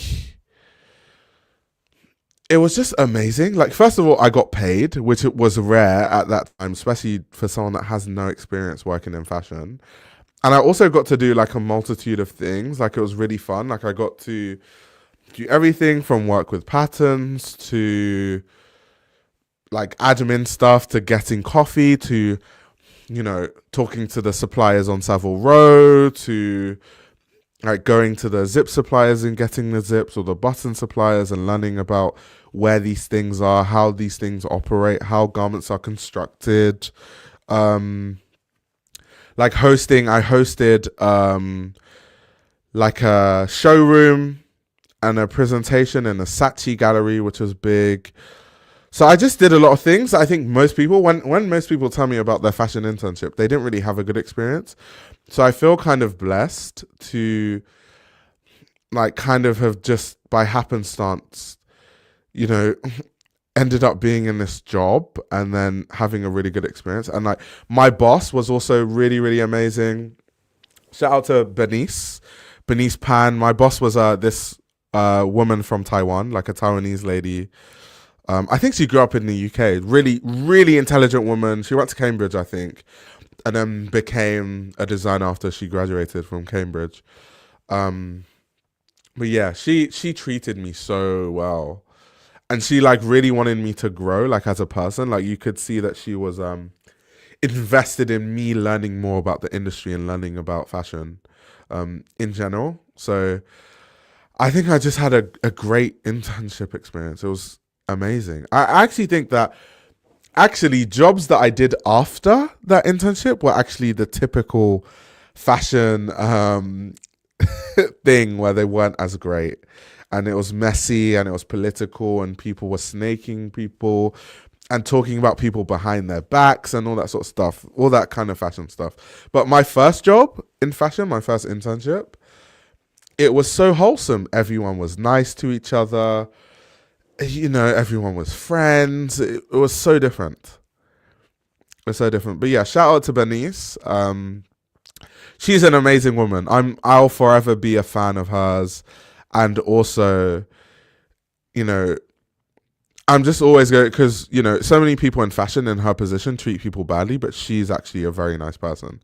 Of course, like, there were times when things would be stressful, but that's normal. If you work anywhere, there are going to be stressful periods, like when we have a runway show, or, you know, just things in general, or preparing to ship to a buyer, just anything. But yeah, I had a sensational experience. So that was my best.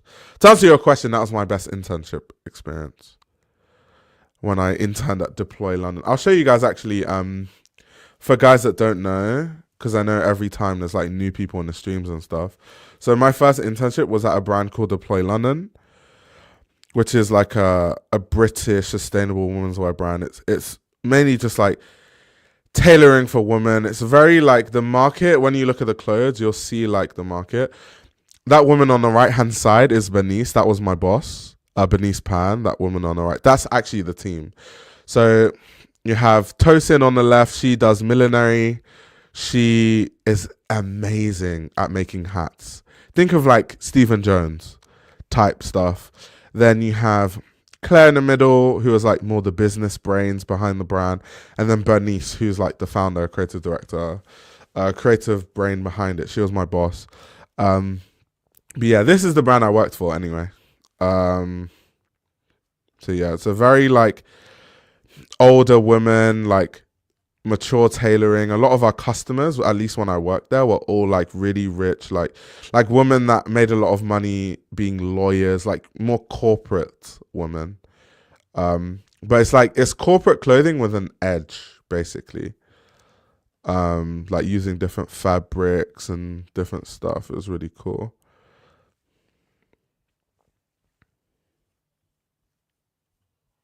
Yeah, someone said she looks sharp. Yeah, Bernice. Hey, Bernice always looks pristine. I'm telling you.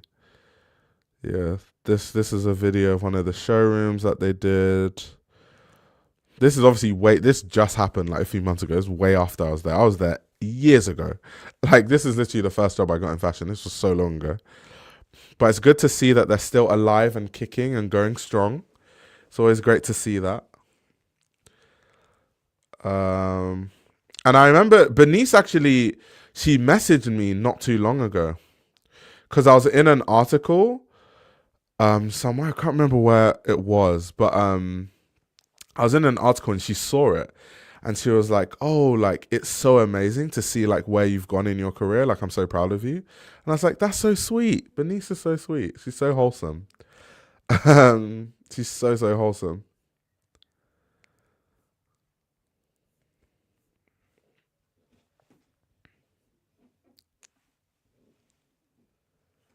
That blue look on the bottom right is cute. Are you and Micah having a sleepover? I think people don't realize I grew up with Micah, by the way. Like, our parents are best friends. So even when we were kids, we used to like, I'd stay at his house, he would stay at my house. So is at this point is basically my house is his house is my house. So he can come to my house whenever. I can go to his house whenever. We're not related, but we grew up together.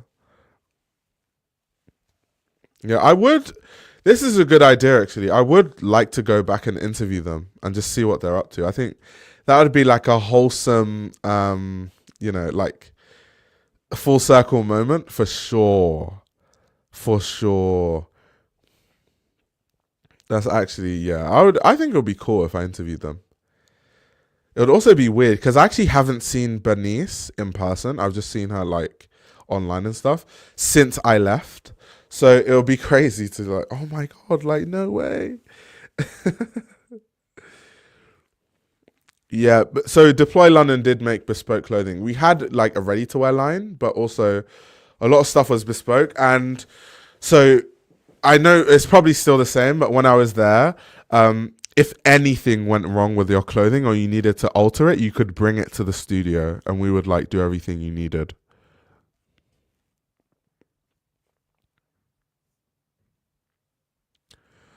Crazy that you ended up liking the same things like fashion and stuff. Yeah, I'm gonna have to summon Micah for this conversation because I was speaking to him the other day, like, why does he think both of us are, in like,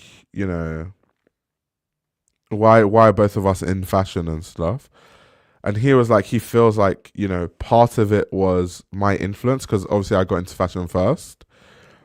And then that kind of influenced him to get into fashion a bit. And then obviously we went in different directions in terms of our interests. Like, obviously some of our fashion interests still align. But like, he found what he was interested in. I found what I was interested in and that sort of stuff. But yeah, Micah, stop typing in a thing. We're going to summon you. We need to summon you for that conversation quickly. Where art thou?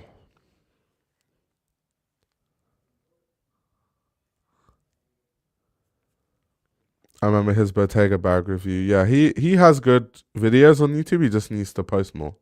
That's all. Yeah, also, what you're talking about, Deploy London. Yeah, that is how all fashion houses should operate. I don't know why. It's why it bugs me that a lot of people, like customers, are okay with like the bare minimum. Like, customers are okay with like spending loads of money on brands where the quality is bad. They can't even get things fixed if stuff goes bad. I don't understand that, to be honest. I don't get it. Oh yeah, to be on TikTok, you do live streaming. Okay. Wait, before I tap in, my friend would like to say hello. What, to me? No. Oh, to the stream. Wait, let me put it full stream. Let me put it full screen before I yeah. Wait, I got a lot going on. Let me just let me just sort this out real quick. Okay, that's fine. Is that from Soho House? Nah. No. No. Bro.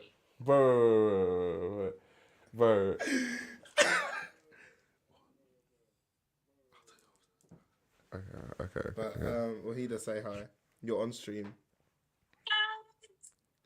I don't know what else to say. First, well, I'm gonna quickly speak and then I'll call you, or I'll text you actually.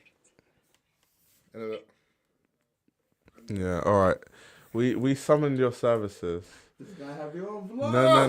This guy have My you on bad. I said, My bad. Do you know who she looks like? Who she look like? Bro, she looks like Rotimi's girlfriend, bro. I thought that was Rotimi's girlfriend. No. Allow it.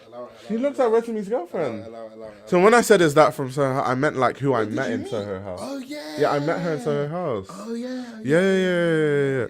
No, I thought you meant on a I smaller apologize thing, bro. because I absolutely flopped it because obviously I was thinking that you're gonna say yeah because she looked to me like Rotimi's girlfriend, and so now she's gonna be thinking Soho House. Yeah, it's calm. Yeah, my bad. I made your job 10 times harder. You're gonna have to wiggle out of that one. My bad. Well, what was I being summoned for? Because I was. I Okay, had let me 4 different let me streams move running, the bro. let me move the mic. So people want like some Micah law. I was telling them that There's only so much lore I can give. I was basically telling them that because they're like it's interesting that both of us ended up getting into fashion. Considering we grew up together. So I wanted you to say from your perspective, why do you think you got into fashion? Because I was saying that part of it, you said partially like it was my influence. I got into it earlier, but yeah, you can say from your perspective. I've always been a businessman, you see. Always had a business or two, a hustle or two.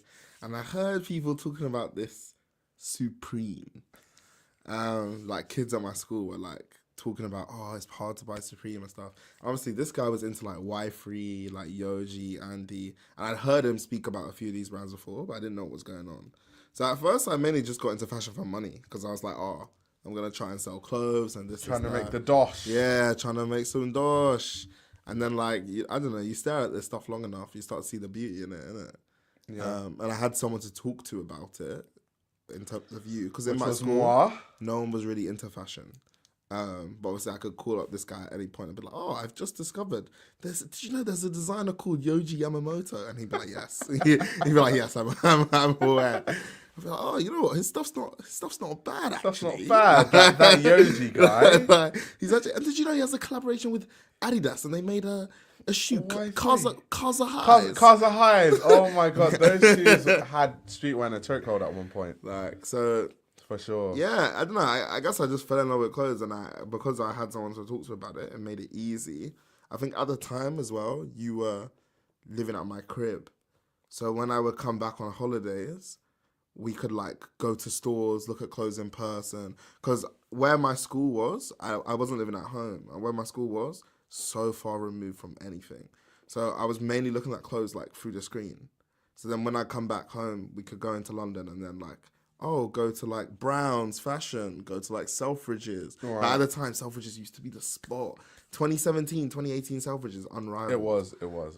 Actually used to be the spot. And everyone used to go there anyway. Bro, you could bro, you pull up and A$AP Rocky might just be there, like waiting for someone. Yeah. Like it was just a cool time. There was a time when DSM was like, it doesn't seem like the spot now because there was a time when like we knew guys that worked in DSM who used to be in the streetwear scene, and then like people used to hang out there because a lot of stuff used to get like DSM exclusive. So yeah.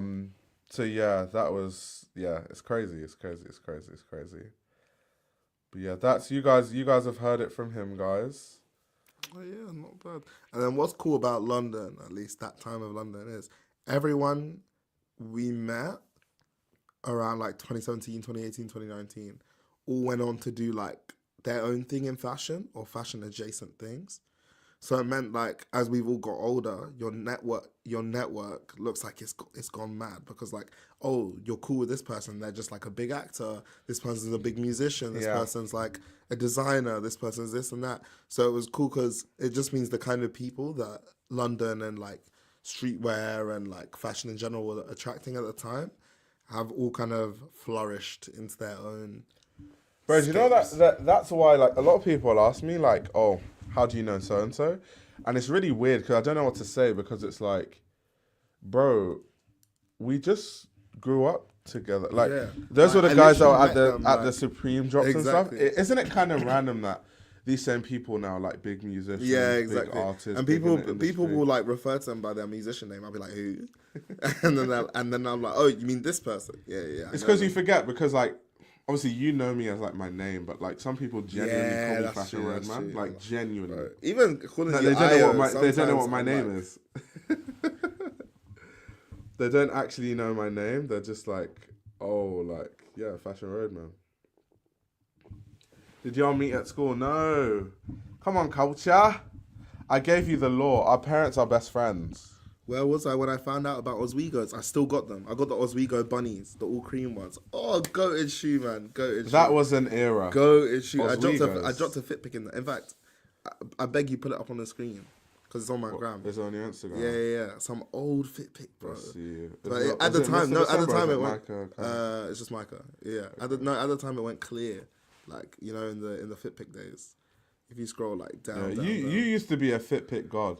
Those were the days when people wanted to be on like Hype Beast and High Society and like NCL Gallery. No, but if you were, you had motion. You did, like you did. Because people would literally be like, "Yo, I saw you on Hype Beast yesterday." Like, it's lower, it's far, bro. Because it's like 2018. Okay, up a bit. Oh my gosh. Up a little bit more. No, there's a better one. This one triple platinum. No, there's one that went even more. A bit higher. It's a bit higher. Damn, was it this late? Yeah, bro, I don't think you know what fit is. Nah, bro, I do. I do. I don't think Michael's a bit higher. This one. This is the one that went triple platinum. Yeah. This went That's crazy. when Haider Ackermann was. And I had it early, bro, because I got my boys to import it from Japan for me. Haider Ackermann. Oh my gosh. This went triple platinum. Haider Ackermann. That was the rise of Korean streetwear, like blindness, kangyuk. Haider Ackermann. Oh.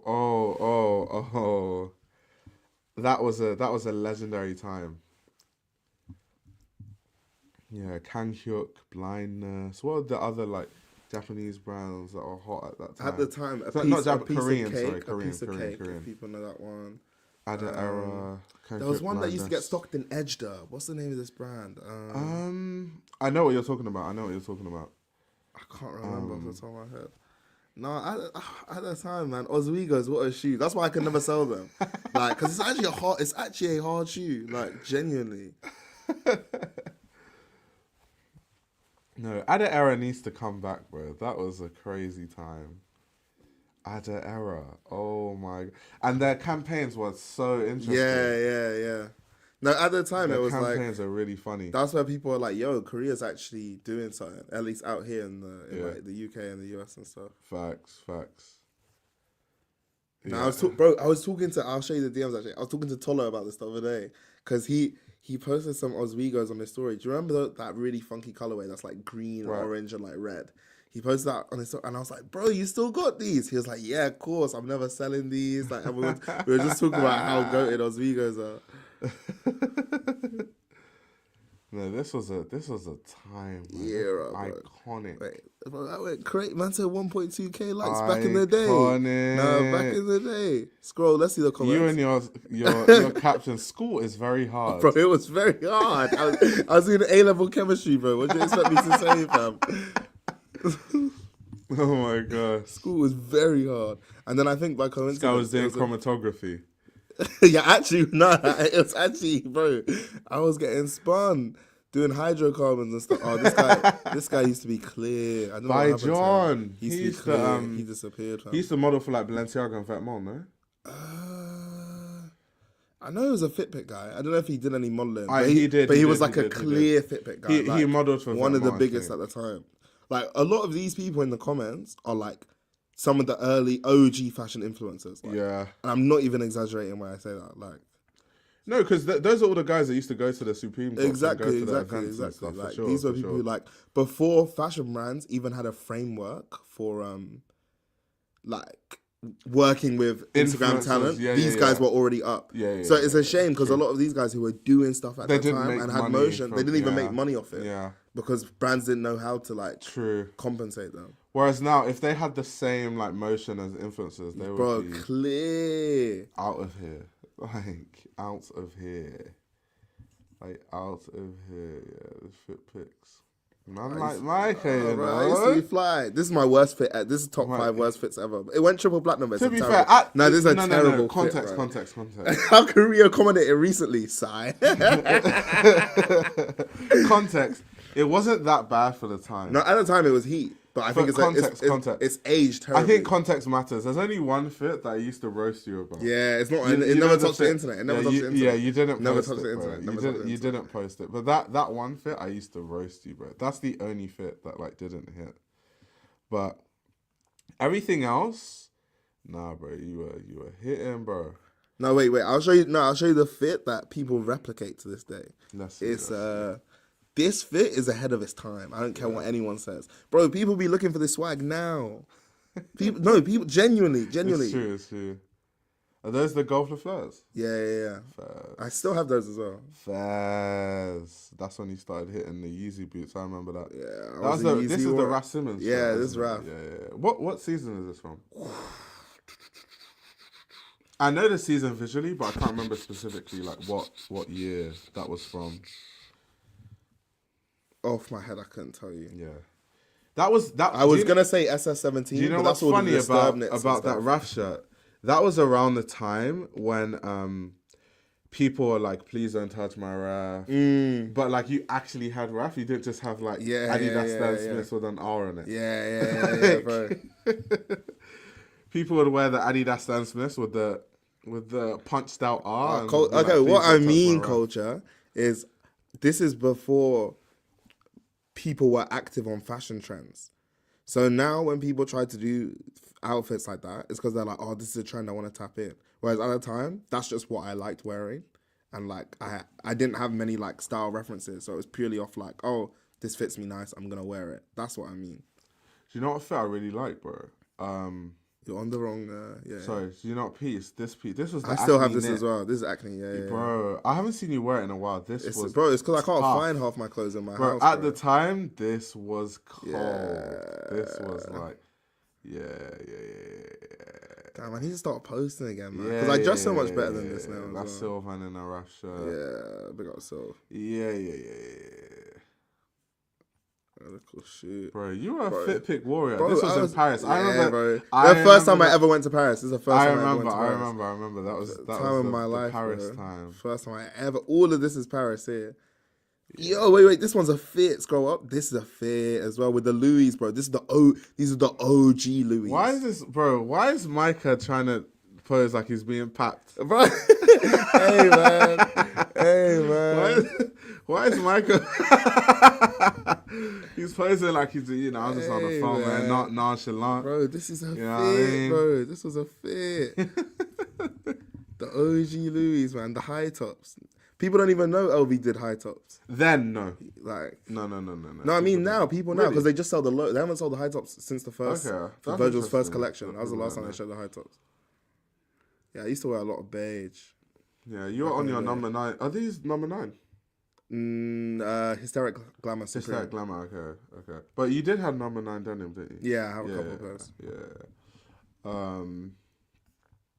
Yeah, that's this is. Yeah, I feel like your style is more like, because your style now is more like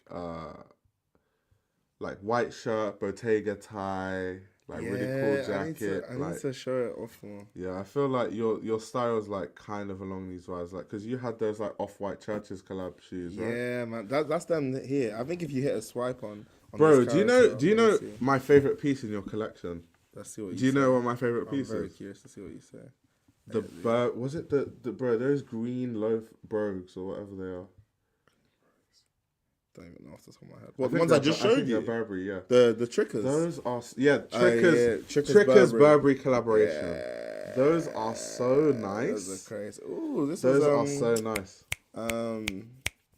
not Y Project, Japanese brand, Color. Junichi Abe. Yeah. Was that the first time you went to Paris? No. This is like 4 or 5 Parises deep now. Bro's out here doing Paris Fashion Week properly. Yeah. And I said, let me stun on them with the LV. You can buy this, bro. Money couldn't buy this hat. They don't know about that. He's like, money couldn't buy this hack. Back when I had the let me see as well. At one point I had all the Yeezys before you could buy the Yeezys, you feel me?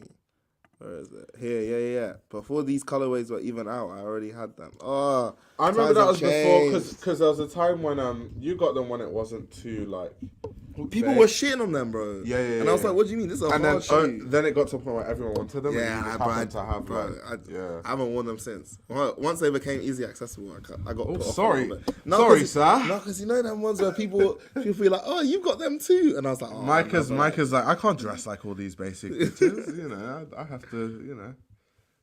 Once they adopt it, I'm on to the next, guys. Yeah, I went to uni for economics, guys.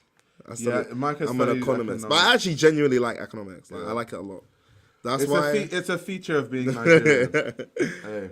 that's why I can engage in like a lot of the business side of fashion stuff, because like some of it is to do with things I studied. Yeah, facts.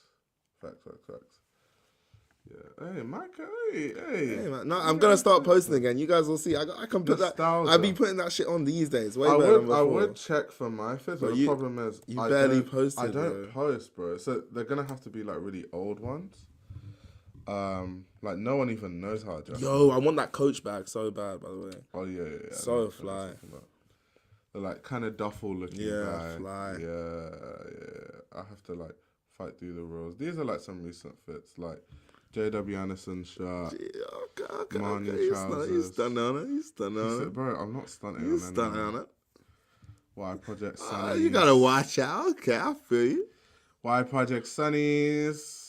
A little degree thing. Look at now, bro. Pull up the degree thing, bro. This is Bro, show them you got a degree. Hey, this fam. is the Central St. What they know about that? Martins, you know. First class. What they know about that? Central bro? St. Martin's, fashion journalism, first class degree. We graduated. You know what I mean, I peeped you took CSM out your bio. What's that about? bro? Because like, I'm more than CSM, bro. I'm not like my personality is not CSM. I'm not one of those people. I'm No, but you know, people generally like their personality becomes like CSM, where it's in their bio. It's like, bro, chill, bro. So yeah, there we go.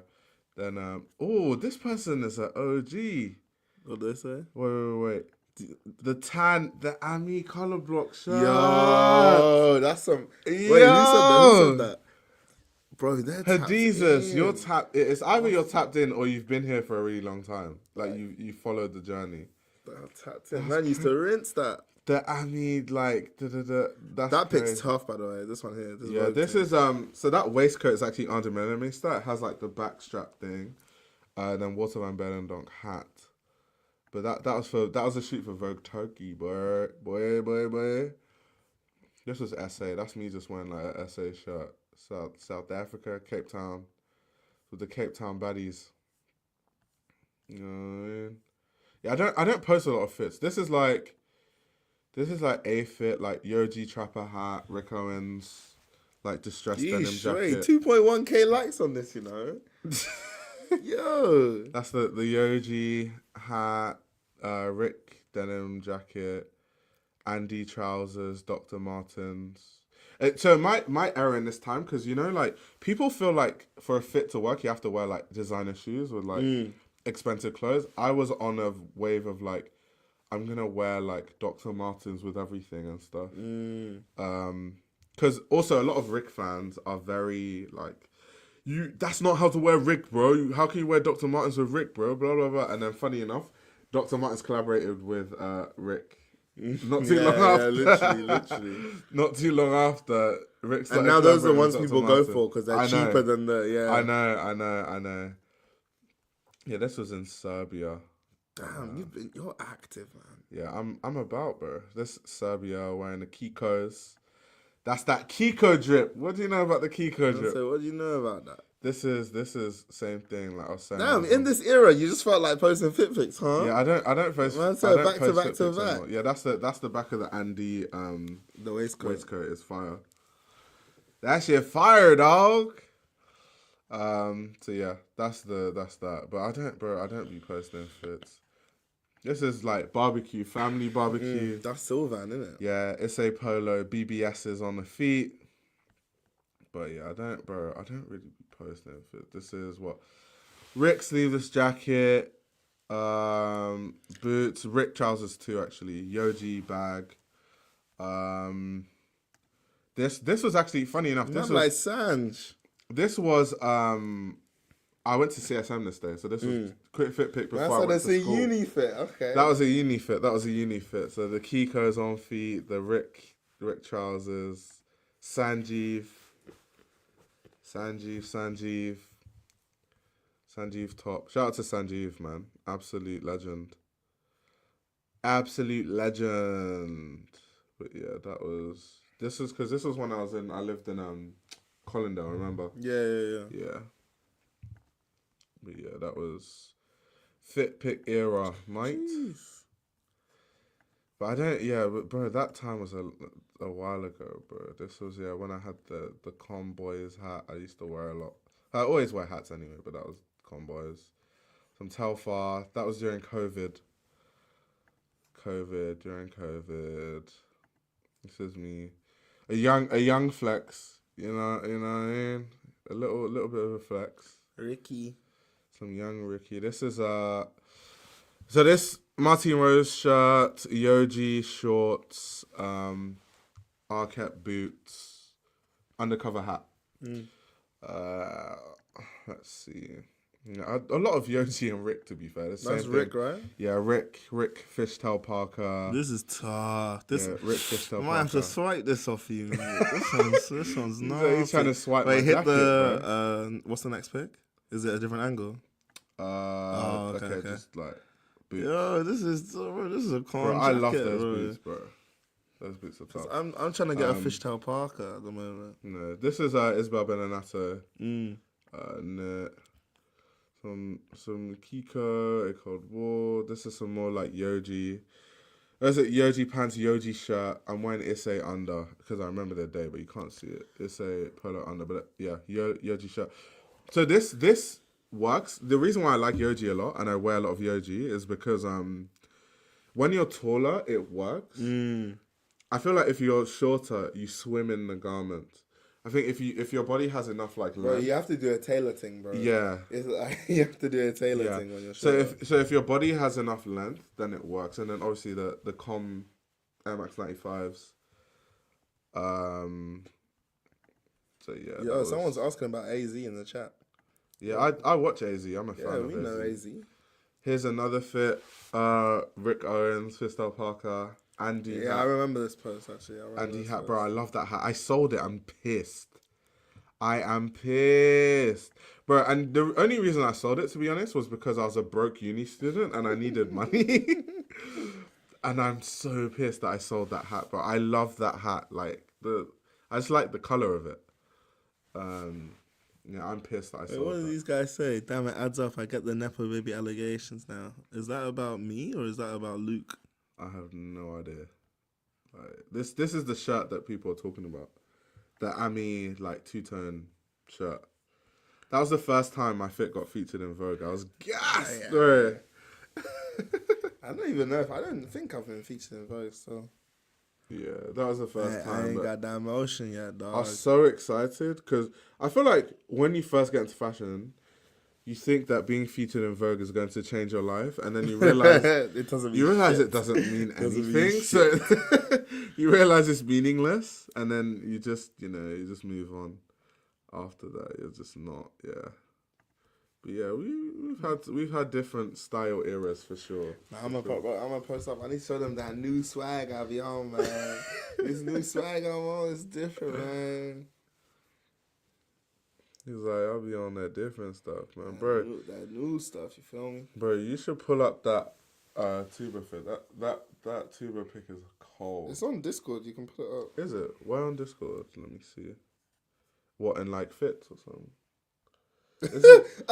When he was watching the stream and she was like, "Oh, why am I getting ads?" She was like, I didn't know that ads in live streams. My bad. We're just trying to make a living out here. That's so funny. Just trying to make an honest living. My channel is monetized, so unfortunately, you shall be getting ads at certain time It periods. should be in the Uttada. What is it? The Uttada. Outfit of the day, bro. You don't know about the Uttada. What is this guy talking about? Let's go up. It's up. Waffling. It's up. Yeah. Yeah. Hey, man. Go to no. Let me share this. Let me share this to the stream. Because guys, we visited the Celine factory recently, and Tuba was there also. So Micah got a fit pic with Tuba, which was cool. I think it's a cool picture. Let me show you guys. I'll show you guys 1 sec. Let me share the Discord tab.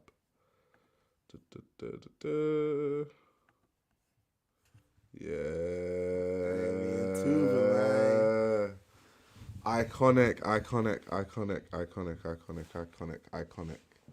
Yo, iconic, Tuba's getting iconic. love in the chat, bro. They're saying Tuba's so fine. Bruh. It said your channel has really grown. It's like super speedy growth. Yeah, it's crazy. I think because I'm like doing stuff every day, I can't really like sit back and actually, like appreciate it. But it really has, honestly. Hey, yo, they said I mugged Tuba. Let's go, man. I only even know that word because of streaming now. That's what all the streaming people be saying. Yeah. 2 hands in pocket. Hey, well, how this nonchalant. is a Tuba safe space. I'm a big fan of Tuba. Bro, I'm a big fan of Tuba too. Huge fan of Tuba, man. Tuba's funny as well, like in real life. Oh, she's hilarious. Tuba's actually funny. She's hilarious. But I think what it is because she's always been hilarious. I think her earlier videos, she did show more of her personality. I think after, she may be a bit more serious. But I also think like it's hard. It can be hard to show you're funny on camera. Like True. No, Tuba's the GOAT. Tuba is the absolute GOAT. let me see. I think. Do I have any other fits in? But yeah, that's a recent. This is like how I dress now, basically. To be honest, this is pretty accurate to how I dress right now. Yeah. Let me see.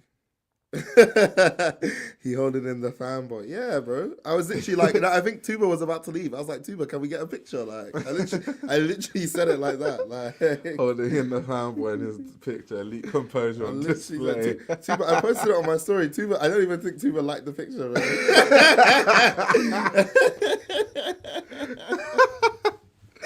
Like, Oh my word, bro, that's let me funny. see if I have any other decent fits in this in Discord. from How greedy, bro. A see picture of what's Tuba. media. Absolutely greedy behavior. Oh, it's similar, but if you can find this fit as well, I really like this fit. Is it on the Discord too? Yeah, same. And do a search. Probably easiest way to find it. Yeah, I'll search for you on.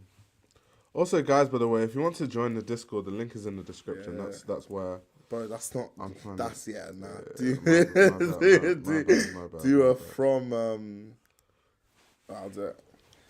Go on, sir. Yeah, this is from back. Go on then. Back in my Discord days, I used to know how to do all this stuff. And then contains. Yeah, bro, I don't know what you're doing, bro. I'm clearly not a Discord guy. Has What is this guy? image, bro. This is back This when. guy this is back when I moving used, crazy. This is back when I used to use Discord, bro. What? I used to know about this stuff. What did this guy just do, bro? Anyway. Yeah, this is similar fit, but it's kind of different. Yeah. It's similar, but kind of different. It's hard. Do you know something I've noticed about like you in general, like when it comes to style? It's very the Discord is very much alive. People are talking every minute of every day. Yeah, literally all day long. Yeah, something I've noticed is that there's like one item that you get obsessed with, Yeah. and then that one item you wear with everything like, for like weeks and weeks or months and months, literally. and you switch it up. Yeah. Literally. So right now I feel like you're on Bottega ties, Yeah. Bottega shirts. Like, because I take a lot of comfort in like a uniform, right. because I feel like when you have a set of clothes that you wear all the time, you start adding to your wardrobe based on those clothes. So you're basically like, how can I improve this outfit? Oh, if I add a jacket, that will layer nicer. By the time you've gone through 3 or 4 iterations of that fit, it becomes a really nice fit, and your wardrobe's quite cohesive.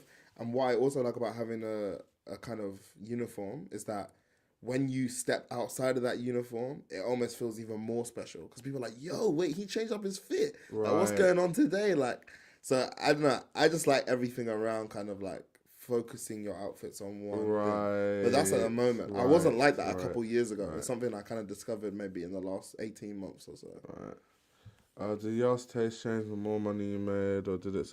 To be honest, in my case, maybe it will eventually, but in my case, the money that I wasn't making when I was younger was replaced with bills and rent. And I was going to say, I don't even think I have money like that. Yeah, So I can't even say nothing. like when I was younger, I probably feel like I could buy more clothes.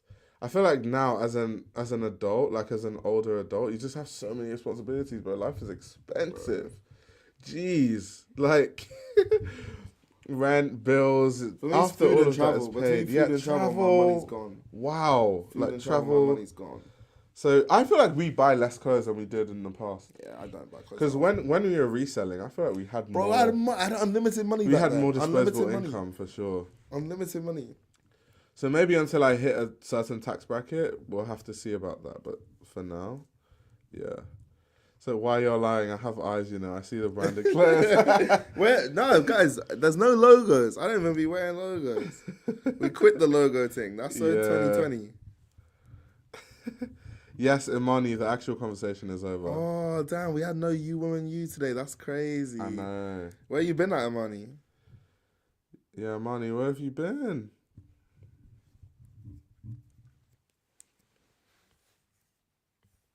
That's funny. Why are you guys lying? You can't see the branded clothes.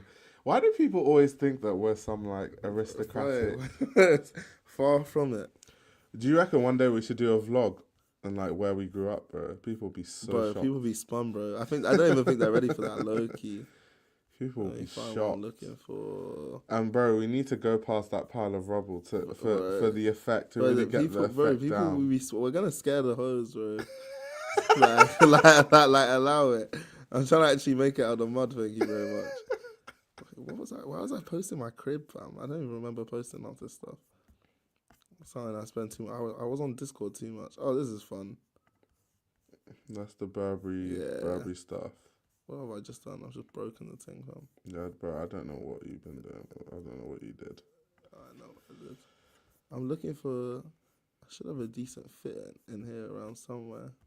Okay, man. Bro, I don't remember. Bro, I don't even remember posting this, bro. I must have been with him you've got motion, you know. I can't. I don't even Mike is remember. with YT. This guy has motion. I don't remember posting. You've got motion, this. you know. Oh, shut up, man. Now, for context, wait. Let me just add context to this, guys. guy- I've known this guy for about 14 years, so like it's not even. So, I've known him for like 14 years, like before the rap thing, guys. So it's not about that. It's not about that. You've been saying he's a socialite. No, I'm looking for. I had more fit pics. Yeah, Maybe I Mike, deleted them. You're socialite. for Maybe sure. I got shy and I deleted all my fit pics, bro. Because I don't know where they're all gone. They've all gone. They've gone walkies, mate. Not the white lives matter. Those A Cold War Air Force Ones, I forgot. Bro, about I those. still want them. I still want them. Oh my gosh. Okay, I'm gonna give up because I can't find. What happened to that Givenchy blazer you used to wear, the padlock? I still got it.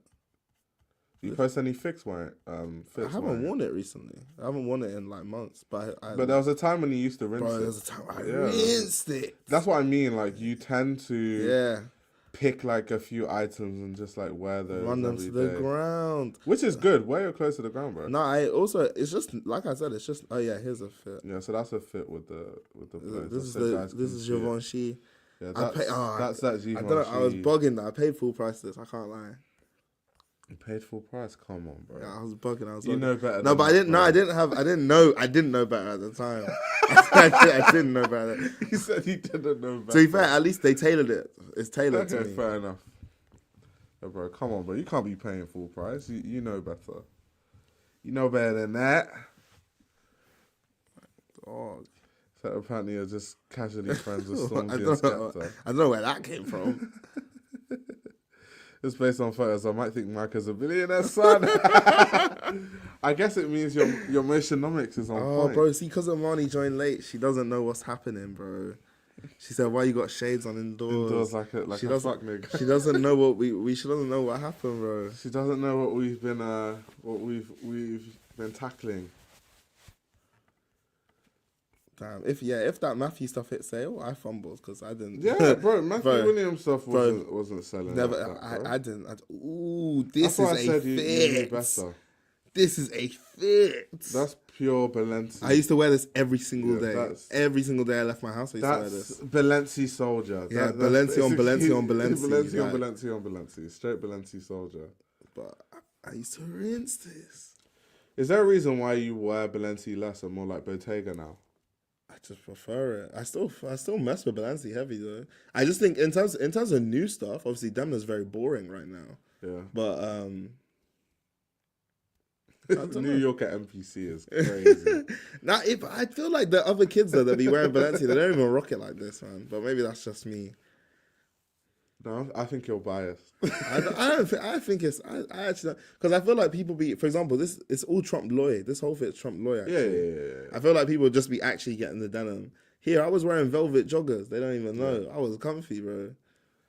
It's like, I'm comfy. You guys think I'm wearing denim. Like, but yeah, I don't know.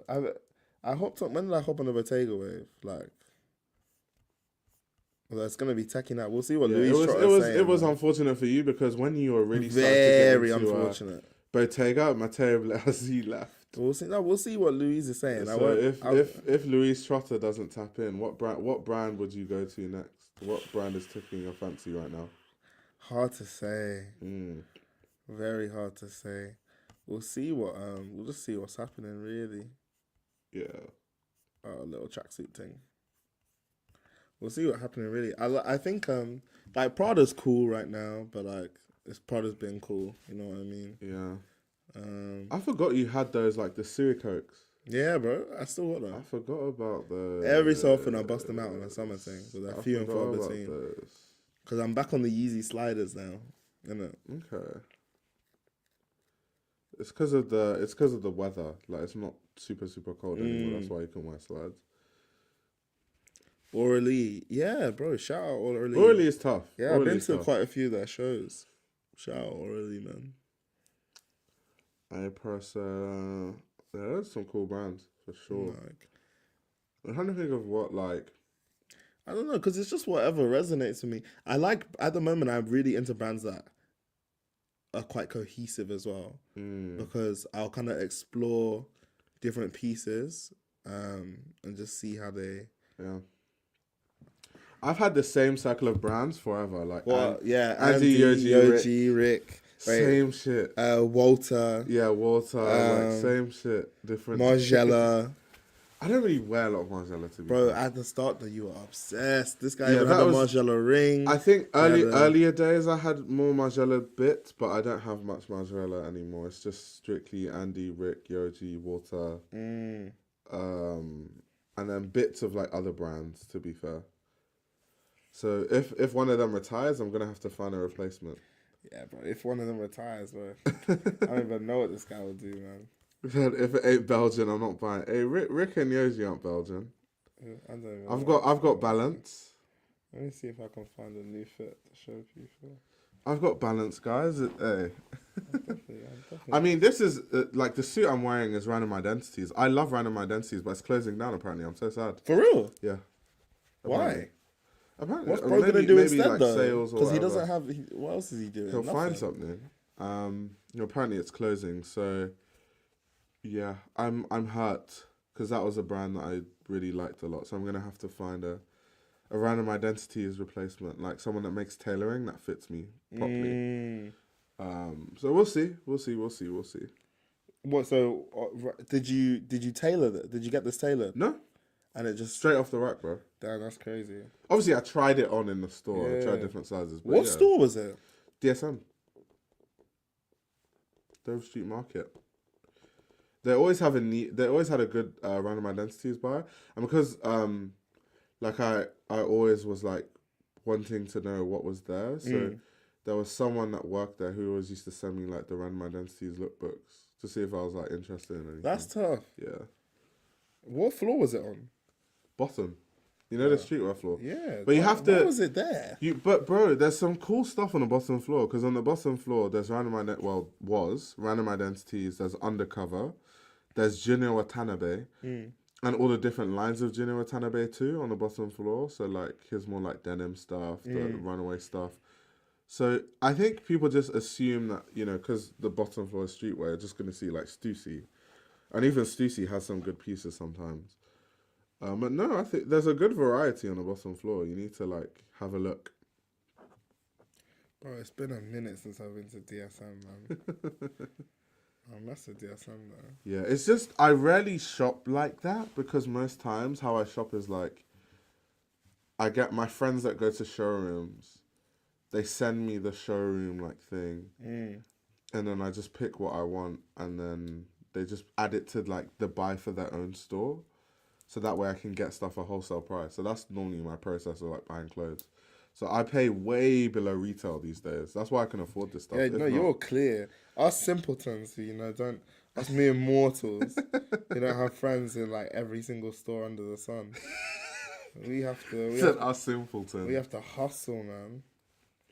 Wait, I'm gonna send you a fit that I've shown people. Because like those Rick pants I had, the wide ones with the drawstring. Yeah. Bro, I bought those brand new for £100. Bro, do you know how much? That's the wholesale Us price. simpletons, bro. Do you know Bro, how much we're but dropping on that's these the things? wholesale price. Like they were £100 Do you know wholesale. how much we're dropping on these things? I have to save up a year. To buy. This is funny. You need to wear the suit and share some more videos. Start giving hot takes for TikTok. Yeah, people will start Bro, clipping the stuff. No, it's facts. If I say anything crazy, people will clip it with the suit. It's and actually stuff. facts, though. And then people that don't have the context on TikTok, who the hell does this guy think he is? Who's this guy? Who does this guy think he is wearing a suit? So He obnoxious. thinks he's fashionable. Wearing sunglasses indoors. Oh yeah, this is a decent fit. Wearing sunglasses indoors.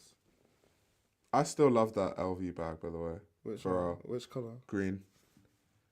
I Yeah, prefer the green green to one's the better. yellow. I hate that the green one's better though. Yeah. Because in my head it should be the yellow one, but the green one's better. Let me pull these ones out real quick. Bro, why are these notifications buzzing? Bro. Oh, you're sending Yeah, okay. bro, I locked in. I was like, So what? I think Why I've is shown mine- this fit before. Why is it beeping? I feel like I've shown this fit before anyway, Yeah, I think you have. but I like it a lot.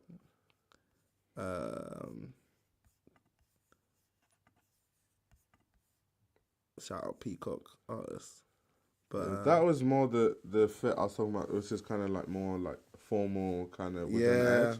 Because you were wearing like the bomber jackets with the ties and the shirt. And then dress shoes also. Yeah, these are the off-whites actually. I think you can see it in this picture a little bit better. Like, yes. Yeah. Peeking through, that's what it's about, details. That's the Elix bomber, right? Yeah, that's the leaks. It should, it says Naomi Ave. Yeah. And then Balenci jeans and Louis bag.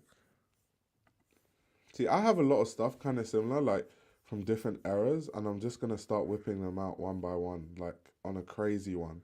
Bro, you have to. No, that's why when we were on this trip, because basically this jacket, this bomber, I haven't worn this in years. And then when we went to Florence, just before we left, I went to my storage locker. I found it. I was like, yo, I'm wearing this.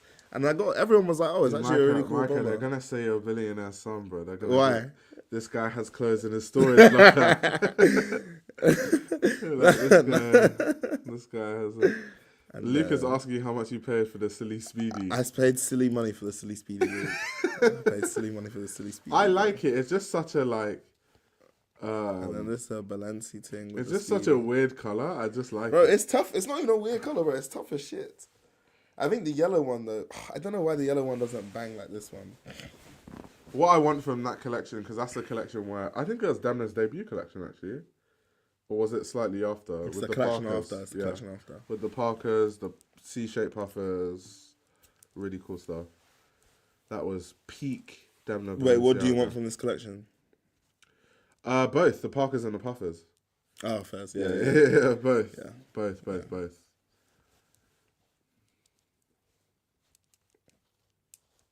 Oh, Forrest is here. Bro, Forrest. You're active now. I hope he's still in the chat. This guy's... Have you been keeping up with him, bro? This guy's clear, bro. Put me on.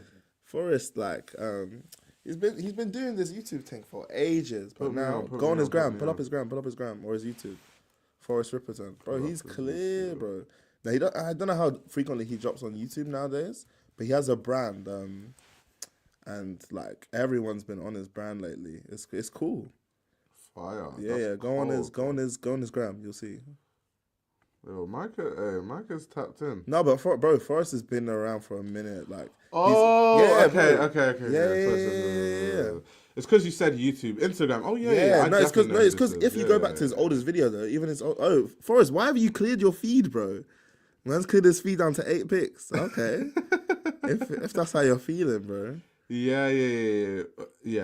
IG, I get it. It's because you said YouTube. I was like YouTube. Yeah, bro. But if you go back, even on the YouTube thing, his thing has been like he's been posting for years. To be fair, I think I recognize him more from Instagram. What kind of content was he making on YouTube? a bit of everything, fashion related. Like, Interesting. let's see when the oldest thing is.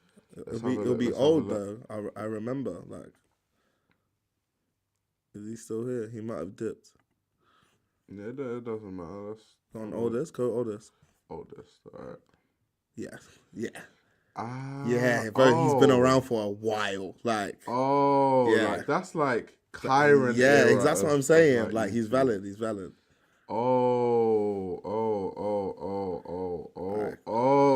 Yeah. Oh yeah. So it's good for him. Like, as in, like, when I was in Paris, if you're still here for us, anyway, when I was in Paris, I was seeing people wearing your clothes, bro. Like, Belle was wearing your stuff all over Paris, telling everyone about it. Like, pick up your That's thing, bro. amazing. Like, people be waiting for his stuff to drop, like commenting like, when's the next drop? Like, Yeah, I need to tap in.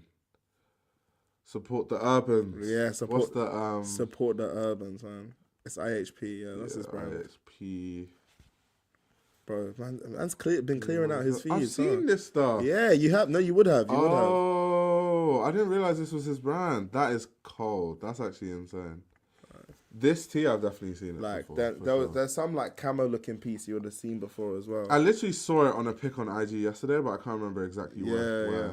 No, But bro, it wasn't. it's The everywhere. text was white though. It's everywhere now. Like, in Paris, bare people are wearing his stuff like a couple months ago. Okay, he's still here. Gotta put my pics back up. Appreciate you, gang. Yeah, bro. Like, we've been tapped in, bro. That is crazy. That is actually crazy. Shout out to the Urbans doing big things in the world. IHP. Yeah, of course. I need to, next time you drop, shout me next time you drop, so I can grab some bits, bro. Because there's this piece, Belle's always, I hope you know Belle anyway, Belle in London, she's always wearing it. I'm like, I need to tap in, man. In. But if someone's saying, no, Forrest should stay private. He's not private. It's not a private account. I'll put it in the chat. Put it in the chat. Put it in the chat. Yeah, he said he knows Belle, by the way. Yeah. Of course, bro. Because she was repping for his brand, bro, in Paris. Like, genuinely. Let me post it real quick. You can put it in the chat.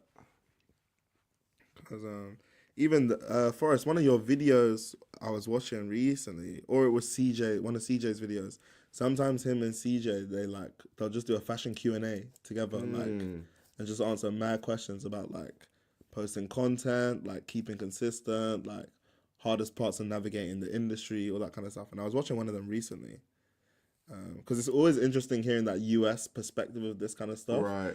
And hearing like what's different from London. Because I think these guys like moved to New York, or like at least CJ moved to New York for fashion, like to just try and Moved make to it New out. York from where? Do you know?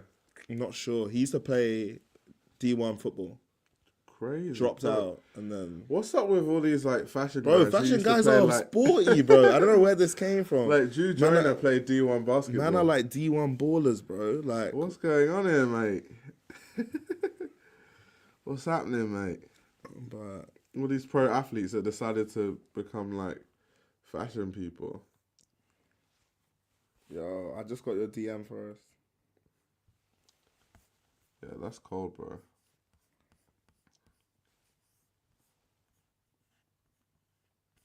Wait 1 second, let me check something quickly.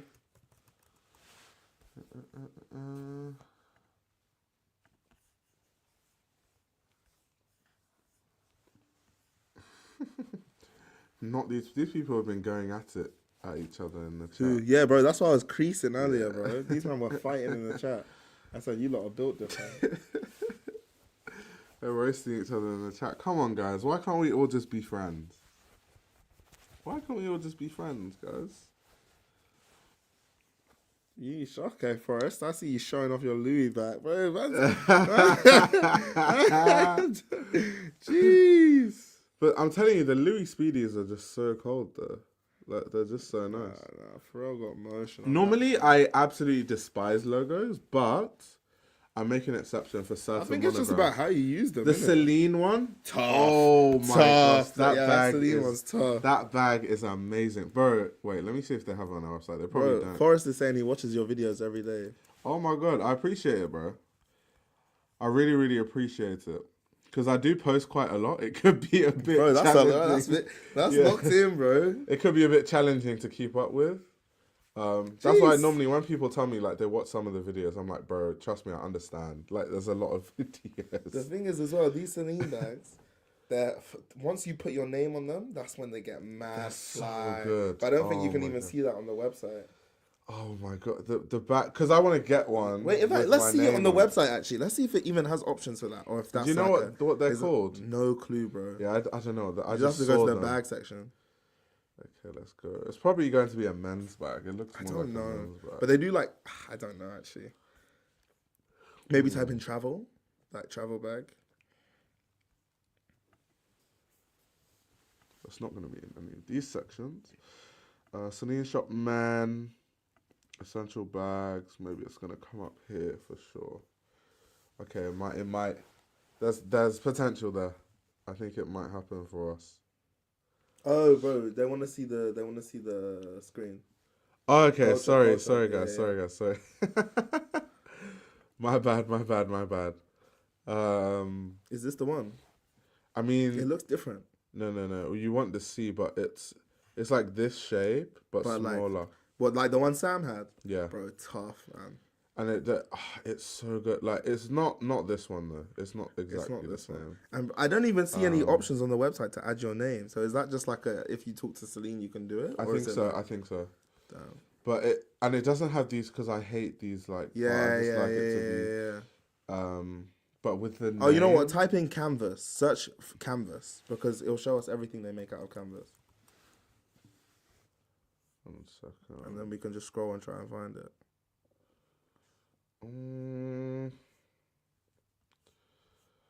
Can't really find it. Imagine it's no That's longer in production. crazy, bro. Imagine. Okay, it's something like this. It's something like these, but instead of Celine, Yeah, you so put your it's name something on like it. this. Yeah, but instead of Celine, there's no Celine on it. You put your name on it instead.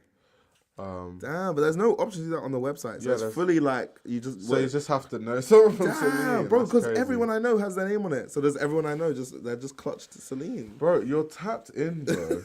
You're not normal. Bro thinks he's one of us hoi polloi. He's not one of us. Bro, you're not normal, bro. He's like, oh, so does everyone I know just have a contact at Have a Celine? contact. Yes, yes. Everyone you know has a Celine contact. Yes. Nah, it's a tough bag, man. Louis V sandals. But yeah, it's tough, bro. Tough. If you have not noticed, the bag is from Celine. That's too funny. Anyway, guys, I shall actually be taking my leave. It's 5 hours deep. I hope you guys enjoyed, because yeah, we rarely do these after hours like this deep. But hopefully you guys enjoyed. I shall now go and eat some cold food. Yeah, bro. I don't know what you were doing, fam. So yeah, you know. I mean, eat I've some cold food. already munched it, bro. I'm like, I'm gonna watch Severance though. I haven't seen the new episode of tap on the Severance. TV, bro. I'm on there. So we're gonna watch Severance, and I'm gonna eat my cold food watching Severance. But yeah, I'll see you guys hopefully tomorrow for the Sarah Burton Givenchy debut live stream. So yeah, thank you very much for tuning in. I'll see you guys later. There we go.